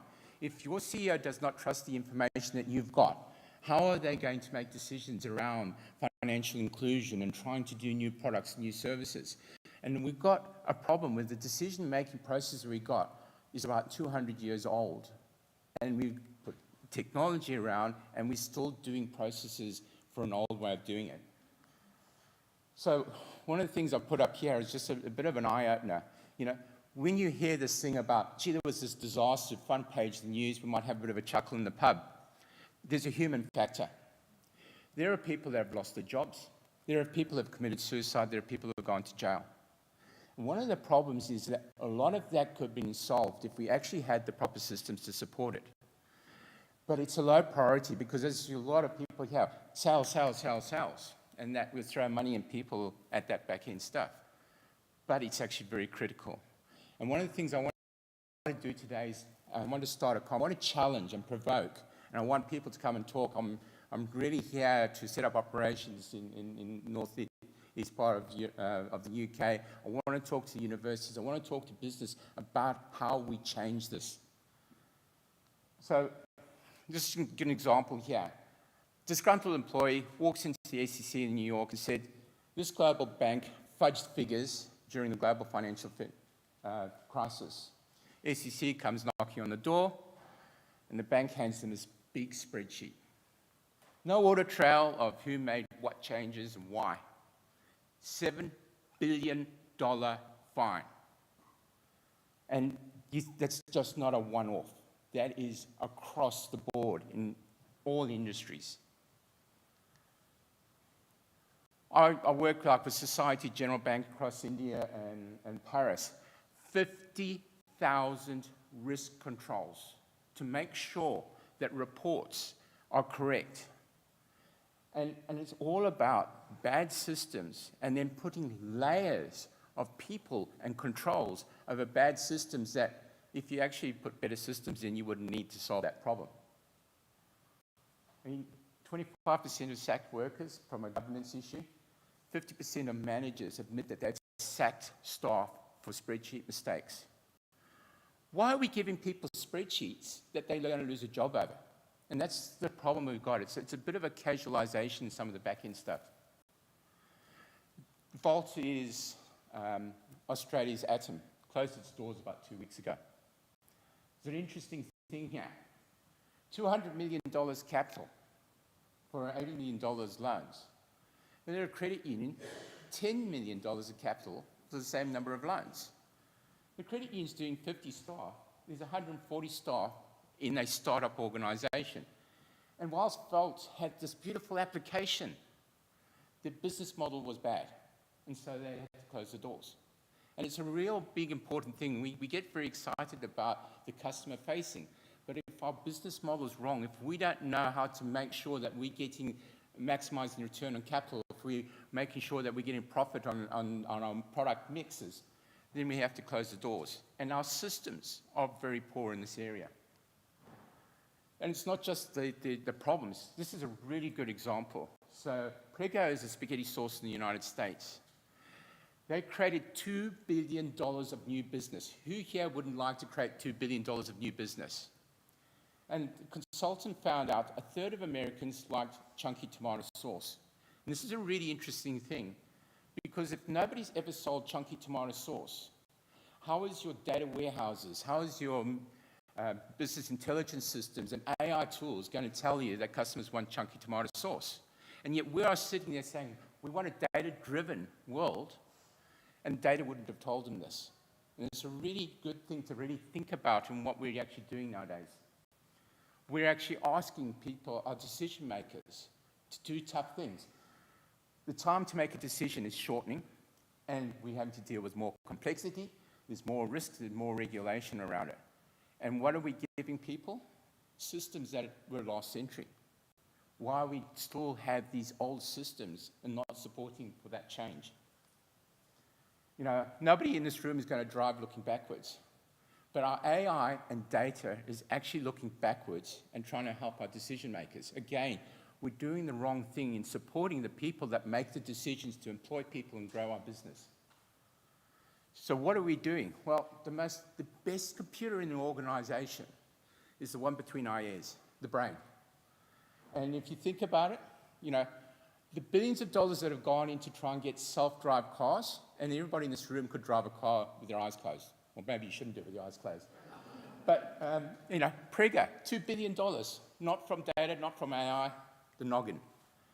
And so what our business is about is actually to make results from the brain, not from, you know, technology necessarily. One of the problems is if you think we've got these powerful people and brain capabilities, we've got 12 billion dumb spreadsheets, zombie applications where we're taking clever people and they're just stuck in process. Instead of actually using their capability to grow business, to do new products and new services. 88% of companies are using over 100 spreadsheets in core decisions, and yet 99% of spreadsheets will have an error in it. It's scary. This is the real interesting thing about it, is how we've actually inverted the organization structure. You know, it was the old pyramid shape, and then with enterprise systems, we started cutting out the middle management. And then a lot of what you're doing here around digital is actually shrinking the front, customer facing. But what's actually grown is the risk, the regulation, the data governance, the forecasting, the budgeting, all that stuff has actually grown, and that's where your zombie issues are. So if you want to really cut costs in an organization, it's up the top there. And what's the real issue about it? If you get Google Maps, you want to know when the next bus is. You don't want to get a bus timetable. But if you actually look in your organization, you've got teams of people creating bus timetables when the manager only wants to know the next bus. So we really have become entrenched in bad ways of doing business and bad ways of creating decision making. So I don't know if people realize that Google Maps was actually invented in Sydney, Australia, just down the road from where I am. But what we call this is a decision ecosystem. And what it's doing is it's bringing together satellites, geographical information systems, transport timetables, management, AI, so that when you ask a question, it gives you direction in real time. And what we're doing is we're taking that decision ecosystem kind of model and applying it to business so that you can get, like what you're doing with Google Maps, in decision making for people. And one of the real differences that's really missing in systems in the organizations is the detailed model. As human beings, we want to be simple, we want to keep it simple, we deal at macro level, we don't want to get lost in the weeds. AI doesn't understand that. It needs a detailed model. We want lots of data, and it wants a very detailed structured model. And this is what we're doing very different to anything else on the market. So we provide a cloud API system to rapidly replace a lot of the spreadsheets, manual processes, and archaic kind of decision-making processes with a decision ecosystem where we move people from creating reports to creating decisions. We've got mission control, which is for community banking around the world. There's about 30,000 community banks around the organization. So basically creating a decision ecosystem where we can replace several types of applications that may be cost £20,000 a month to £5,000 a month, and really give value where you've got AI asking questions. So that's my contact details. I really want to continue this conversation, so please contact me and let's keep this going. Thanks. Brilliant, David. Thank you. You just set the alarm off just before that, but I didn't want to cut you off because you've come a long way. So these three things: cut costs, find new revenue opportunities, manage risk and compliance. That's three pretty different functions within an organisation. So, and we chatted a bit about this last night. Like, who is it you really need to talk to, do you think? So basically, you know, it's a requirement of most management in one way or another. The problem is they are so consumed by process that they actually haven't got time to do analysis. So being able to actually find, we're actually talking about things like IFRS 9, to use that as a compliance issue to create new business, to actually give loans to people that don't get loans under financial inclusion. So this is where it's actually the integration is actually solving problems, where at the moment they're very siloed. Yeah. Yeah. Very good. Cool. Okay. Well, I hope there's some people that want to talk to you today if they've not already. And good luck. It would be absolutely brilliant, wouldn't it, to be able to say that we had interrupters on that, either on the North East ecosystem or in the North generally as a successful fintech company. Cool. Right now we've got James McKenzie from the Data Shed. James, come on up. James is becoming quite the regular at FinTech North events recently. We've had him all over the north of England. I'm trying my best. Is that all right? Does it need to be a bit higher? Can That's you hear okay. me? Cool. Thanks, Joe. Okay. Hello. Which is this left or right? There you go. Hi, I'm James. I'm from the Data Shed. So I'm going to tell you a little bit about who the Data Shed are. I tell you what, we bloody love data. We really, really, really love data. We've got it on our wall in our office. We love it that much. Should say we really bloody love data, but we couldn't really get that away in sign makers. But what do we do? Who are the Data Shed? So we're about 10 years old now. We were founded by our CEO, Anna, and our CTO, Ed, on their kitchen table, and they had a desire to help organisations and help businesses by being experts in data and the real foundational level of data. So this is not about SaaS products, this is not about things that you buy off the shelf, this is about helping organisations do that. And as well as loving data, we love sheds. And that's really important. And the shed comes from a combination of Anna and Ed's names. Ed and Anna, if you ever meet our CEO, is 5'1", so she's short Anna, and therefore the Data Shed was born. Here are some shedders. You see the very handsome one in the bottom corner there. And then I'm next to Dan, who's the handsome one. What do? We do three things. First and foremost, we help businesses understand their data strategy and align that with their business strategy. So we're not here to change your business strategy, we're not here to develop that, we're here to help you unlock the value in your data through our expertise and through our experience. The second thing that we do is we help organisations implement that. So really at the heart of everything that we do, we're a bunch of geeks. We're a bunch of data nerds, we're a bunch of engineers. About 2/3 of our business are engineers. And we work on platform migrations, we work on data integration, we work with lots of businesses that have got legacy systems and issues of this doesn't talk to this doesn't talk to that, very similar to what David was just talking about previously. And we help people Can you hear me? with people. We're a professional Is it clear? services organisation. And the third thing, following on from helping people with people, is we help people, once we've implemented that, with tech ops solutions and support, because lots of our clients, lots of people we work with just don't have that expertise or don't want to employ somebody to do that for 3 or 4 months as they're onboarding it into their team. And who do we work with? Lots and lots of businesses. And the important thing here is we work in the financial services, we work in fintech, but actually I think it was Kevin who was saying earlier, we work horizontally. So we work with logistics businesses like Every. We work with the public sector in terms of NHSD, World Health Organization. We work in med tech with businesses like Aventum. We work with Equifax. We work with Sun Life in the charity sector with Tate. And what that allows us to do is, as we look horizontally across the market with all of these experts who are data geeks and data engineers, is we take solutions and we can apply them in different sectors.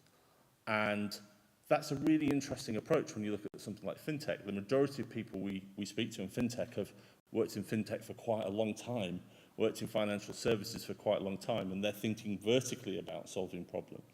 So I'm just going to take you through a little case study, which was inspired by the last FinTech North event over in Manchester, when we're talking about the future of payments and talking about fraud. So I'll talk you through something that we're really proud of as an organisation. We won the British Data Award for Best Tech for Good 6 weeks ago at the British Data Awards. You don't have to clap, but it would be nice. Thank you. I mean, that's basically just a way to go snoring at the back of it, it's all right. And what we do for an organisation called GamStop is, well, I'm not going to ask you if you know GamStop because that would be inappropriate if you do. They are the National Self-Exclusion Register for Problem Gamblers. So people who don't want to gamble for 4 weeks, 6 weeks, or forever can register on that register. We built the tech stack, developed the tech stack, and managed the tech stack that integrates with 192 UK licensed gaming organisations. So every time anybody in the UK logs on to Sky Bet or William Hill or Foxy Bingo, David looks like a Foxy Bingo guy every day of the week, we get that. We get 100 million pings of data a day, and we look at that versus the register, and we look at that for direct match, we look at that for aliases, we look at that for people who are using their partner's credit card at the same address. And we send 3 things back to those gaming institutes. We say, yep, they can gamble. No, they can't. They're on the register. Or we need a little bit more information. So at the time when you're on a Saturday afternoon, you're logging onto Sky Bet and you want to put some bets on the football, we're seeing all that information. And we send that back to them in less than 300 milliseconds. And that has resulted, and the reason we won the award is significant improvements in family situations, less likely to lose my house, I feel healthier, I feel better. And we just got thinking, well, we do all this work in gambling. One of the big problems, 1.3 billion, I think, was the issue around fraud, leaving people's bank accounts and going to other bank accounts. Imagine a situation where you had, through open banking, a set of accounts that are known to receive fraud payments, and just put that technology and that step in there, and that would provide another service saying, you know you're going to send this, it might be a valid account, but there's a history of fraud and transaction of this. Do you want to do this? And that might help the granny in Durham stop sending the money. How do we do it? We do it through collaboration. We work side by side with businesses. We go in, we create squads, we work as partial squads, we'll create a full squad, we'll work alongside your teams to learn and understand your business. We have a consultative-led approach. We'll go and learn, listen, understand your systems, and at that point give you a roadmap to the future. There's no point, at that point nobody is committed to working on a massive project with us. We just want to help and give those solutions to those organisations and do that collaboratively. We also help you understand your maturity as an organisation. We'll give you a maturity framework that looks at your people, that looks at your tech stack, that looks at your plans and gives you a rating of where you are. Are you a very mature business? Are you a business that relies on people to wrangle that data all the time and need to improve tech stack? We're obviously very safe and secure. You understand that from the GamStop piece. You know, it's all personal data and we need to do that, and we're cyber secure all the way through. But we do love data. We bloody love data. And this is Gordon and Kojo. They really love data. They're just talking about data. That's all they're talking about in there. But drop us a line, come say hello, and let's use some of that horizontal thinking across different sectors to help some of the challenges that you guys have got. Thanks.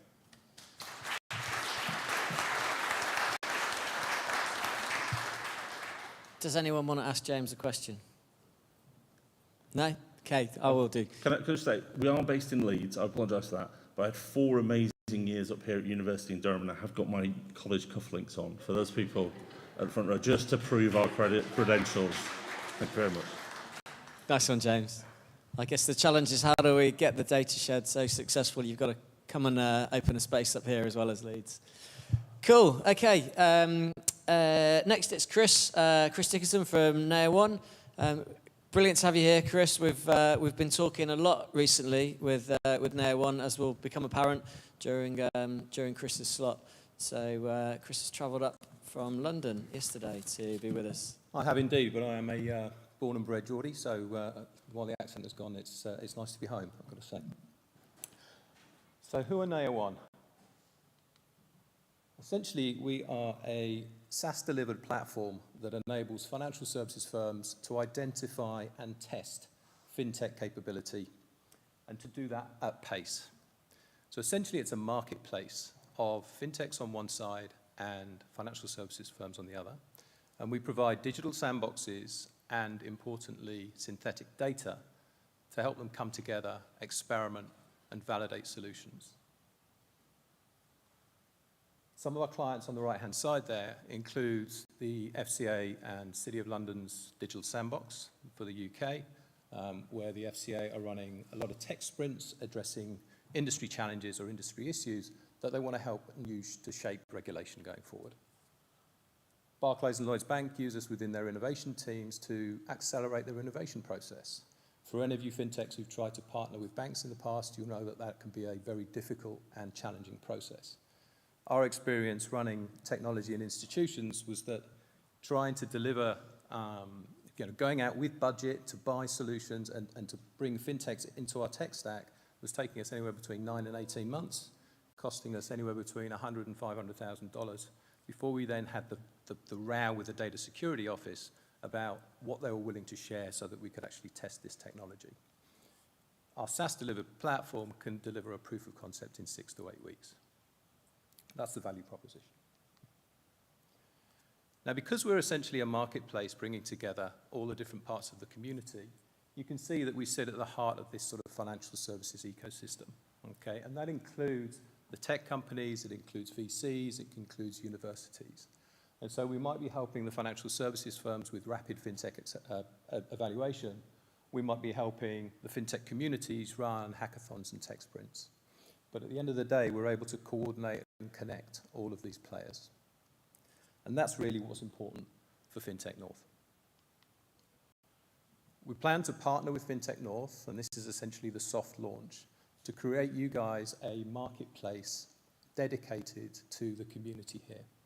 So for all of the fintechs to provide a place for them to display their capability and showcase their wares to each other.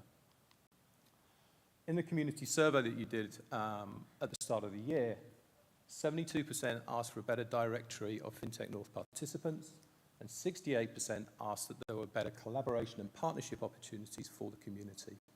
And it's that specifically that we'd like to offer you as part of our solution.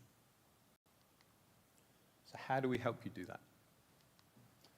The first place is creating that marketplace for you.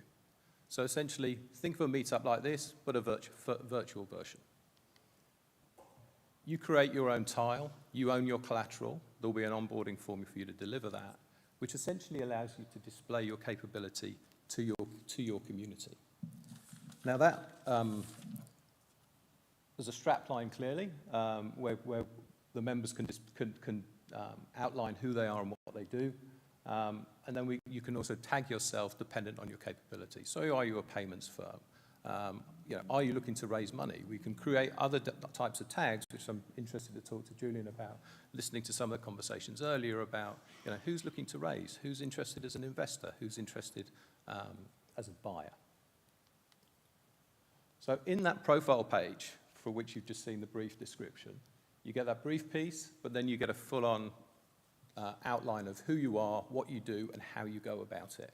So it's a great place to share capability with all your peers from this group.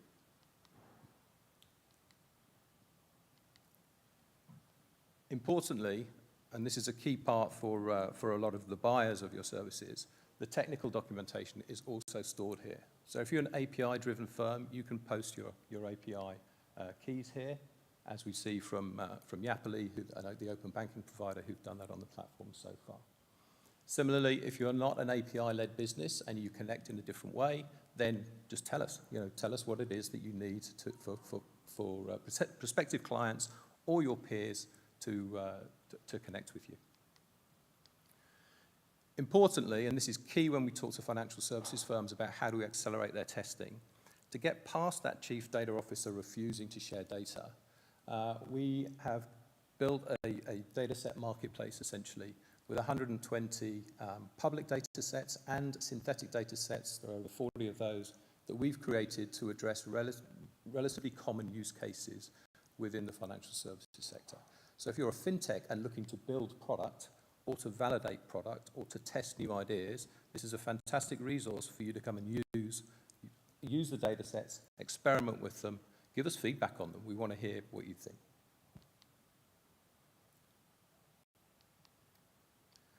Final part of the are the sandpits themselves which help you run those experiments.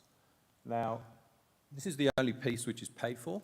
This is paid for by the organisation doing the test, and invariably, if you're a fintech and you're trying to be tested by a financial services firm, it's that firm who is usually willing to pay to execute a test. Some of you might already charge to run proof of concepts with FS firms. And this is a place that you can bring them to showcase your capability. Let them run that experiment, let them test your technology such that they can make a quick decision as to, yeah, this is not vaporware, they're a real business, they've got a credible product, it does what it says on the tin, and it's something that we'd like to explore further and bring into our own tech stack. Proof of concepts in 6 to 8 weeks rather than that 9 to 18 month time frame that we were familiar with. So what's the ask of the FinTech North community? It's really pretty simple. Join the marketplace, all right? We will be sending you out an onboarding form to just populate some details. A lot of that will just come straight out of your marketing toolkit. You might want to share your API keys. We'd like you to share those details, and we'll bring you to the platform. The other thing to remember is that while this is a showcase space for you within this community, you can also ask us to include you in our enterprise marketplace. And that's the marketplace of fintechs that we share with our commercial client partners. Okay, so the Lloyds Bank, the Barclays Bank, the Swift, those sort of names who might want your technology, might want your solution, but don't know how to find you. Explore the community. One of the things that we've really seen kick off, which we were not anticipating when we built the platform, was fintech to fintech collaboration. So a number of fintechs who deliver a single kind of model or a single product into an institution are finding that this is a great place for them to actually maybe partner with somebody who sits in an adjacent part of the value chain, and then prepare and showcase a fuller solution back into the institution. We've had a number of conversations with our enterprise clients saying, we know that those guys can do much more than they do for us, but we're really struggling as an innovation team to get the business units to really listen to what they've got to say. We need a place to show them what it is they could do for us. This is a place that can happen. So explore your community. Who are the other people within this room or within the ecosystem that you have that you might be able to work with? Please do use the data sets. You know, can these help you build products? Can they help you improve your product? Can they help you validate new solutions? And finally, bring your POC clients. That's the only piece we get paid for. Everything else is being delivered to you. Thanks very much. Thanks, Chris.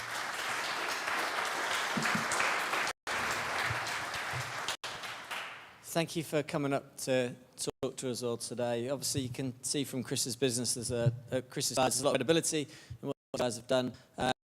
What we're doing here in partnership with Nair One, it's an experiment.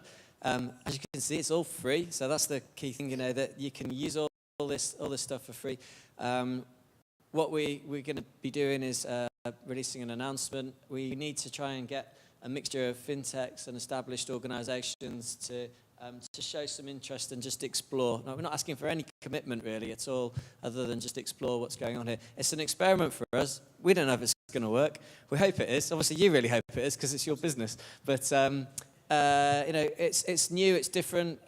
We know that one of the big problems that for fintech, well, the three main problems that I always see for fintechs: finding talent, finding money, and finding a market. And this helps find the market. So, so we really hope we can give this a really good go. We're going to need to promote it and try and encourage people to experiment. So, what else do you want to add, Chris? No, all I would add is that, you know, ultimately, you might look at me and go, well, what's in it for you guys? Ultimately, we want to build out our fintech marketplace. We want a community of folks that are really engaged and leading the way and bringing new products and services to the financial services sector. We want to make it easy for you to test with those folks. We need to bring as many of them to the platform too. So all of the corporate partners that sit in this room, please engage with the platform. Please talk to us about how you might use it and what it, you know, by all means talk to us about cost and activity and what you need from a resourcing perspective to support you with that. But all of this, I think, has got there's potentially a great win-win for all parties. Before he sits down, does anyone have a question? Okay, great stuff, Chris. Thanks a lot. Thank you.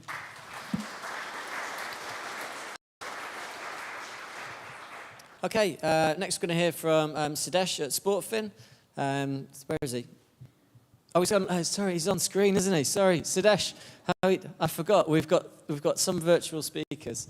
So sorry you're not here, Sudesh, but I think we can hear you. You've just come off mute. So please present to the room. Yeah. Yeah. Can you hear me clearly? Yes. Perfect. Yeah, I've been to a few FinTech North events, and the time they come to Newcastle, I'm not there. So, anyways, my name is Sadesh, and I'm the founder of SportFin. Sport has helped me shape my life. It's helped me keep myself healthy. It's helped me build confidence, and it's helped me build a social support structure around me that has picked me up when I've been at my lowest. And I'm not alone.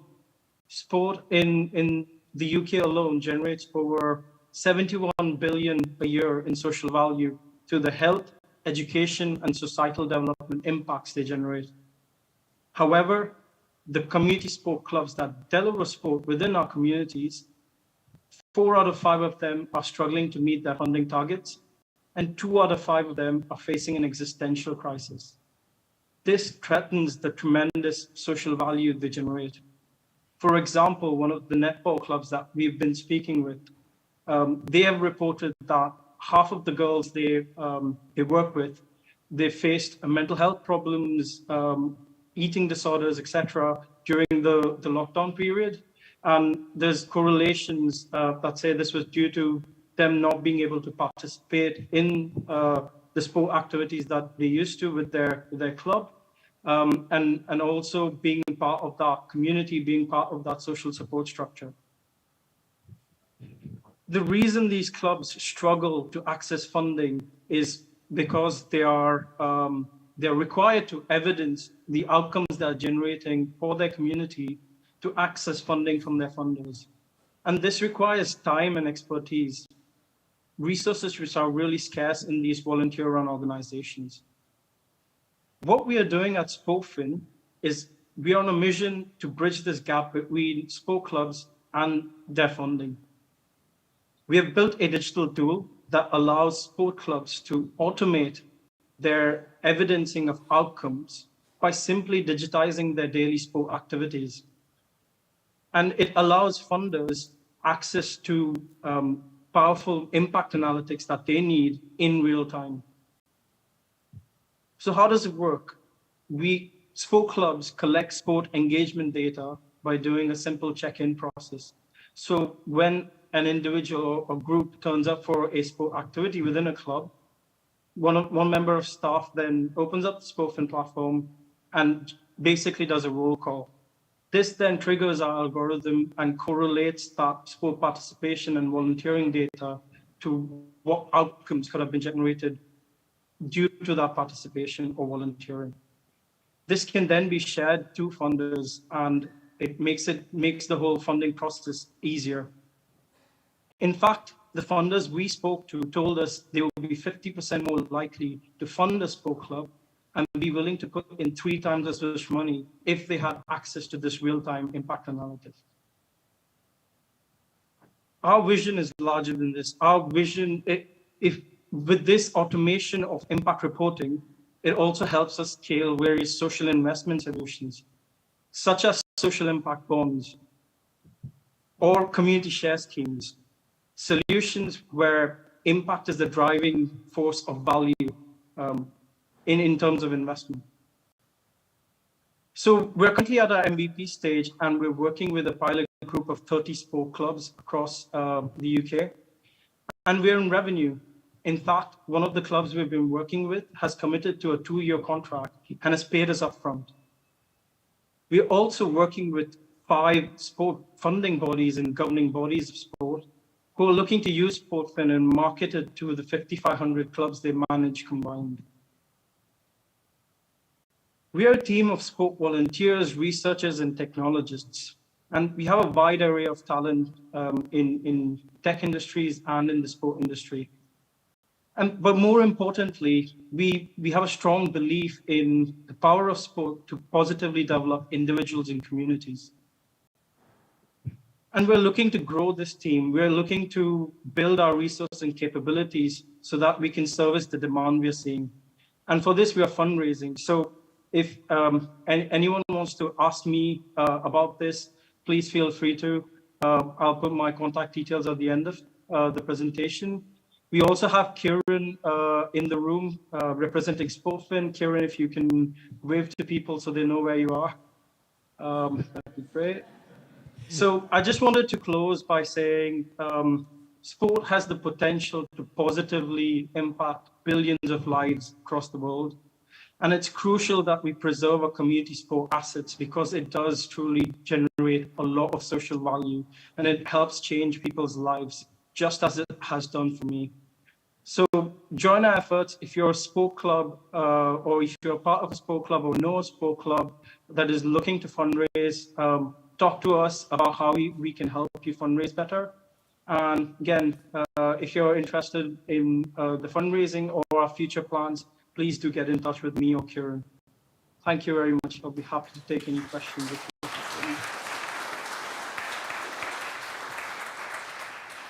Great stuff, Sudesh, and great to have you here, Kieran. Thanks for making yourself known.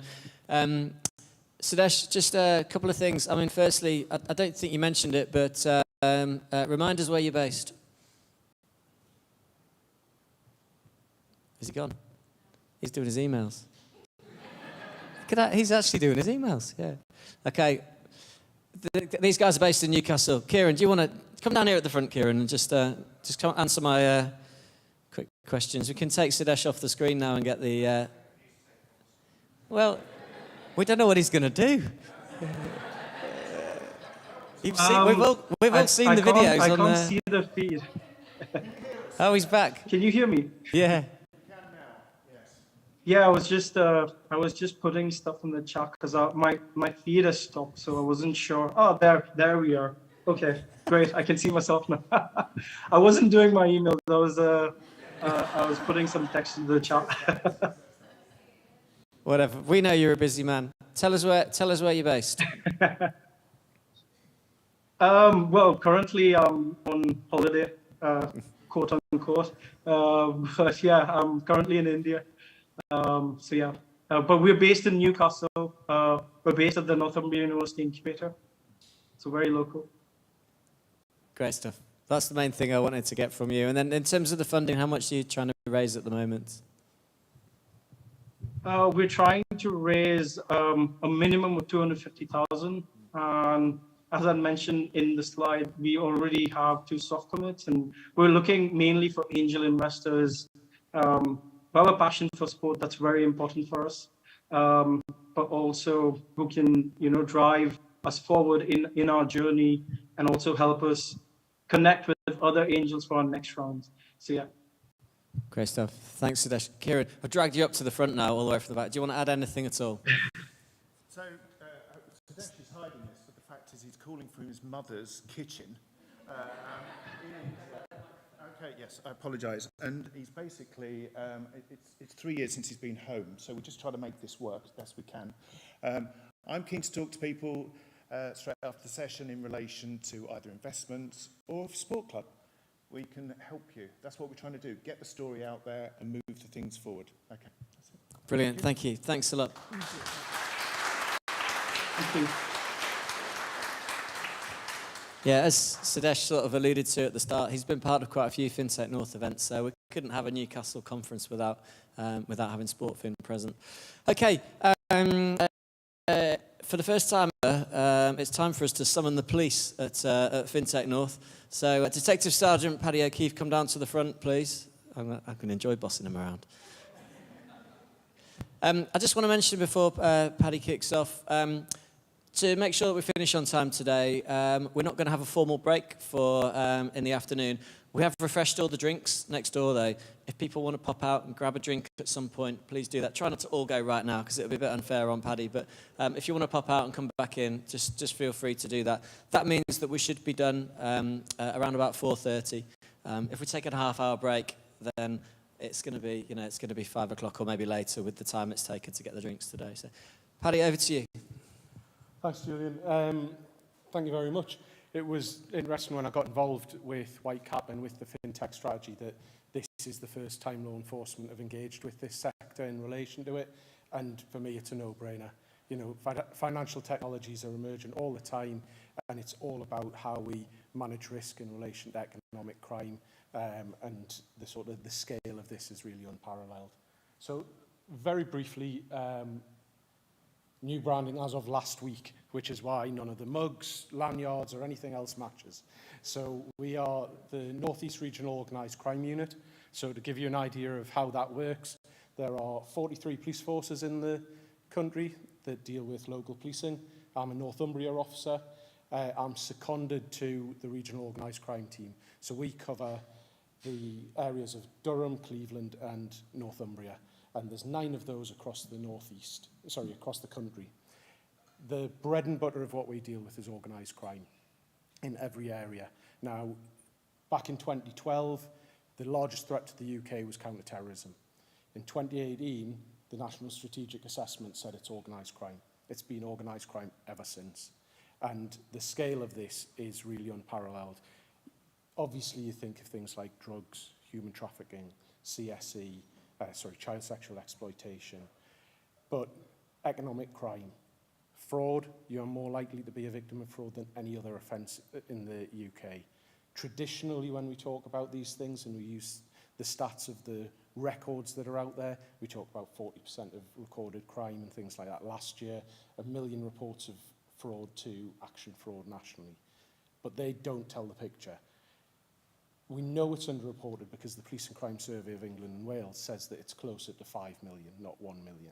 But actually, if you just take that away and you say, let's put our real everyday heads on, and you explain and you understand that in law there is no such thing as an attempt fraud. There isn't a legal entity of that. No one ever gets charged with attempt fraud. Because actually the way that legislation is written is that once you're opened up to that risk, the offence is complete. Now, whether you suffer a financial loss after that is a separate matter.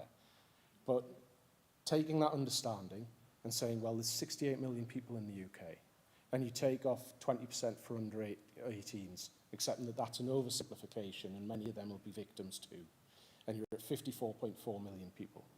Now, 70, 80 people maybe in the room in front of me.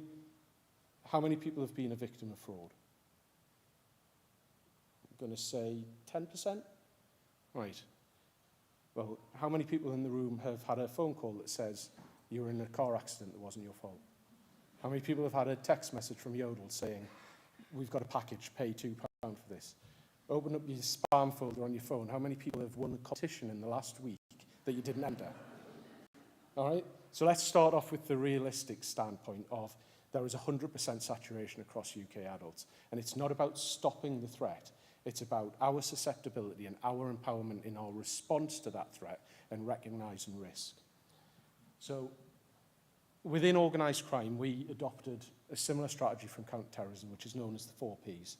And this is a fairly straightforward way of putting it. So if we look at risk and how we manage it, and you look at risk as threat plus vulnerability, it splits quite basically across it. So protect, education awareness. Before an offence has taken place, how do we reduce vulnerability through that awareness, through that knowledge? Prepare. So what are the processes, the procedures that we put in place to mitigate this? You know, 2-factor authentication or 3-factor authentication on a device, the strength of your password. You know, this is the bread and butter of fintechs. Prevent. You know, how do we stop people becoming involved in this as an offender? Now, cyber have had massive results in relation to this and creating strong pathways. But when we're trying to stop someone becoming involved in cybercrime, we're looking at individuals who have high technical expertise. The same talent stream that we've talked about all day today. You know, we want coders, we want hackers, and we want to say to them, use your powers for good, not bad. The difficulty that we've got with the financial crime aspect of this is the barrier to entry is, can you open a bank account? Because if you can, then organised crime can filter money through it and they can launder it. So it's a much wider pool. And actually, what we need to do is create habit change in relation to how we perceive risk and how we deal with it throughout. And then the bottom right, traditional policing, the pursue element, the sanctions that come, the response that is there. And you'll hear police repeatedly say, we don't have enough resources for this. And that's why it's only one part of the full response. So why are we here? So taking that same 4P approach, this is a realistic version of it. This is how it works in real life. So at the bottom of the triangle, you've got that pursue element, which is the most finite resource that we've got. Not everyone can go out and put handcuffs on people and take them away and put them in front of courts. Additional to that, yes, we've got public prosecutions, we've got private prosecutions and other sanctions that we could take, but they're not available to everyone. At the top, we've got protect. So we create strong narratives, we create a language of understanding risk, of understanding what we can do, how we can do it. Protect's easy. Go home and have a conversation with someone. Whenever we talk about fraud, people always go, that's really good. Yeah, I wouldn't fall for it, but I know someone who would. You know, everyone knows someone. Realistically, everyone's targeted. There's a right lie for everyone.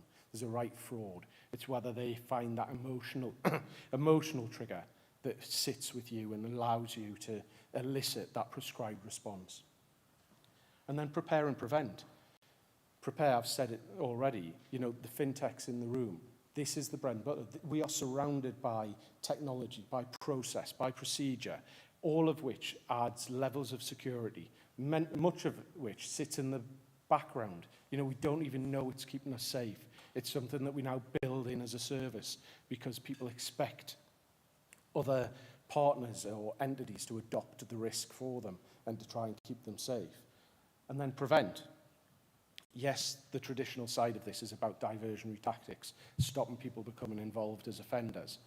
But that can be as simple as creating a strong North East economy. It can be creating jobs in this area. It can be building opportunities for the people who live here. And, you know, we've talked about talent streams in relation to technical expertise. But when those offices open, they need non-technical people. They need admin, they need front of house, they need cleaners. You know, this is just about a regional growth or a national growth, creating good opportunities that makes crime a less viable option for people. And really, I would close with this. This was Walter Ritson, who was CEO of Citicorp, and I think it really underpins how we'd like people to think about risk. And, you know, I'm here with some of the team. If I haven't spoken to you already, please come and see us.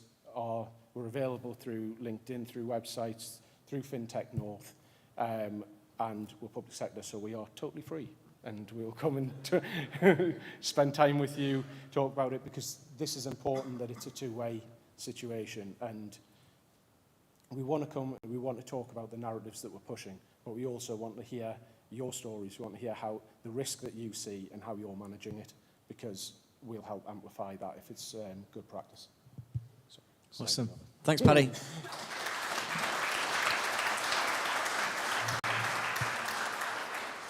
Anybody want to ask Paddy a question? Okay, Paddy, I've got a question for you. I mean, actually related to this quote. So I've done a fair bit of work in the kind of RegTech financial crime fraud space recently through FinTech clients. And at a conference I was at recently, it was said that we're not going to catch up with criminals and fraudsters, and if anything, they're just getting further and further ahead. And so, you know, it relates to this. But would you agree with that? And like, what do you sort of like? How does that reflect with your own experiences? It's the biggest growing threat area. So, fraud, economic crime, cyber crime. You know, they've just accelerated massively, largely because it can happen at scale. Now, that's why there's a common sort of police term at the moment that we're not going to arrest our way out of this. You know, that's why we need this behaviour change, this change in view and habits. If we look at what's happening now, the scalability of crime is very easy, and we always feel that it's personal. So they can send out a message that comes from Barclays Bank. Now, 1 in 10 people might bank with them, so 9 people immediately see that message and they just delete it because they know it's a scam. They're able to rationalise that. Even if you do delete it and you bank with Barclays, I can guarantee you will pause, because it's about self-awareness, it's about those emotional triggers. And one of the things that we want people to understand is this isn't no one's blamed for fraud. There's some terrible language out there about falling victim and, you know, people were laughing at the Tinder swindler and things like that. These are professional criminals who are manipulating people's emotions. And what we need to do is get better at being self-aware, understanding where our triggers are, and then being able to drive behavioural change in relation to that. You know me, I could go on here for 20 minutes, so I'm going to try and stop. That's a good answer. It's a good answer. Thank you. Great to have you here today. Thank you.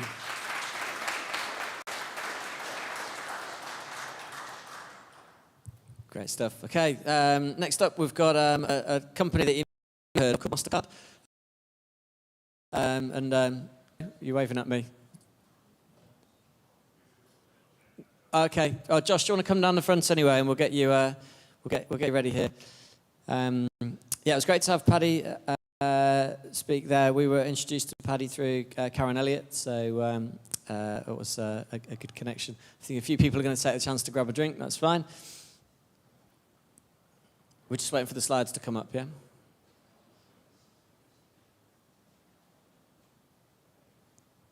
Can we take to the stage, Josh?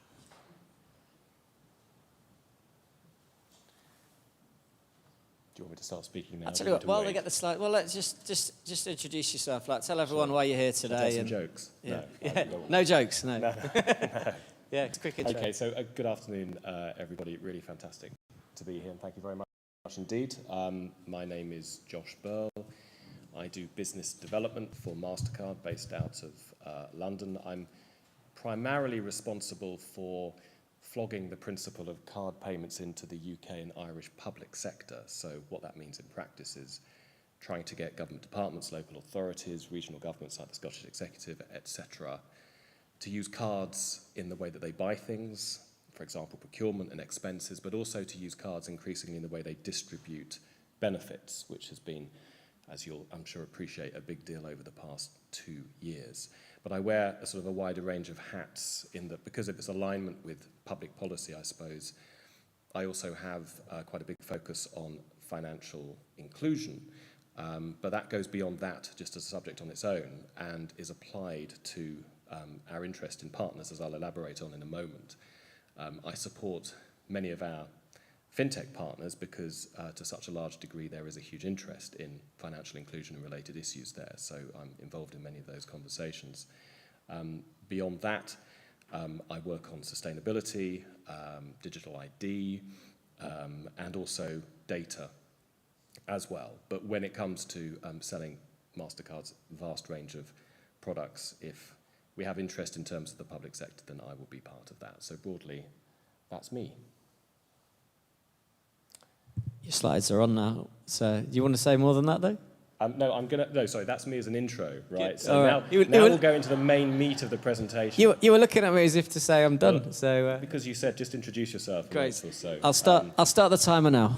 Okay, so that was the support act. Okay. By the way, I don't have any slides, so I'm just going to talk at you for a bit, but maybe that's a break after what's gone previously.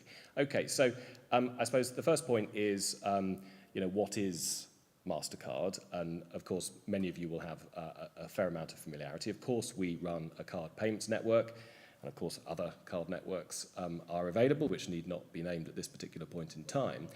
But it's a global organization, obviously, but what has emanated out of that is, as I said just a moment ago, a significant portfolio of related products and capabilities, not least around data analytics, because when you make a card transaction, of course, you leave a footprint, which could be used to talk a lot about the health of the high street, which has been, of course, very relevant over the past couple of years as well.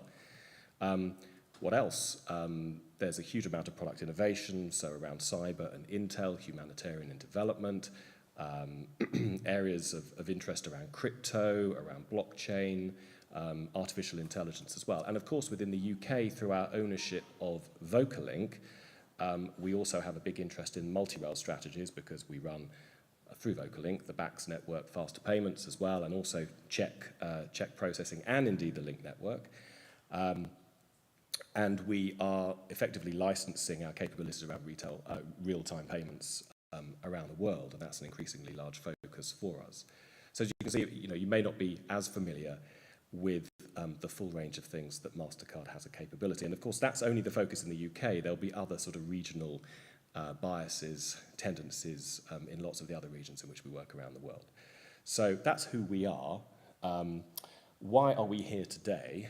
Well, an increasing focus of ours, as you would expect, is to ensure that we retain our relevance as the payments sector continues to evolve and evolve very, very rapidly.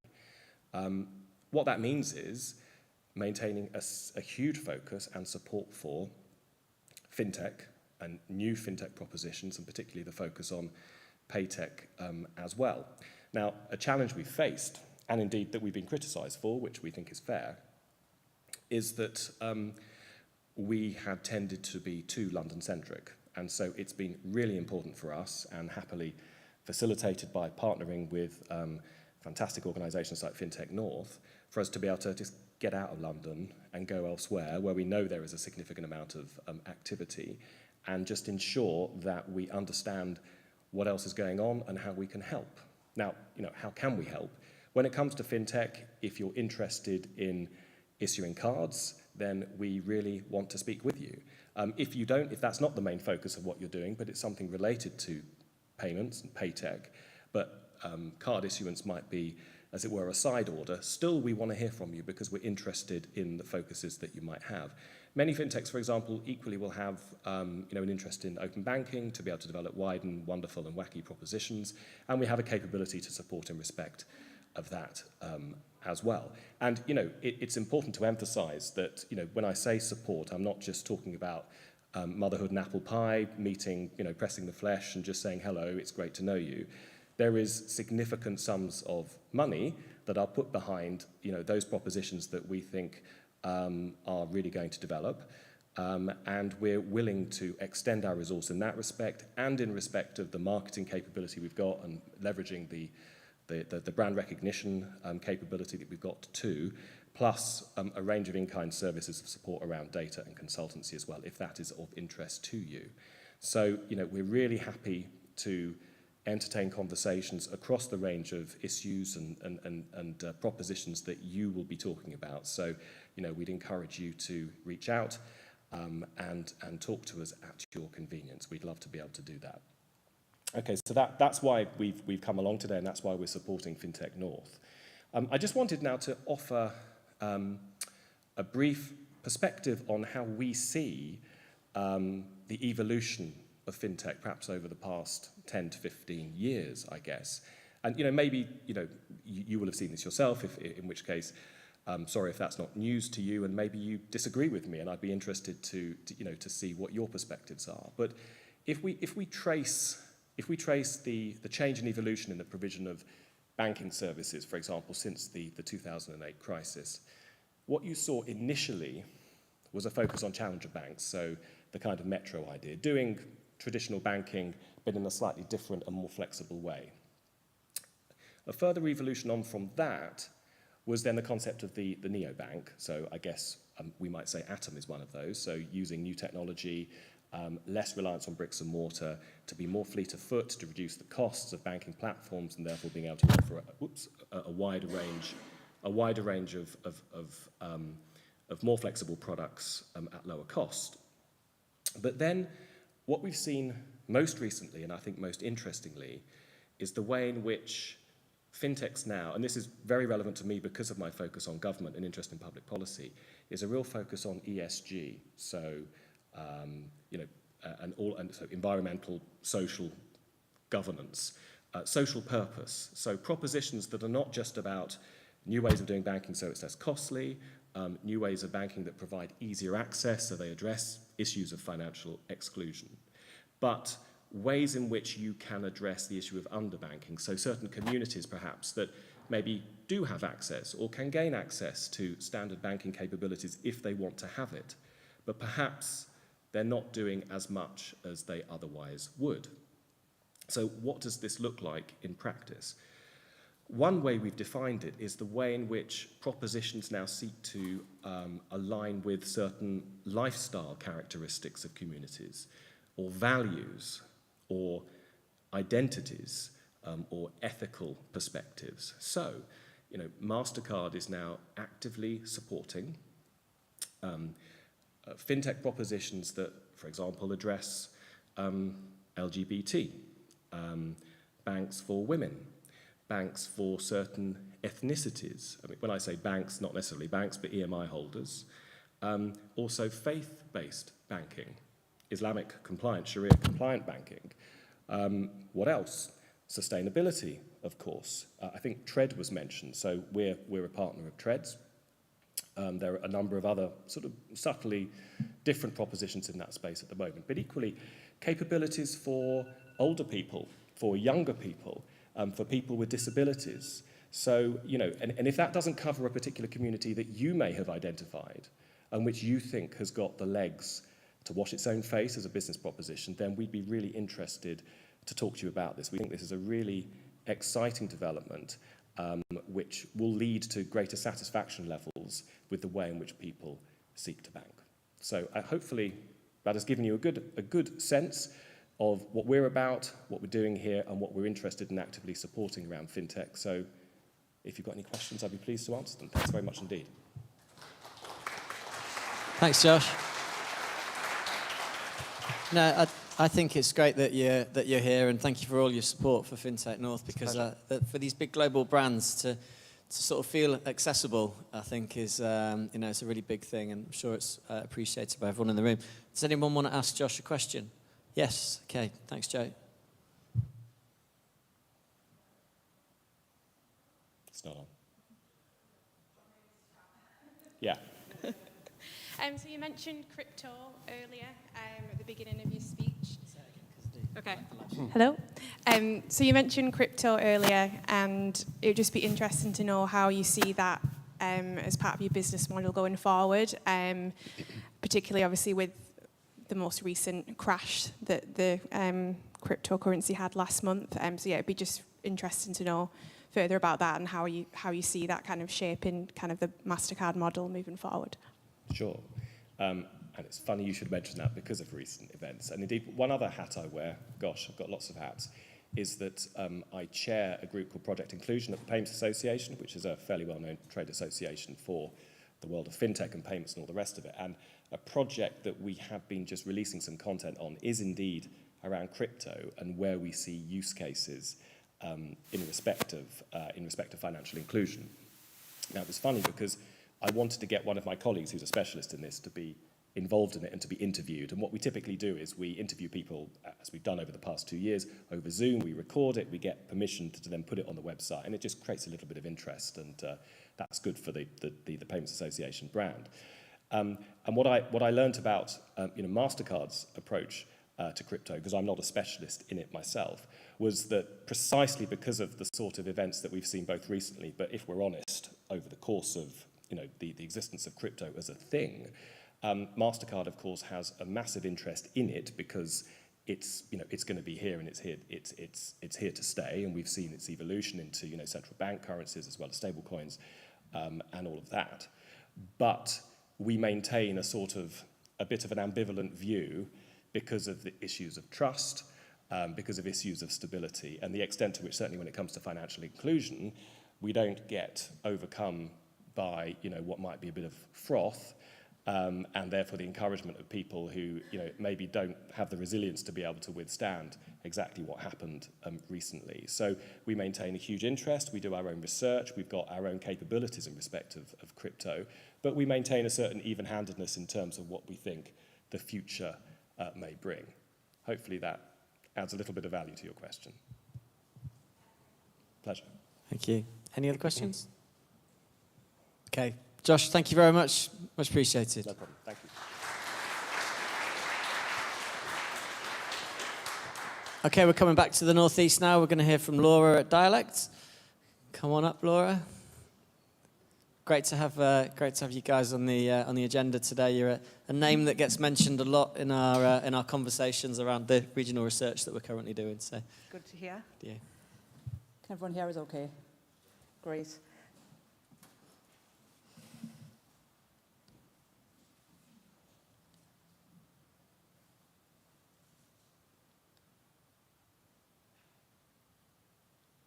Oh, there we go. If I'm not the only one who's double clicking. Back again. Okay, so hi, I'm Laura. I'm the COO at Dialect, and we're excited to be here today to share the journey that we've been through so far, some of the problems that we're trying to solve on behalf of our clients, and just a bit of background as to what we do and who we are.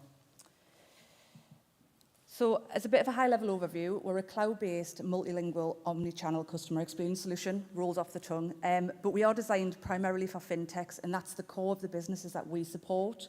We support organisations already around the world. We've been in business around 2 years now, and we've had some real opportunities to work with a wide range of different fintechs offering FX programs, youth banking, care industry, so accounts and FX and wallets. So we've already got a good understanding of what clients are looking for in terms of the service that we have.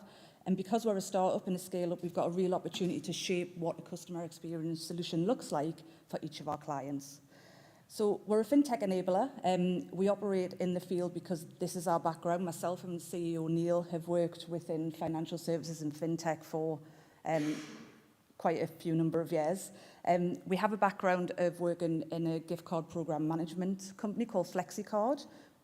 We had 10 years working in there, and we took that business from a kind of startup, scale-up scenario through to a very successful organisation. Now, the reason that's important is because part of that business was managing a contact centre or customer experience solution for cardholders, and we had interactions every day, 365 days a year. And we started off as supporting UK-based programs, so it was English language. We knew that it was easy to do, but where the challenges came is when we had to start looking at our business model and how we'd support different languages, different territories, and different companies across the globe, particularly in Europe and the Middle East. So we took that kind of knowledge, experience, and we built Dialect. So, bit of a high-level overview again of kind of what we do. Oh, that hasn't moved. So as I say, we're a team of fintech enthusiasts, but we're also coupled with some very knowledgeable team members who know customer support inside out. We brought them two elements together, and what we've done is built out a solution that really addresses the needs of a customer experience proposition. What we find with a lot of fintech organisations is that they build out wonderful solutions, they put a lot of focus on their products, the user experience, but often they don't focus on the customer service element. So they build out a great proposition, push it out to market, and then they're not necessarily sure how they're going to handle that query that comes in from a cardholder who might be on the holiday with a travel card in Mexico and can't get hold of anyone. So we've got the traditional challenges of using an app, which is great, but what are the other interaction channels that you need to be speaking to your customers in? Now we work on a B2C level, but we also work on B2B. So our solution handles every type of query and every interaction type. We support multi-channel, and it's a real, true omni-channel solution we have. We're built on Amazon Connect, and with that brings a lot of power and insight for us internally, but also to our customers. We handle every interaction channel you can probably imagine. So we have traditional voice, which has still got a really big, important role to play, but we also support chat, and I'll give you a little flavour of some of the developments we've made on our chatbot and live chat interactions. We also have a messaging in terms of WhatsApp, and that's a very fast-growing kind of area that a lot of young startups are looking at, is how they interact with audiences who don't necessarily want to use voice. Certainly I don't tend to use voice, and I'm not that young. But we are moving towards seeing most platforms being used to talk to big corporate organisations and small organisations as well. So we also integrate with the likes of Facebook. Multilingual is core to our product and our offering, so we currently support around 9 languages, and that list is ever growing. So some of the languages we've just listed on there: English, Spanish, Italian, Polish and Arabic. There's a strategic reason as to why them languages feature in the ones that we have. We can support all of Europe with that mix of languages, but we then can support out across the wider world. So there's a reason for them languages we have. And then finally, Amazon Connect. Powerful solution. It's driving the contact center and customer experience market forward faster than we could ever imagine. New features are coming out every week, and we're trying to bring them in, which actually add value to our end product, to our customer base. We're not about putting features in that not necessarily anyone will use. We want the feedback, and that's how we build out our solution. I've got a short video to show to better explain what we do. I'm just hoping that it plays.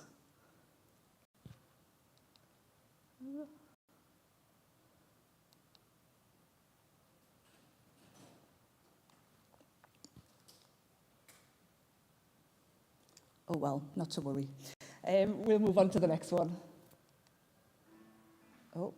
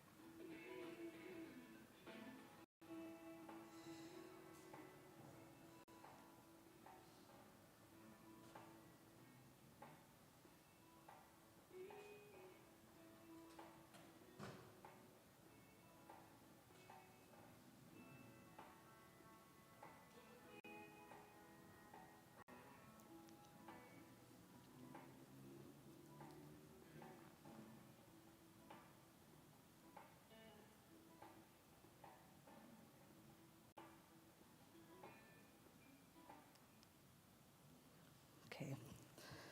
So just to kind of delve deeper into the product offering that we have, we're operational 24 hours a day, 7 days a week and 365 days a year. Now internally for any organisation to support that level of customer experience is quite intense. What we've aimed to develop out is a solution that not only supports our internal customer support agents because they deliver the best customer experience if they have the right tools, but equally a solution that's flexible for our clients. They can pick and choose how they want it to look. You know, start with a voice or digital first proposition in the early days, and then we grow and develop with them. And that's what's really important for Dialect. We want to grow with our clients and support them on the journeys that they're on. We've lived and breathed it, and hopefully we can give our knowledge and experience to that as well. I've got that really short. Nice one. Thanks, Laura. Well done, Laura.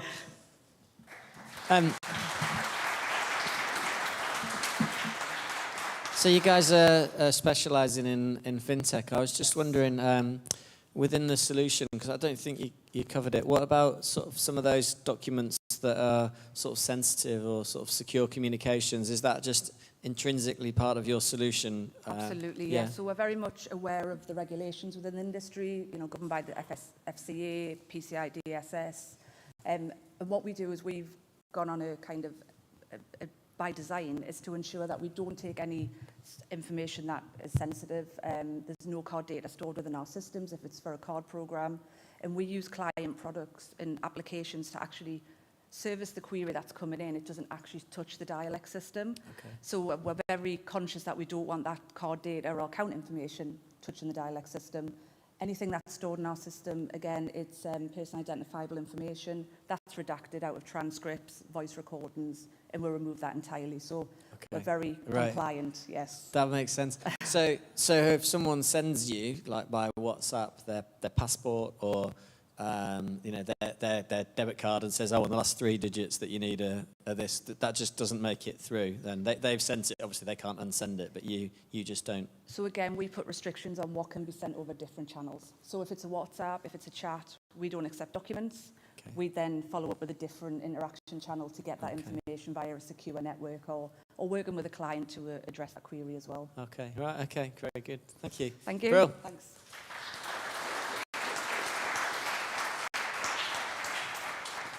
Okay, next up we're going to hear from the guys at Wealth OS, Shri and Anton, who've come up from London yesterday. It was great to see you guys last night and have a chat with you. Look forward to hearing from you. Thank you. Right click should be all you need to know. Hopefully the video works. That's nice.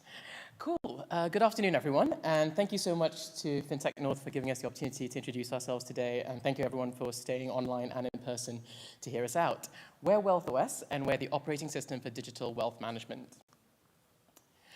We were founded to make financial products more accessible to everyone, everywhere. So that is everything from your ISAs, your pensions, and your savings products. So what we want to do is make it really easy for you to launch digital wealth management products. Our cloud-native software as a service takes care of the entire back-end technology that you need to run these products today. So you just need to bring your excellent customer experience, plug it into our API, and then we'll take care of the back-end processes, infrastructure, and operations. Probably should have introduced myself first, trying to go straight into it. I'm Shri Christensen, and I'm the Chief Commercial Officer, and I'm joined today by Anton Padmasiri, who is our CEO and founder. It's also his birthday, so if you can give us a minute or two, that would be great. As a minority-founded business, we're really passionate about trying to make financial products accessible, which is why we're really excited to be here today to help support Northern companies bring these products to your local communities. And what we can do is we can help you launch these products not only 3 times faster, but 40% cheaper. And Anton's going to walk you through a very short demo that actually shows you how our technology can power a typical digital investment product. And what I highlight is this product that you're about to see was created by just 2 front-end developers in under 6 weeks. So that just shows you the power of our platform to create and launch these new products. Anton? Thanks, Sri. Hi, everybody. So what you're going to see if the video plays is a set of features that we've built on this mock wealth app. And you're going to see a number of features, almost 7 features, come into play and kind of work with WealthOS's API, and by just invoking 3 API endpoints, how much automation you can achieve. So if this video works, is it good? Any idea how to get it to play? No, it seems to. Don't know, Brad, can you get it to play from your end at all? Hello, my name is Kira. Nice to meet you. I guess I'm testing the mic. Hello.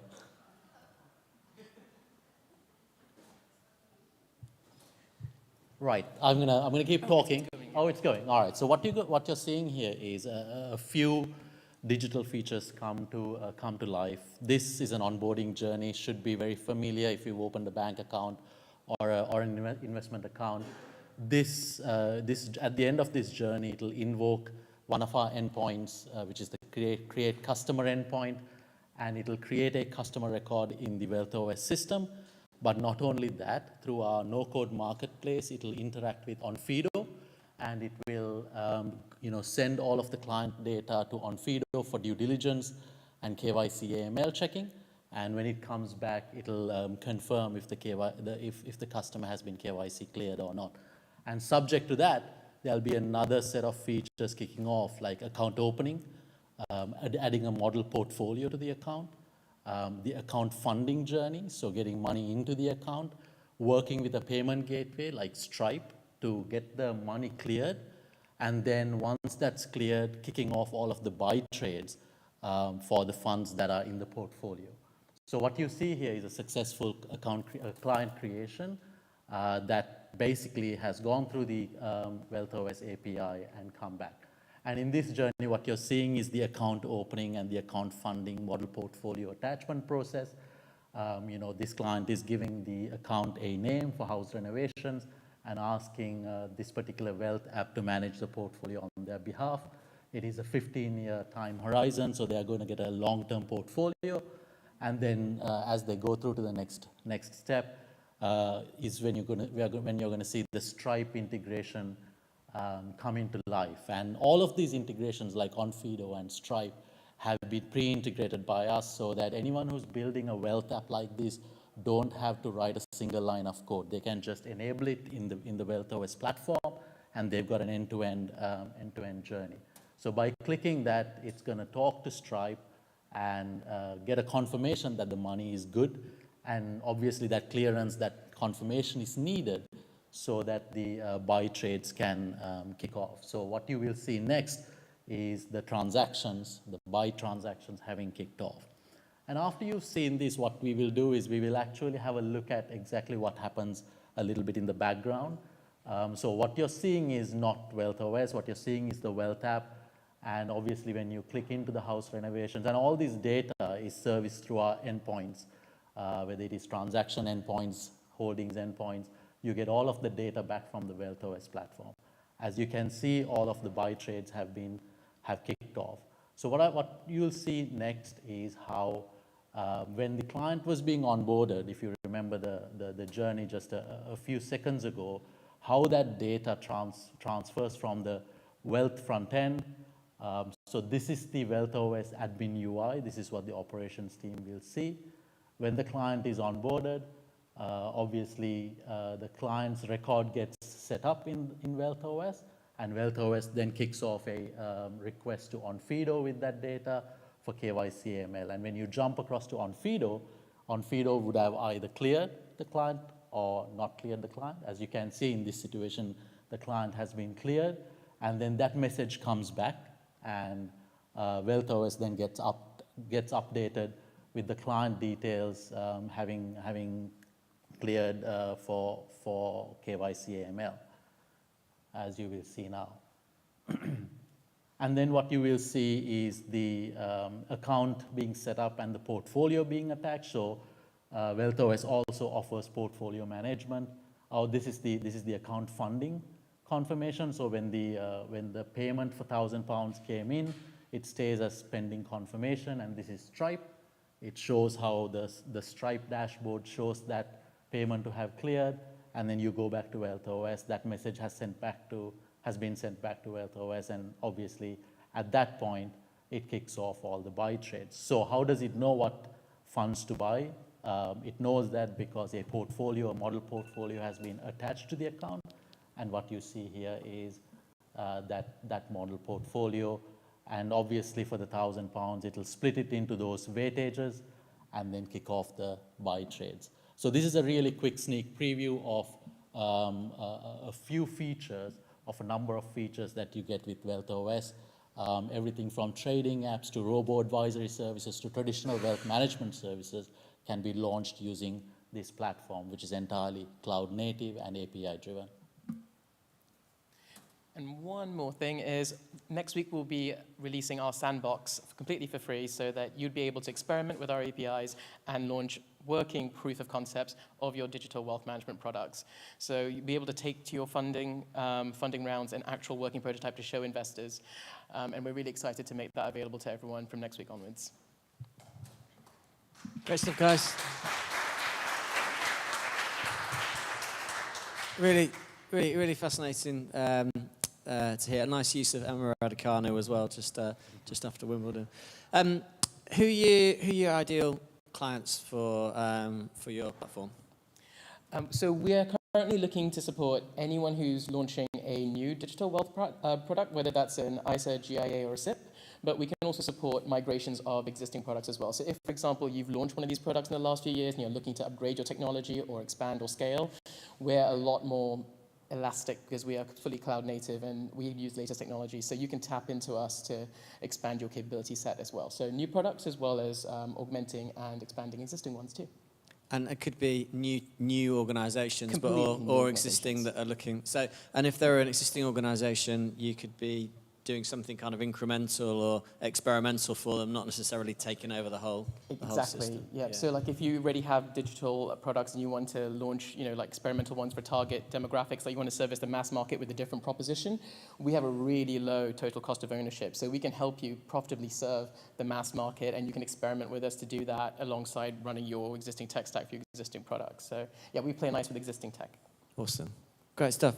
Well, good luck, guys. Thank you so much for coming up to Newcastle. I really appreciate it, and hopefully we'll see you back again here sooner rather than later. Thank you for the hospitality, and this has been an amazing event, a FinTech North event. We are definitely going to come back, so appreciate your hospitality as well. Nice one. You're very kind. Thank you.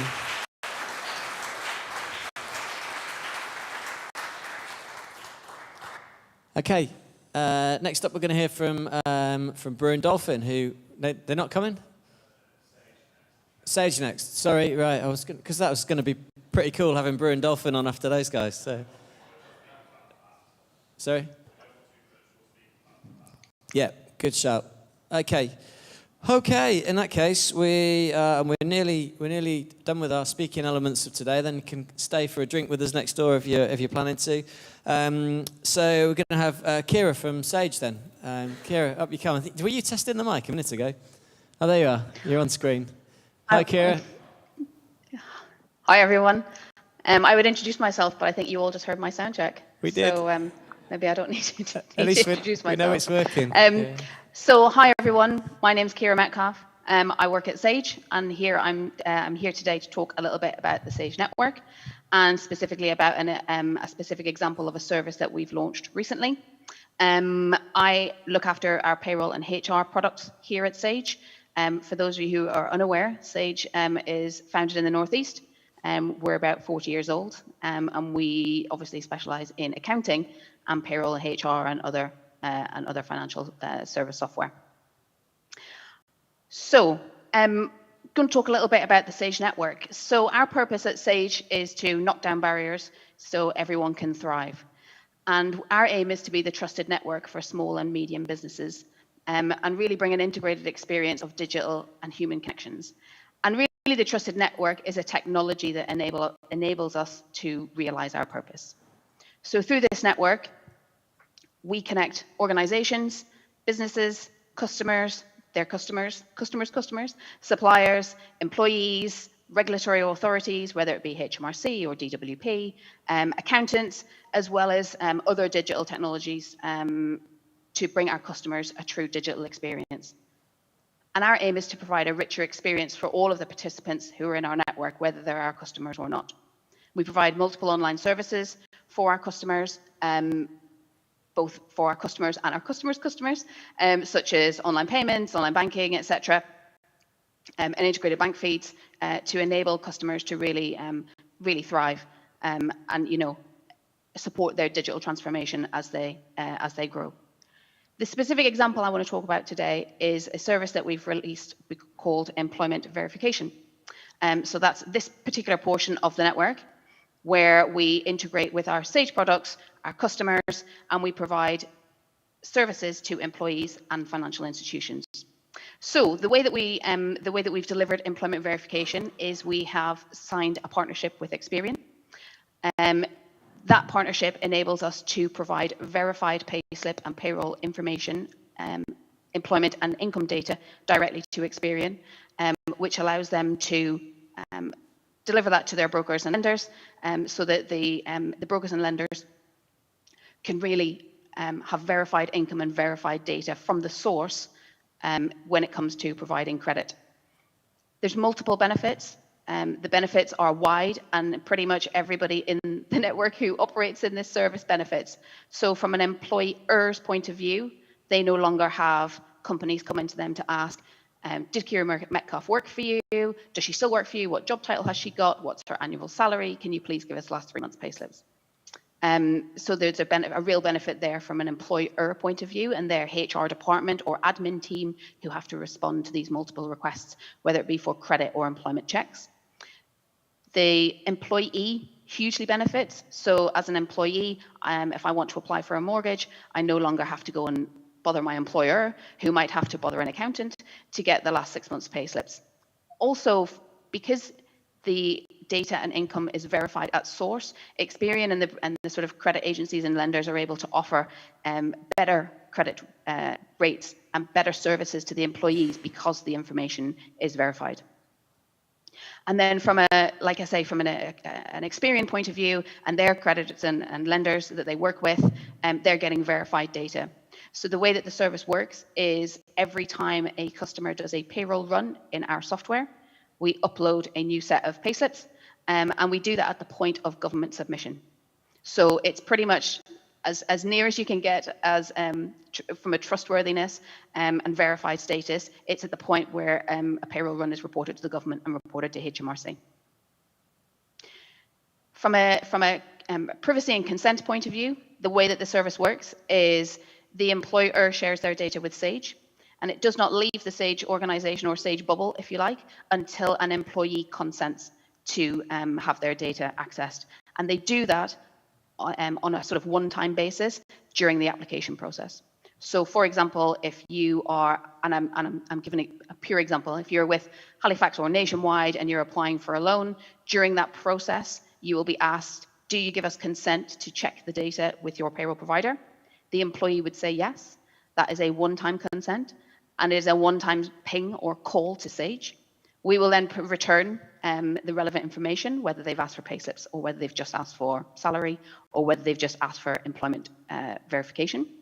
We'll then return that information, and then the employee is able to then continue with their loan application or their credit application, and that data is used just that one time. If the employee applies for a different loan the next day, it's a separate call, it's a separate consent, and that's how the service works. From a Sage point of view, this is huge for us. Payroll in the payroll industry is probably one of the laggards when it comes to cloud adoption. From a payroll point of view, it's kind of your most sacred data, your most precious data. As an employer, it's the data you must protect at all costs. So if it's not broken, don't touch it, right? You don't want to switch to, you don't necessarily want to switch to cloud or switch to a different provider or a different cloud service and interrupt the possibility that you might have a disruption to your payroll.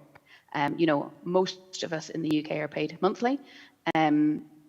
So, that's kind of a 1 month window in order to switch your services. So it can, from a payroll point of view, and all the other payroll providers in the industry would sort of agree with this, that, there's still quite a presence of desktop software. So for ourselves here at Sage, we still have a lot of customers who are on desktop payroll software. And what we did was we basically use the desktop software, the data, the customer doesn't need to move, they don't need to move to a cloud application. We basically created a cloud connected service to that desktop product. The data is uploaded, like I say, once a month or once a week, however often an employee is paid. And that's data sits with Sage and is only accessed then on request. As you can imagine, there's lots of savings of time, savings of money, fraud prevention, new and verification. The service is launched in the UK only at the moment, our largest product, of which we've got about 8 million employees across the UK. We are looking at global expansion, so we have got a huge payroll market presence in South Africa and Canada, so we're looking to do these services, roll this out there. So we're looking for partners, etc., in those regions.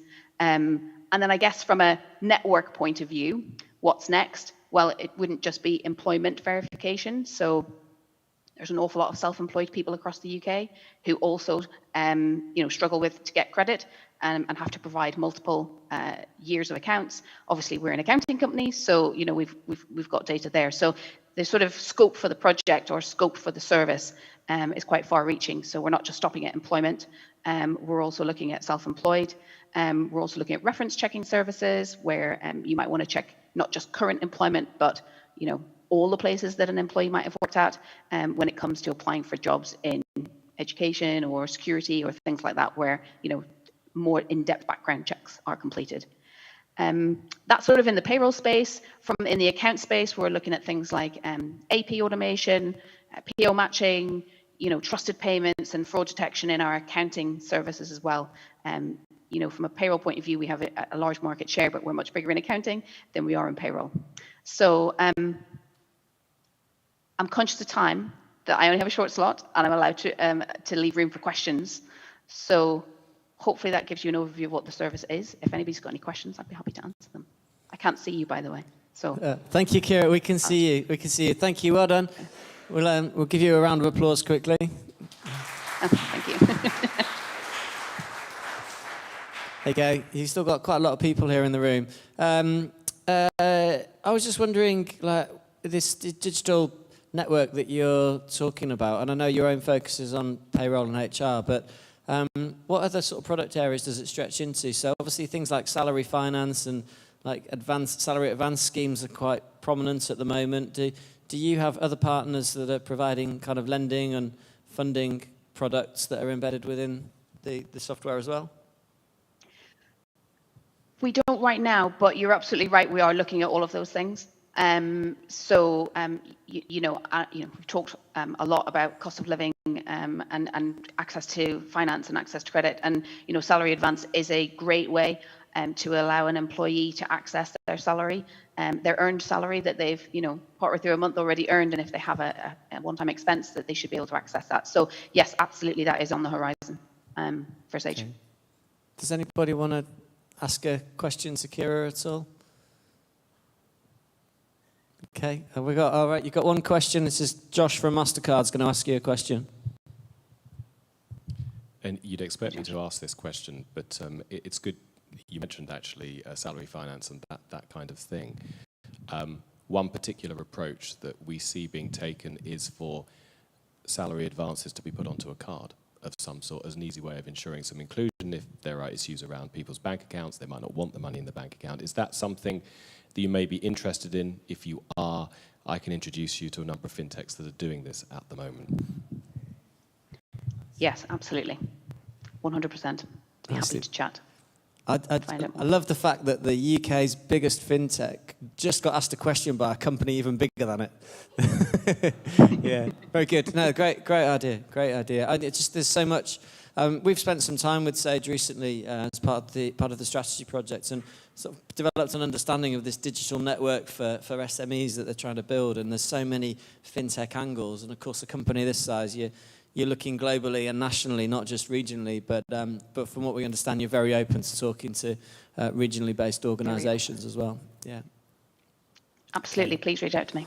Happy to help. Great stuff. Well, thank you, Kira. Really appreciate you joining us, and thank you for your presentation. See you soon. Thank you. Take care. Okay, so now we are going to hear from Brew and Dolphin after I jumped the gun slightly. We've got Gareth, thanks for coming. You're the penultimate speaker. There's no pressure, but I wouldn't want to overrun if I was in your shoes. Thanks. Better get the timer ready. Hi, everyone. Thanks for allowing us to speak to you all today. I'm here to talk about a 260-year-old fintech. We heard about Sage, 40 years old. The mighty Brew and Dolphin was founded in 1762. The hall you're sitting in, I'm reliably informed, started life in about 1852. We were 90 when all of these luminaries started thinking about some of these things. So quite an old organisation, older than Italy, older than the first car. In our 70s when Oliver Twist was published, and guess what? We're even older than income tax. What a nice little stat that is. Someone can win a prize if they can tell me which year it was introduced. Now, I think the thing when we think about fintech, which is obviously based on that history, perhaps not native to us, is trying to solve this real problem of people living longer, but perhaps not saving for that retirement. This idea of the 100-year life. My son was born in 2016. If he loosely lives an okay life, and I'll kill him if he doesn't, he'll live into his mid-90s. But of course, retirement's often seen as this thing you do in your 60s. So how are you going to try and fund that lifestyle for 30 plus years? But wealth management's got a bit of an image problem, and I'm not talking about what I'm wearing today. What I should say is the wealth OS guys, I mean, did you see that shirt? That's absolutely incredible. There's innovation for you. No chance I'm wearing it. You can tell he's from fancy London. But breaking down barriers to wealth management is really important. You know, typically when you think of a wealth management client, well, first of all, the title, right? You've got to have some wealth first of all for it to be managed. And how much is that? And that'll be a different figure to you all. But if I said to you, you can start your investment journey with Brew and Dolphin from just £500, that might surprise a few people, because traditionally, the people we served were these people around here, those middle-aged, middle-class white men, middle class, middle age, that was it. And actually what we're trying to do with our fintech is trying to bring those digital channels, bring those elements down so we can attract new clients, and help them on that investment journey. It's a really proud fact for us since we launched our digital channels in 2015, more than 50% of our clients are actually women. And women traditionally have not invested because those middle class, middle age, you get the story. So we're trying to use digital to really engage with those people, to make it much more accessible, to take that fear factor away and allow people to perhaps get rich a little slowly. There was a question earlier about crypto. And where do we think crypto would be, or where it might be, etc. Now, I think, the use case, and the gentleman from MasterCard talked about that a little bit, but I think that's a very volatile area. How do you encourage people to, you know, come and start putting that money and get into that savings habit and help their long-term future, that life? And actually, when you think about some of these things, it's not just attracting millennials. That's the thing when you put digital into your service, into your solution. The view is that's the 18 to 25-year-olds, and it's a certain demographic. Now, let's test this a little bit. I'm going to ask you a quick question. You just need to show your hand. I guarantee you'll know the answer. It's your age. So really, I'm looking in this room, and I want to look for people who are 18 to 25. Any 18 to 25-year-olds? Room? Have a little look at some suspect answers. Have a little look left and right. See what, not in this creepy and this is not dating. Just like look left and right a little bit. 18 to 25, okay, we can see some there. Who's 26 to 35? Yeah, quite a few of them. Excellent, excellent. 35 to 40. Oh, look at these are the peak of their careers, these guys and the girls. Look at them. Anyone over 40? Oh, wow, there's a few. At a FinTech conference, I mean, it's just for millennials, surely, right? And you've had a look and you've seen it. Now, I've got a second question. We're going to talk about income now, right? So I'm going to give a range, and you're just going to put your... No, I'm not really. I'll tell you what, there's a couple of people down here desperate to put their hands up. They're earning some serious numbers. Now, I think the reason I did that is when you think about investing, when you go through these things, everyone looks a little bit different as you go around. It's not one size fits all. And I guess with our digital services, that's why I talk about the fact that it's not just millennials. We had a lady in her 70s deposit over £1 million into our digital services just the other week. Not traditionally a FinTech customer, you might think, in their 70s, but certainly interested in the solution that we have in that space. So we're trying to use technology to access more people. We're trying to do it in a much more cost-efficient way, and we're trying to remove some of those barriers. But in our traditional side of the business, what we're trying to do is also work with lots of high net worth individuals who maybe work with us and act as almost a super connector. We want to think about the people in our region and think, how can we connect you with perhaps some of our clients? So my colleague Chris is sitting here. Chris, if you just want to put your hand up there. Yeah, he didn't get the FinTech dress code, but that's fine. We'll let him off, right? But Chris works with numerous clients across the North East, and often you find those people who are interested in connecting with new opportunities, new people. So please do reach out to Chris at the end of this. As we go through this as well, I think when we think about digital and FinTech, it's not just about the shiny new stuff. You know, it's not about being cloud native. It's not about augmented reality or any of these funny things. It's sometimes just about solving those simple problems. And I think in our industry, some of you may have heard of the concept of robo-advice. Robo-advice is one of these things a few years ago that was going to come and eat our lunch. It was going to devastate, and every news wire in our industry had the Terminator. Technology was coming to destroy us. But I think it fundamentally it was flawed simply, I was going to say failed there, I'll come back to that, I'm going to say it failed. It was fundamentally flawed because no one wakes up in the morning asking for a robot to give them advice. What they're actually after is that advice, is that investment, and digital can certainly bring you to that, but it doesn't have to be the entire thing. We find people want the human touch. We find in volatile markets that sometimes people just want to have a conversation or just be reassured. So when we bring digital together, there's no apologies from us that we're pairing it with the human touch. We're pairing it with someone. So all the time you invest and have advice from Brundolphin, you're always going to have someone alongside you. It's how do we win in the moments that matter. We want to serve up as much of the information as we can to you digitally. We want to make it really easy for you to engage. But equally, when you need that piece of help and advice, when you need that conversation, dare I say it, you want that real human person to have a conversation with you. When I look to the future, we're thinking a lot about open savings and investment, that extension from open banking. How do we make it frictionless to move money between accounts? We do want to think about some friction, and even though I said frictionless, I'll pare that back a little bit. Investing is for the long term. We don't want people to dip in and dip out. You shouldn't be putting £500 in this month and then taking it out next month because you've got a big night out or you want to buy that funky shirt from London. You know, you should be looking at these as long-term savings and investment. And I think with that, we think about good friction in the process, helping you do the right thing, making sure that actually you can save for that very long journey in life. I hope you all do live to 100. I hope you do invest, whether it's with us or someone else. Have a think about that. Think about how that journey might go. If you're a fintech, think about how you might come and help us solve some of these problems. We definitely don't do it all on ourselves. If you're fintech and you want to be connected to some of the North East high net worth individuals, please speak to Chris. And if you've got any other questions, please come back to me at the end. Nice. Nice, Gareth. Like it. Very nice canter through things there. Thanks. I know you're going to mention I nailed 8 minutes, bang on the money. No, I wasn't going to mention it, but well done. Thanks. Yeah, Thanks. yeah.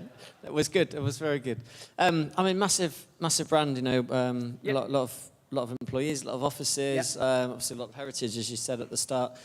In wealth management, there seems to have been this sort of move towards the threshold being raised at which clients can access financial advice, and there's this kind of market opportunity opened up beneath that, which is where a lot of the fintech companies sit. Yeah. How are you playing in that space for the smaller investors? That's a big thing for me. You know, that's a big thing for me. How do you make it much more accessible? How do you make it accessible for the mass affluent? I think the robos came in with a view that potentially they could create a solution in that space, but that's the type of thing we've done. So again, you know, if you came to us 20 years, we typically would be only working with you if you had really big sums. These days, you're going to start your investing journey from £500. You can start getting advice from us from around £50,000, and it goes onwards all the way through. And it really does help those mass affluent individuals, those people thinking about their long-term future. And yes, that might not be the amount of cash you have today, but that will build over time. Hopefully, if inflation settles down a little bit, that will build over time, and you can start that investment. But we really see that as helping more people. We're helping people at an earlier part of their career as well. Our new digital channels are typically attracting customers in their 30s and 40s, not as the traditional side of the business does, people approaching retirement, in retirement, or at retirement. So again, that's a big focus for everything we do, and certainly that's the successes we've had over a number of years in this space. Yeah, cool. Yeah, and I guess you're feeling a bit challenged in that space by some of the newer, maybe that aren't pure wealth management propositions, but even like people like Revolut that are offering investment opportunities kind of embedded within their apps, or you know, a lot of the ISA providers like Moneybox, people like that. Yeah, there's some really great solutions, and that's the most important things. We can't solve it by ourselves. So it doesn't really matter in some respects if you come to us, you come to someone else or whatever, as long as you do that. That's a big thing. But in the UK, like about 10% of adults pay for financial advice. Right? So even if all of those businesses are super successful, we've got a long way to go. The US, by comparison, is closer to 30%. And again, we've got to think about how you're going to pass this money down to your children, how your family's going to pass that down. So there's a massive, massive opportunity there, but we haven't really got that investing culture. You know, I often ask people, do you invest? And they say, no. Do you have a pension? Yes. So you've answered the first question incorrectly. So again, it's trying to help people get over that, but also making sure that we don't look at the volatility of crypto or the crash of Luna or something like that as the same thing as, you know, good investment over the longer term.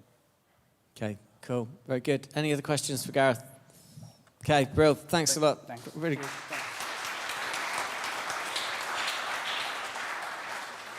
I think there's a whole event on that topic for sure. That'll be a very interesting one. Okay, last speaker is joining us virtually. It's Leah from Life Moments. So Life Moments is a company that we know quite well. They're not based in the North East, but they have done some partnership work up here, which I think Leah's probably going to mention. So I won't steal her thunder. But Ben, who's the chief exec of Life Moments, we've known since he was at HSBC. And he kind of left and has created what's become a very successful fintech, working with different size organisations across the UK. Are we ready to get Leah on screen?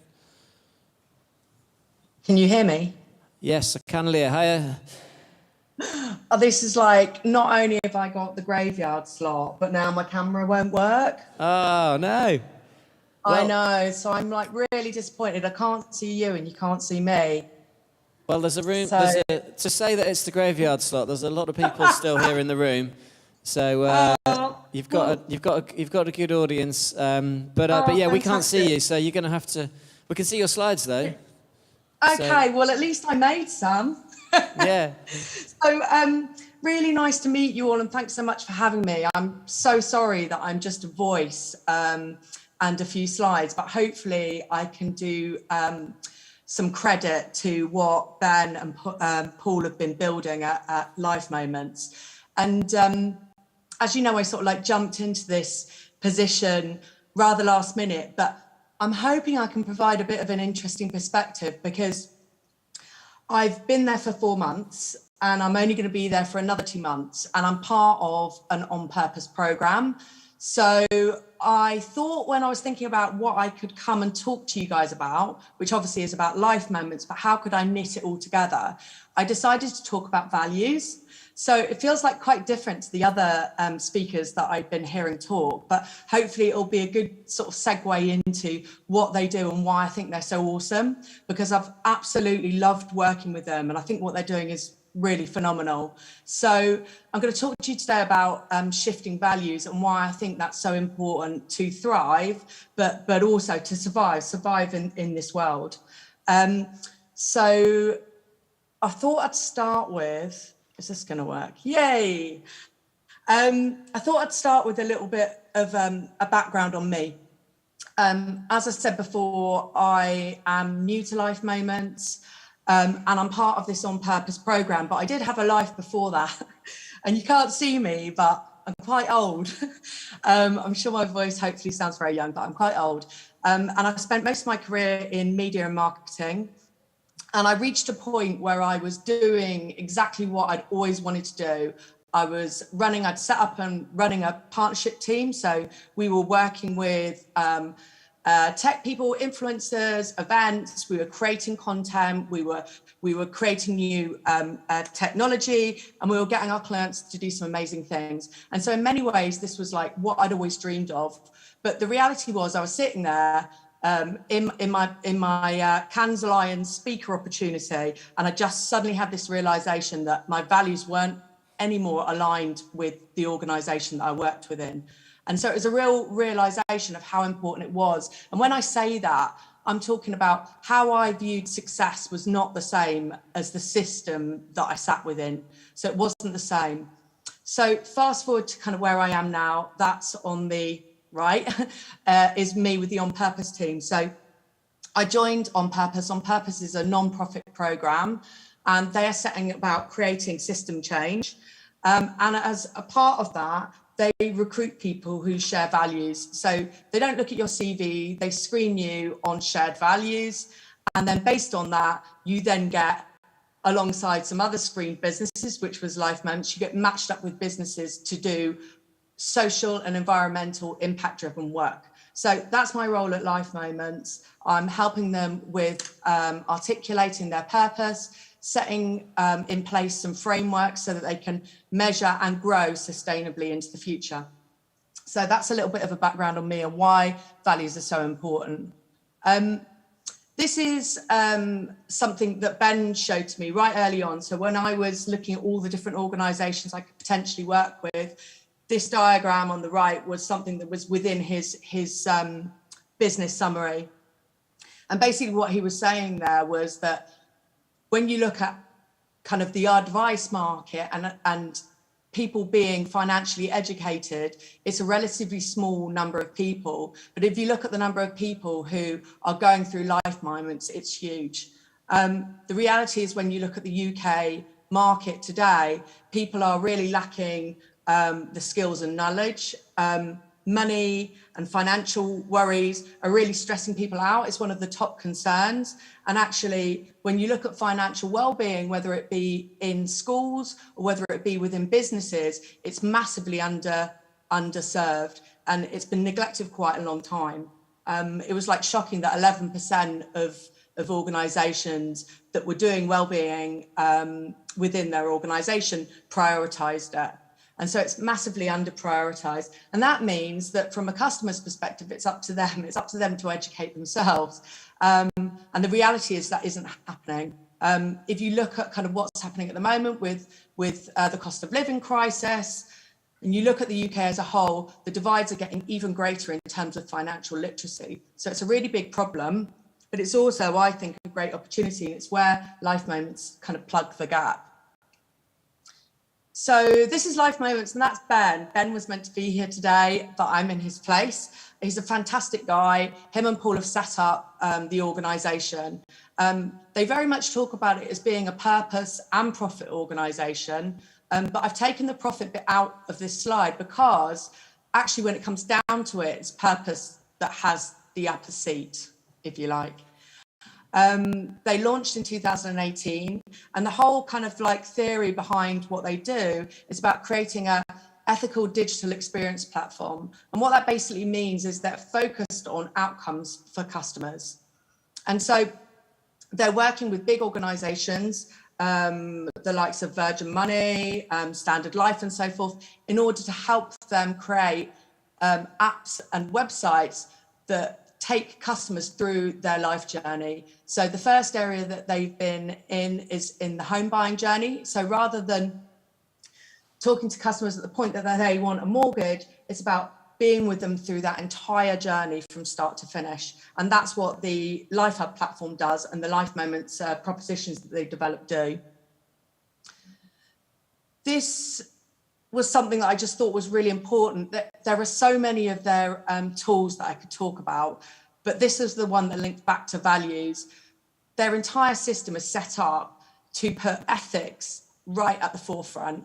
So their values are embedded into absolutely everything they do, right from the briefing point with clients, they're talking about customer outcomes, and right through the design process, they're incorporating ethics and values into everything they do. And so I put down the bottom there a little example, but also it's probably worth mentioning that things like privacy, for example, delete my data, they were doing it way before it was GDPR compliance that required it. So privacy's been there from the beginning. They're very data driven and they do it in a very ethical way. They make sure everything's anonymized, but even like functions like that, they make it very clear, it sits at the forefront, and they make sure that people are in control of their data. So you only put data into the system in order to get out what you want. So they only ask for it if it's something the customer wants off the back of it. In terms of accessibility, again, the whole kind of purpose behind the organization is to make sure that as many people as possible can access it. And that's everything from them making sure that you can screen read their content right through to jargon busters and explainers all the way through. It's been shown that financial education, when done in bulk, doesn't work. And consumers are telling us that they just need it at the right time.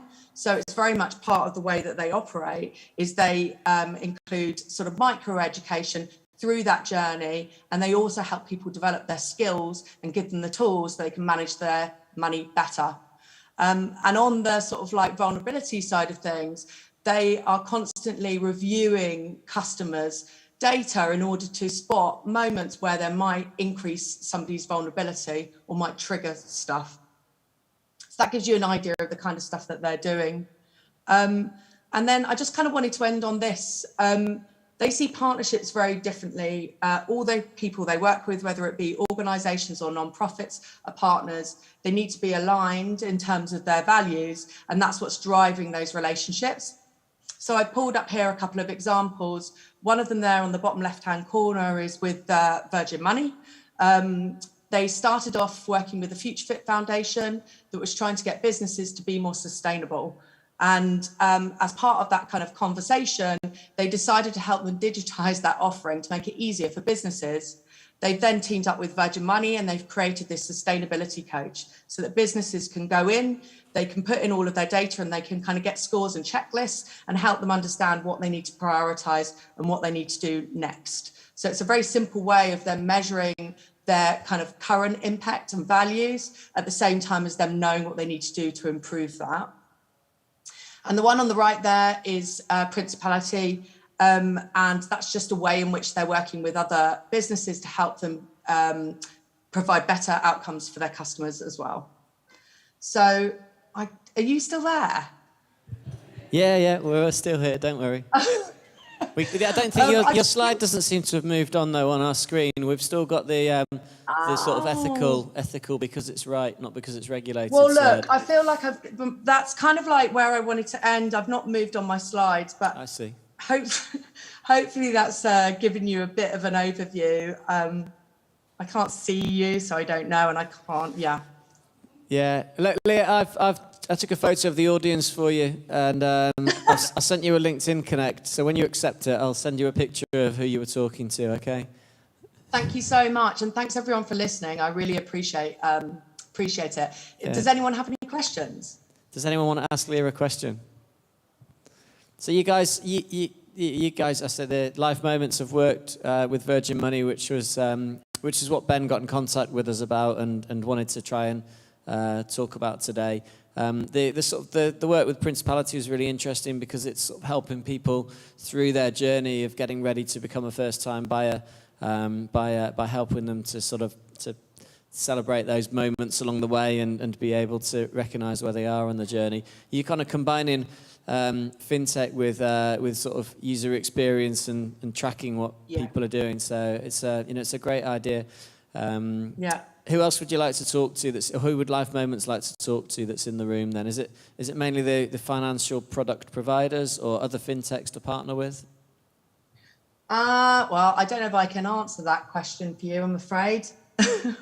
I mean, they tend to work with all sorts of organisations. Like I said, anyone who shares the same sort of like aspirations to drive better customer experiences that are tied into life moments, and also businesses that are looking to be more sustainable. So that they've got, they don't have a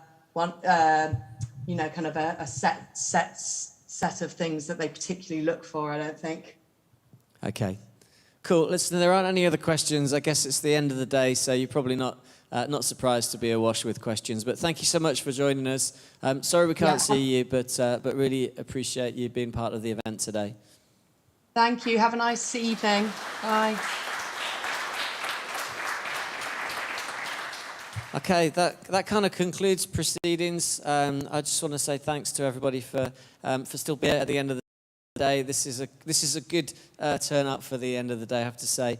I'm going to let Joe close proceedings out. He's not had so much to say since this morning, so I'll give my voice a rest. But thanks, Joe. Over to you. Thank you, Julian, and thanks to you as well for comparing today.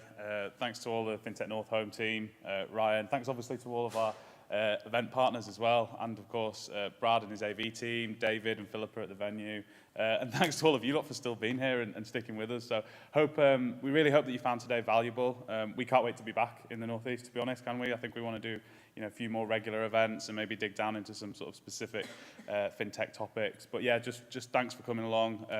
Please we'll make sure that everybody's in the loop with regards to future events, and hope to catch some of you in the networking afterwards now. So thank you, and let's enjoy a drink.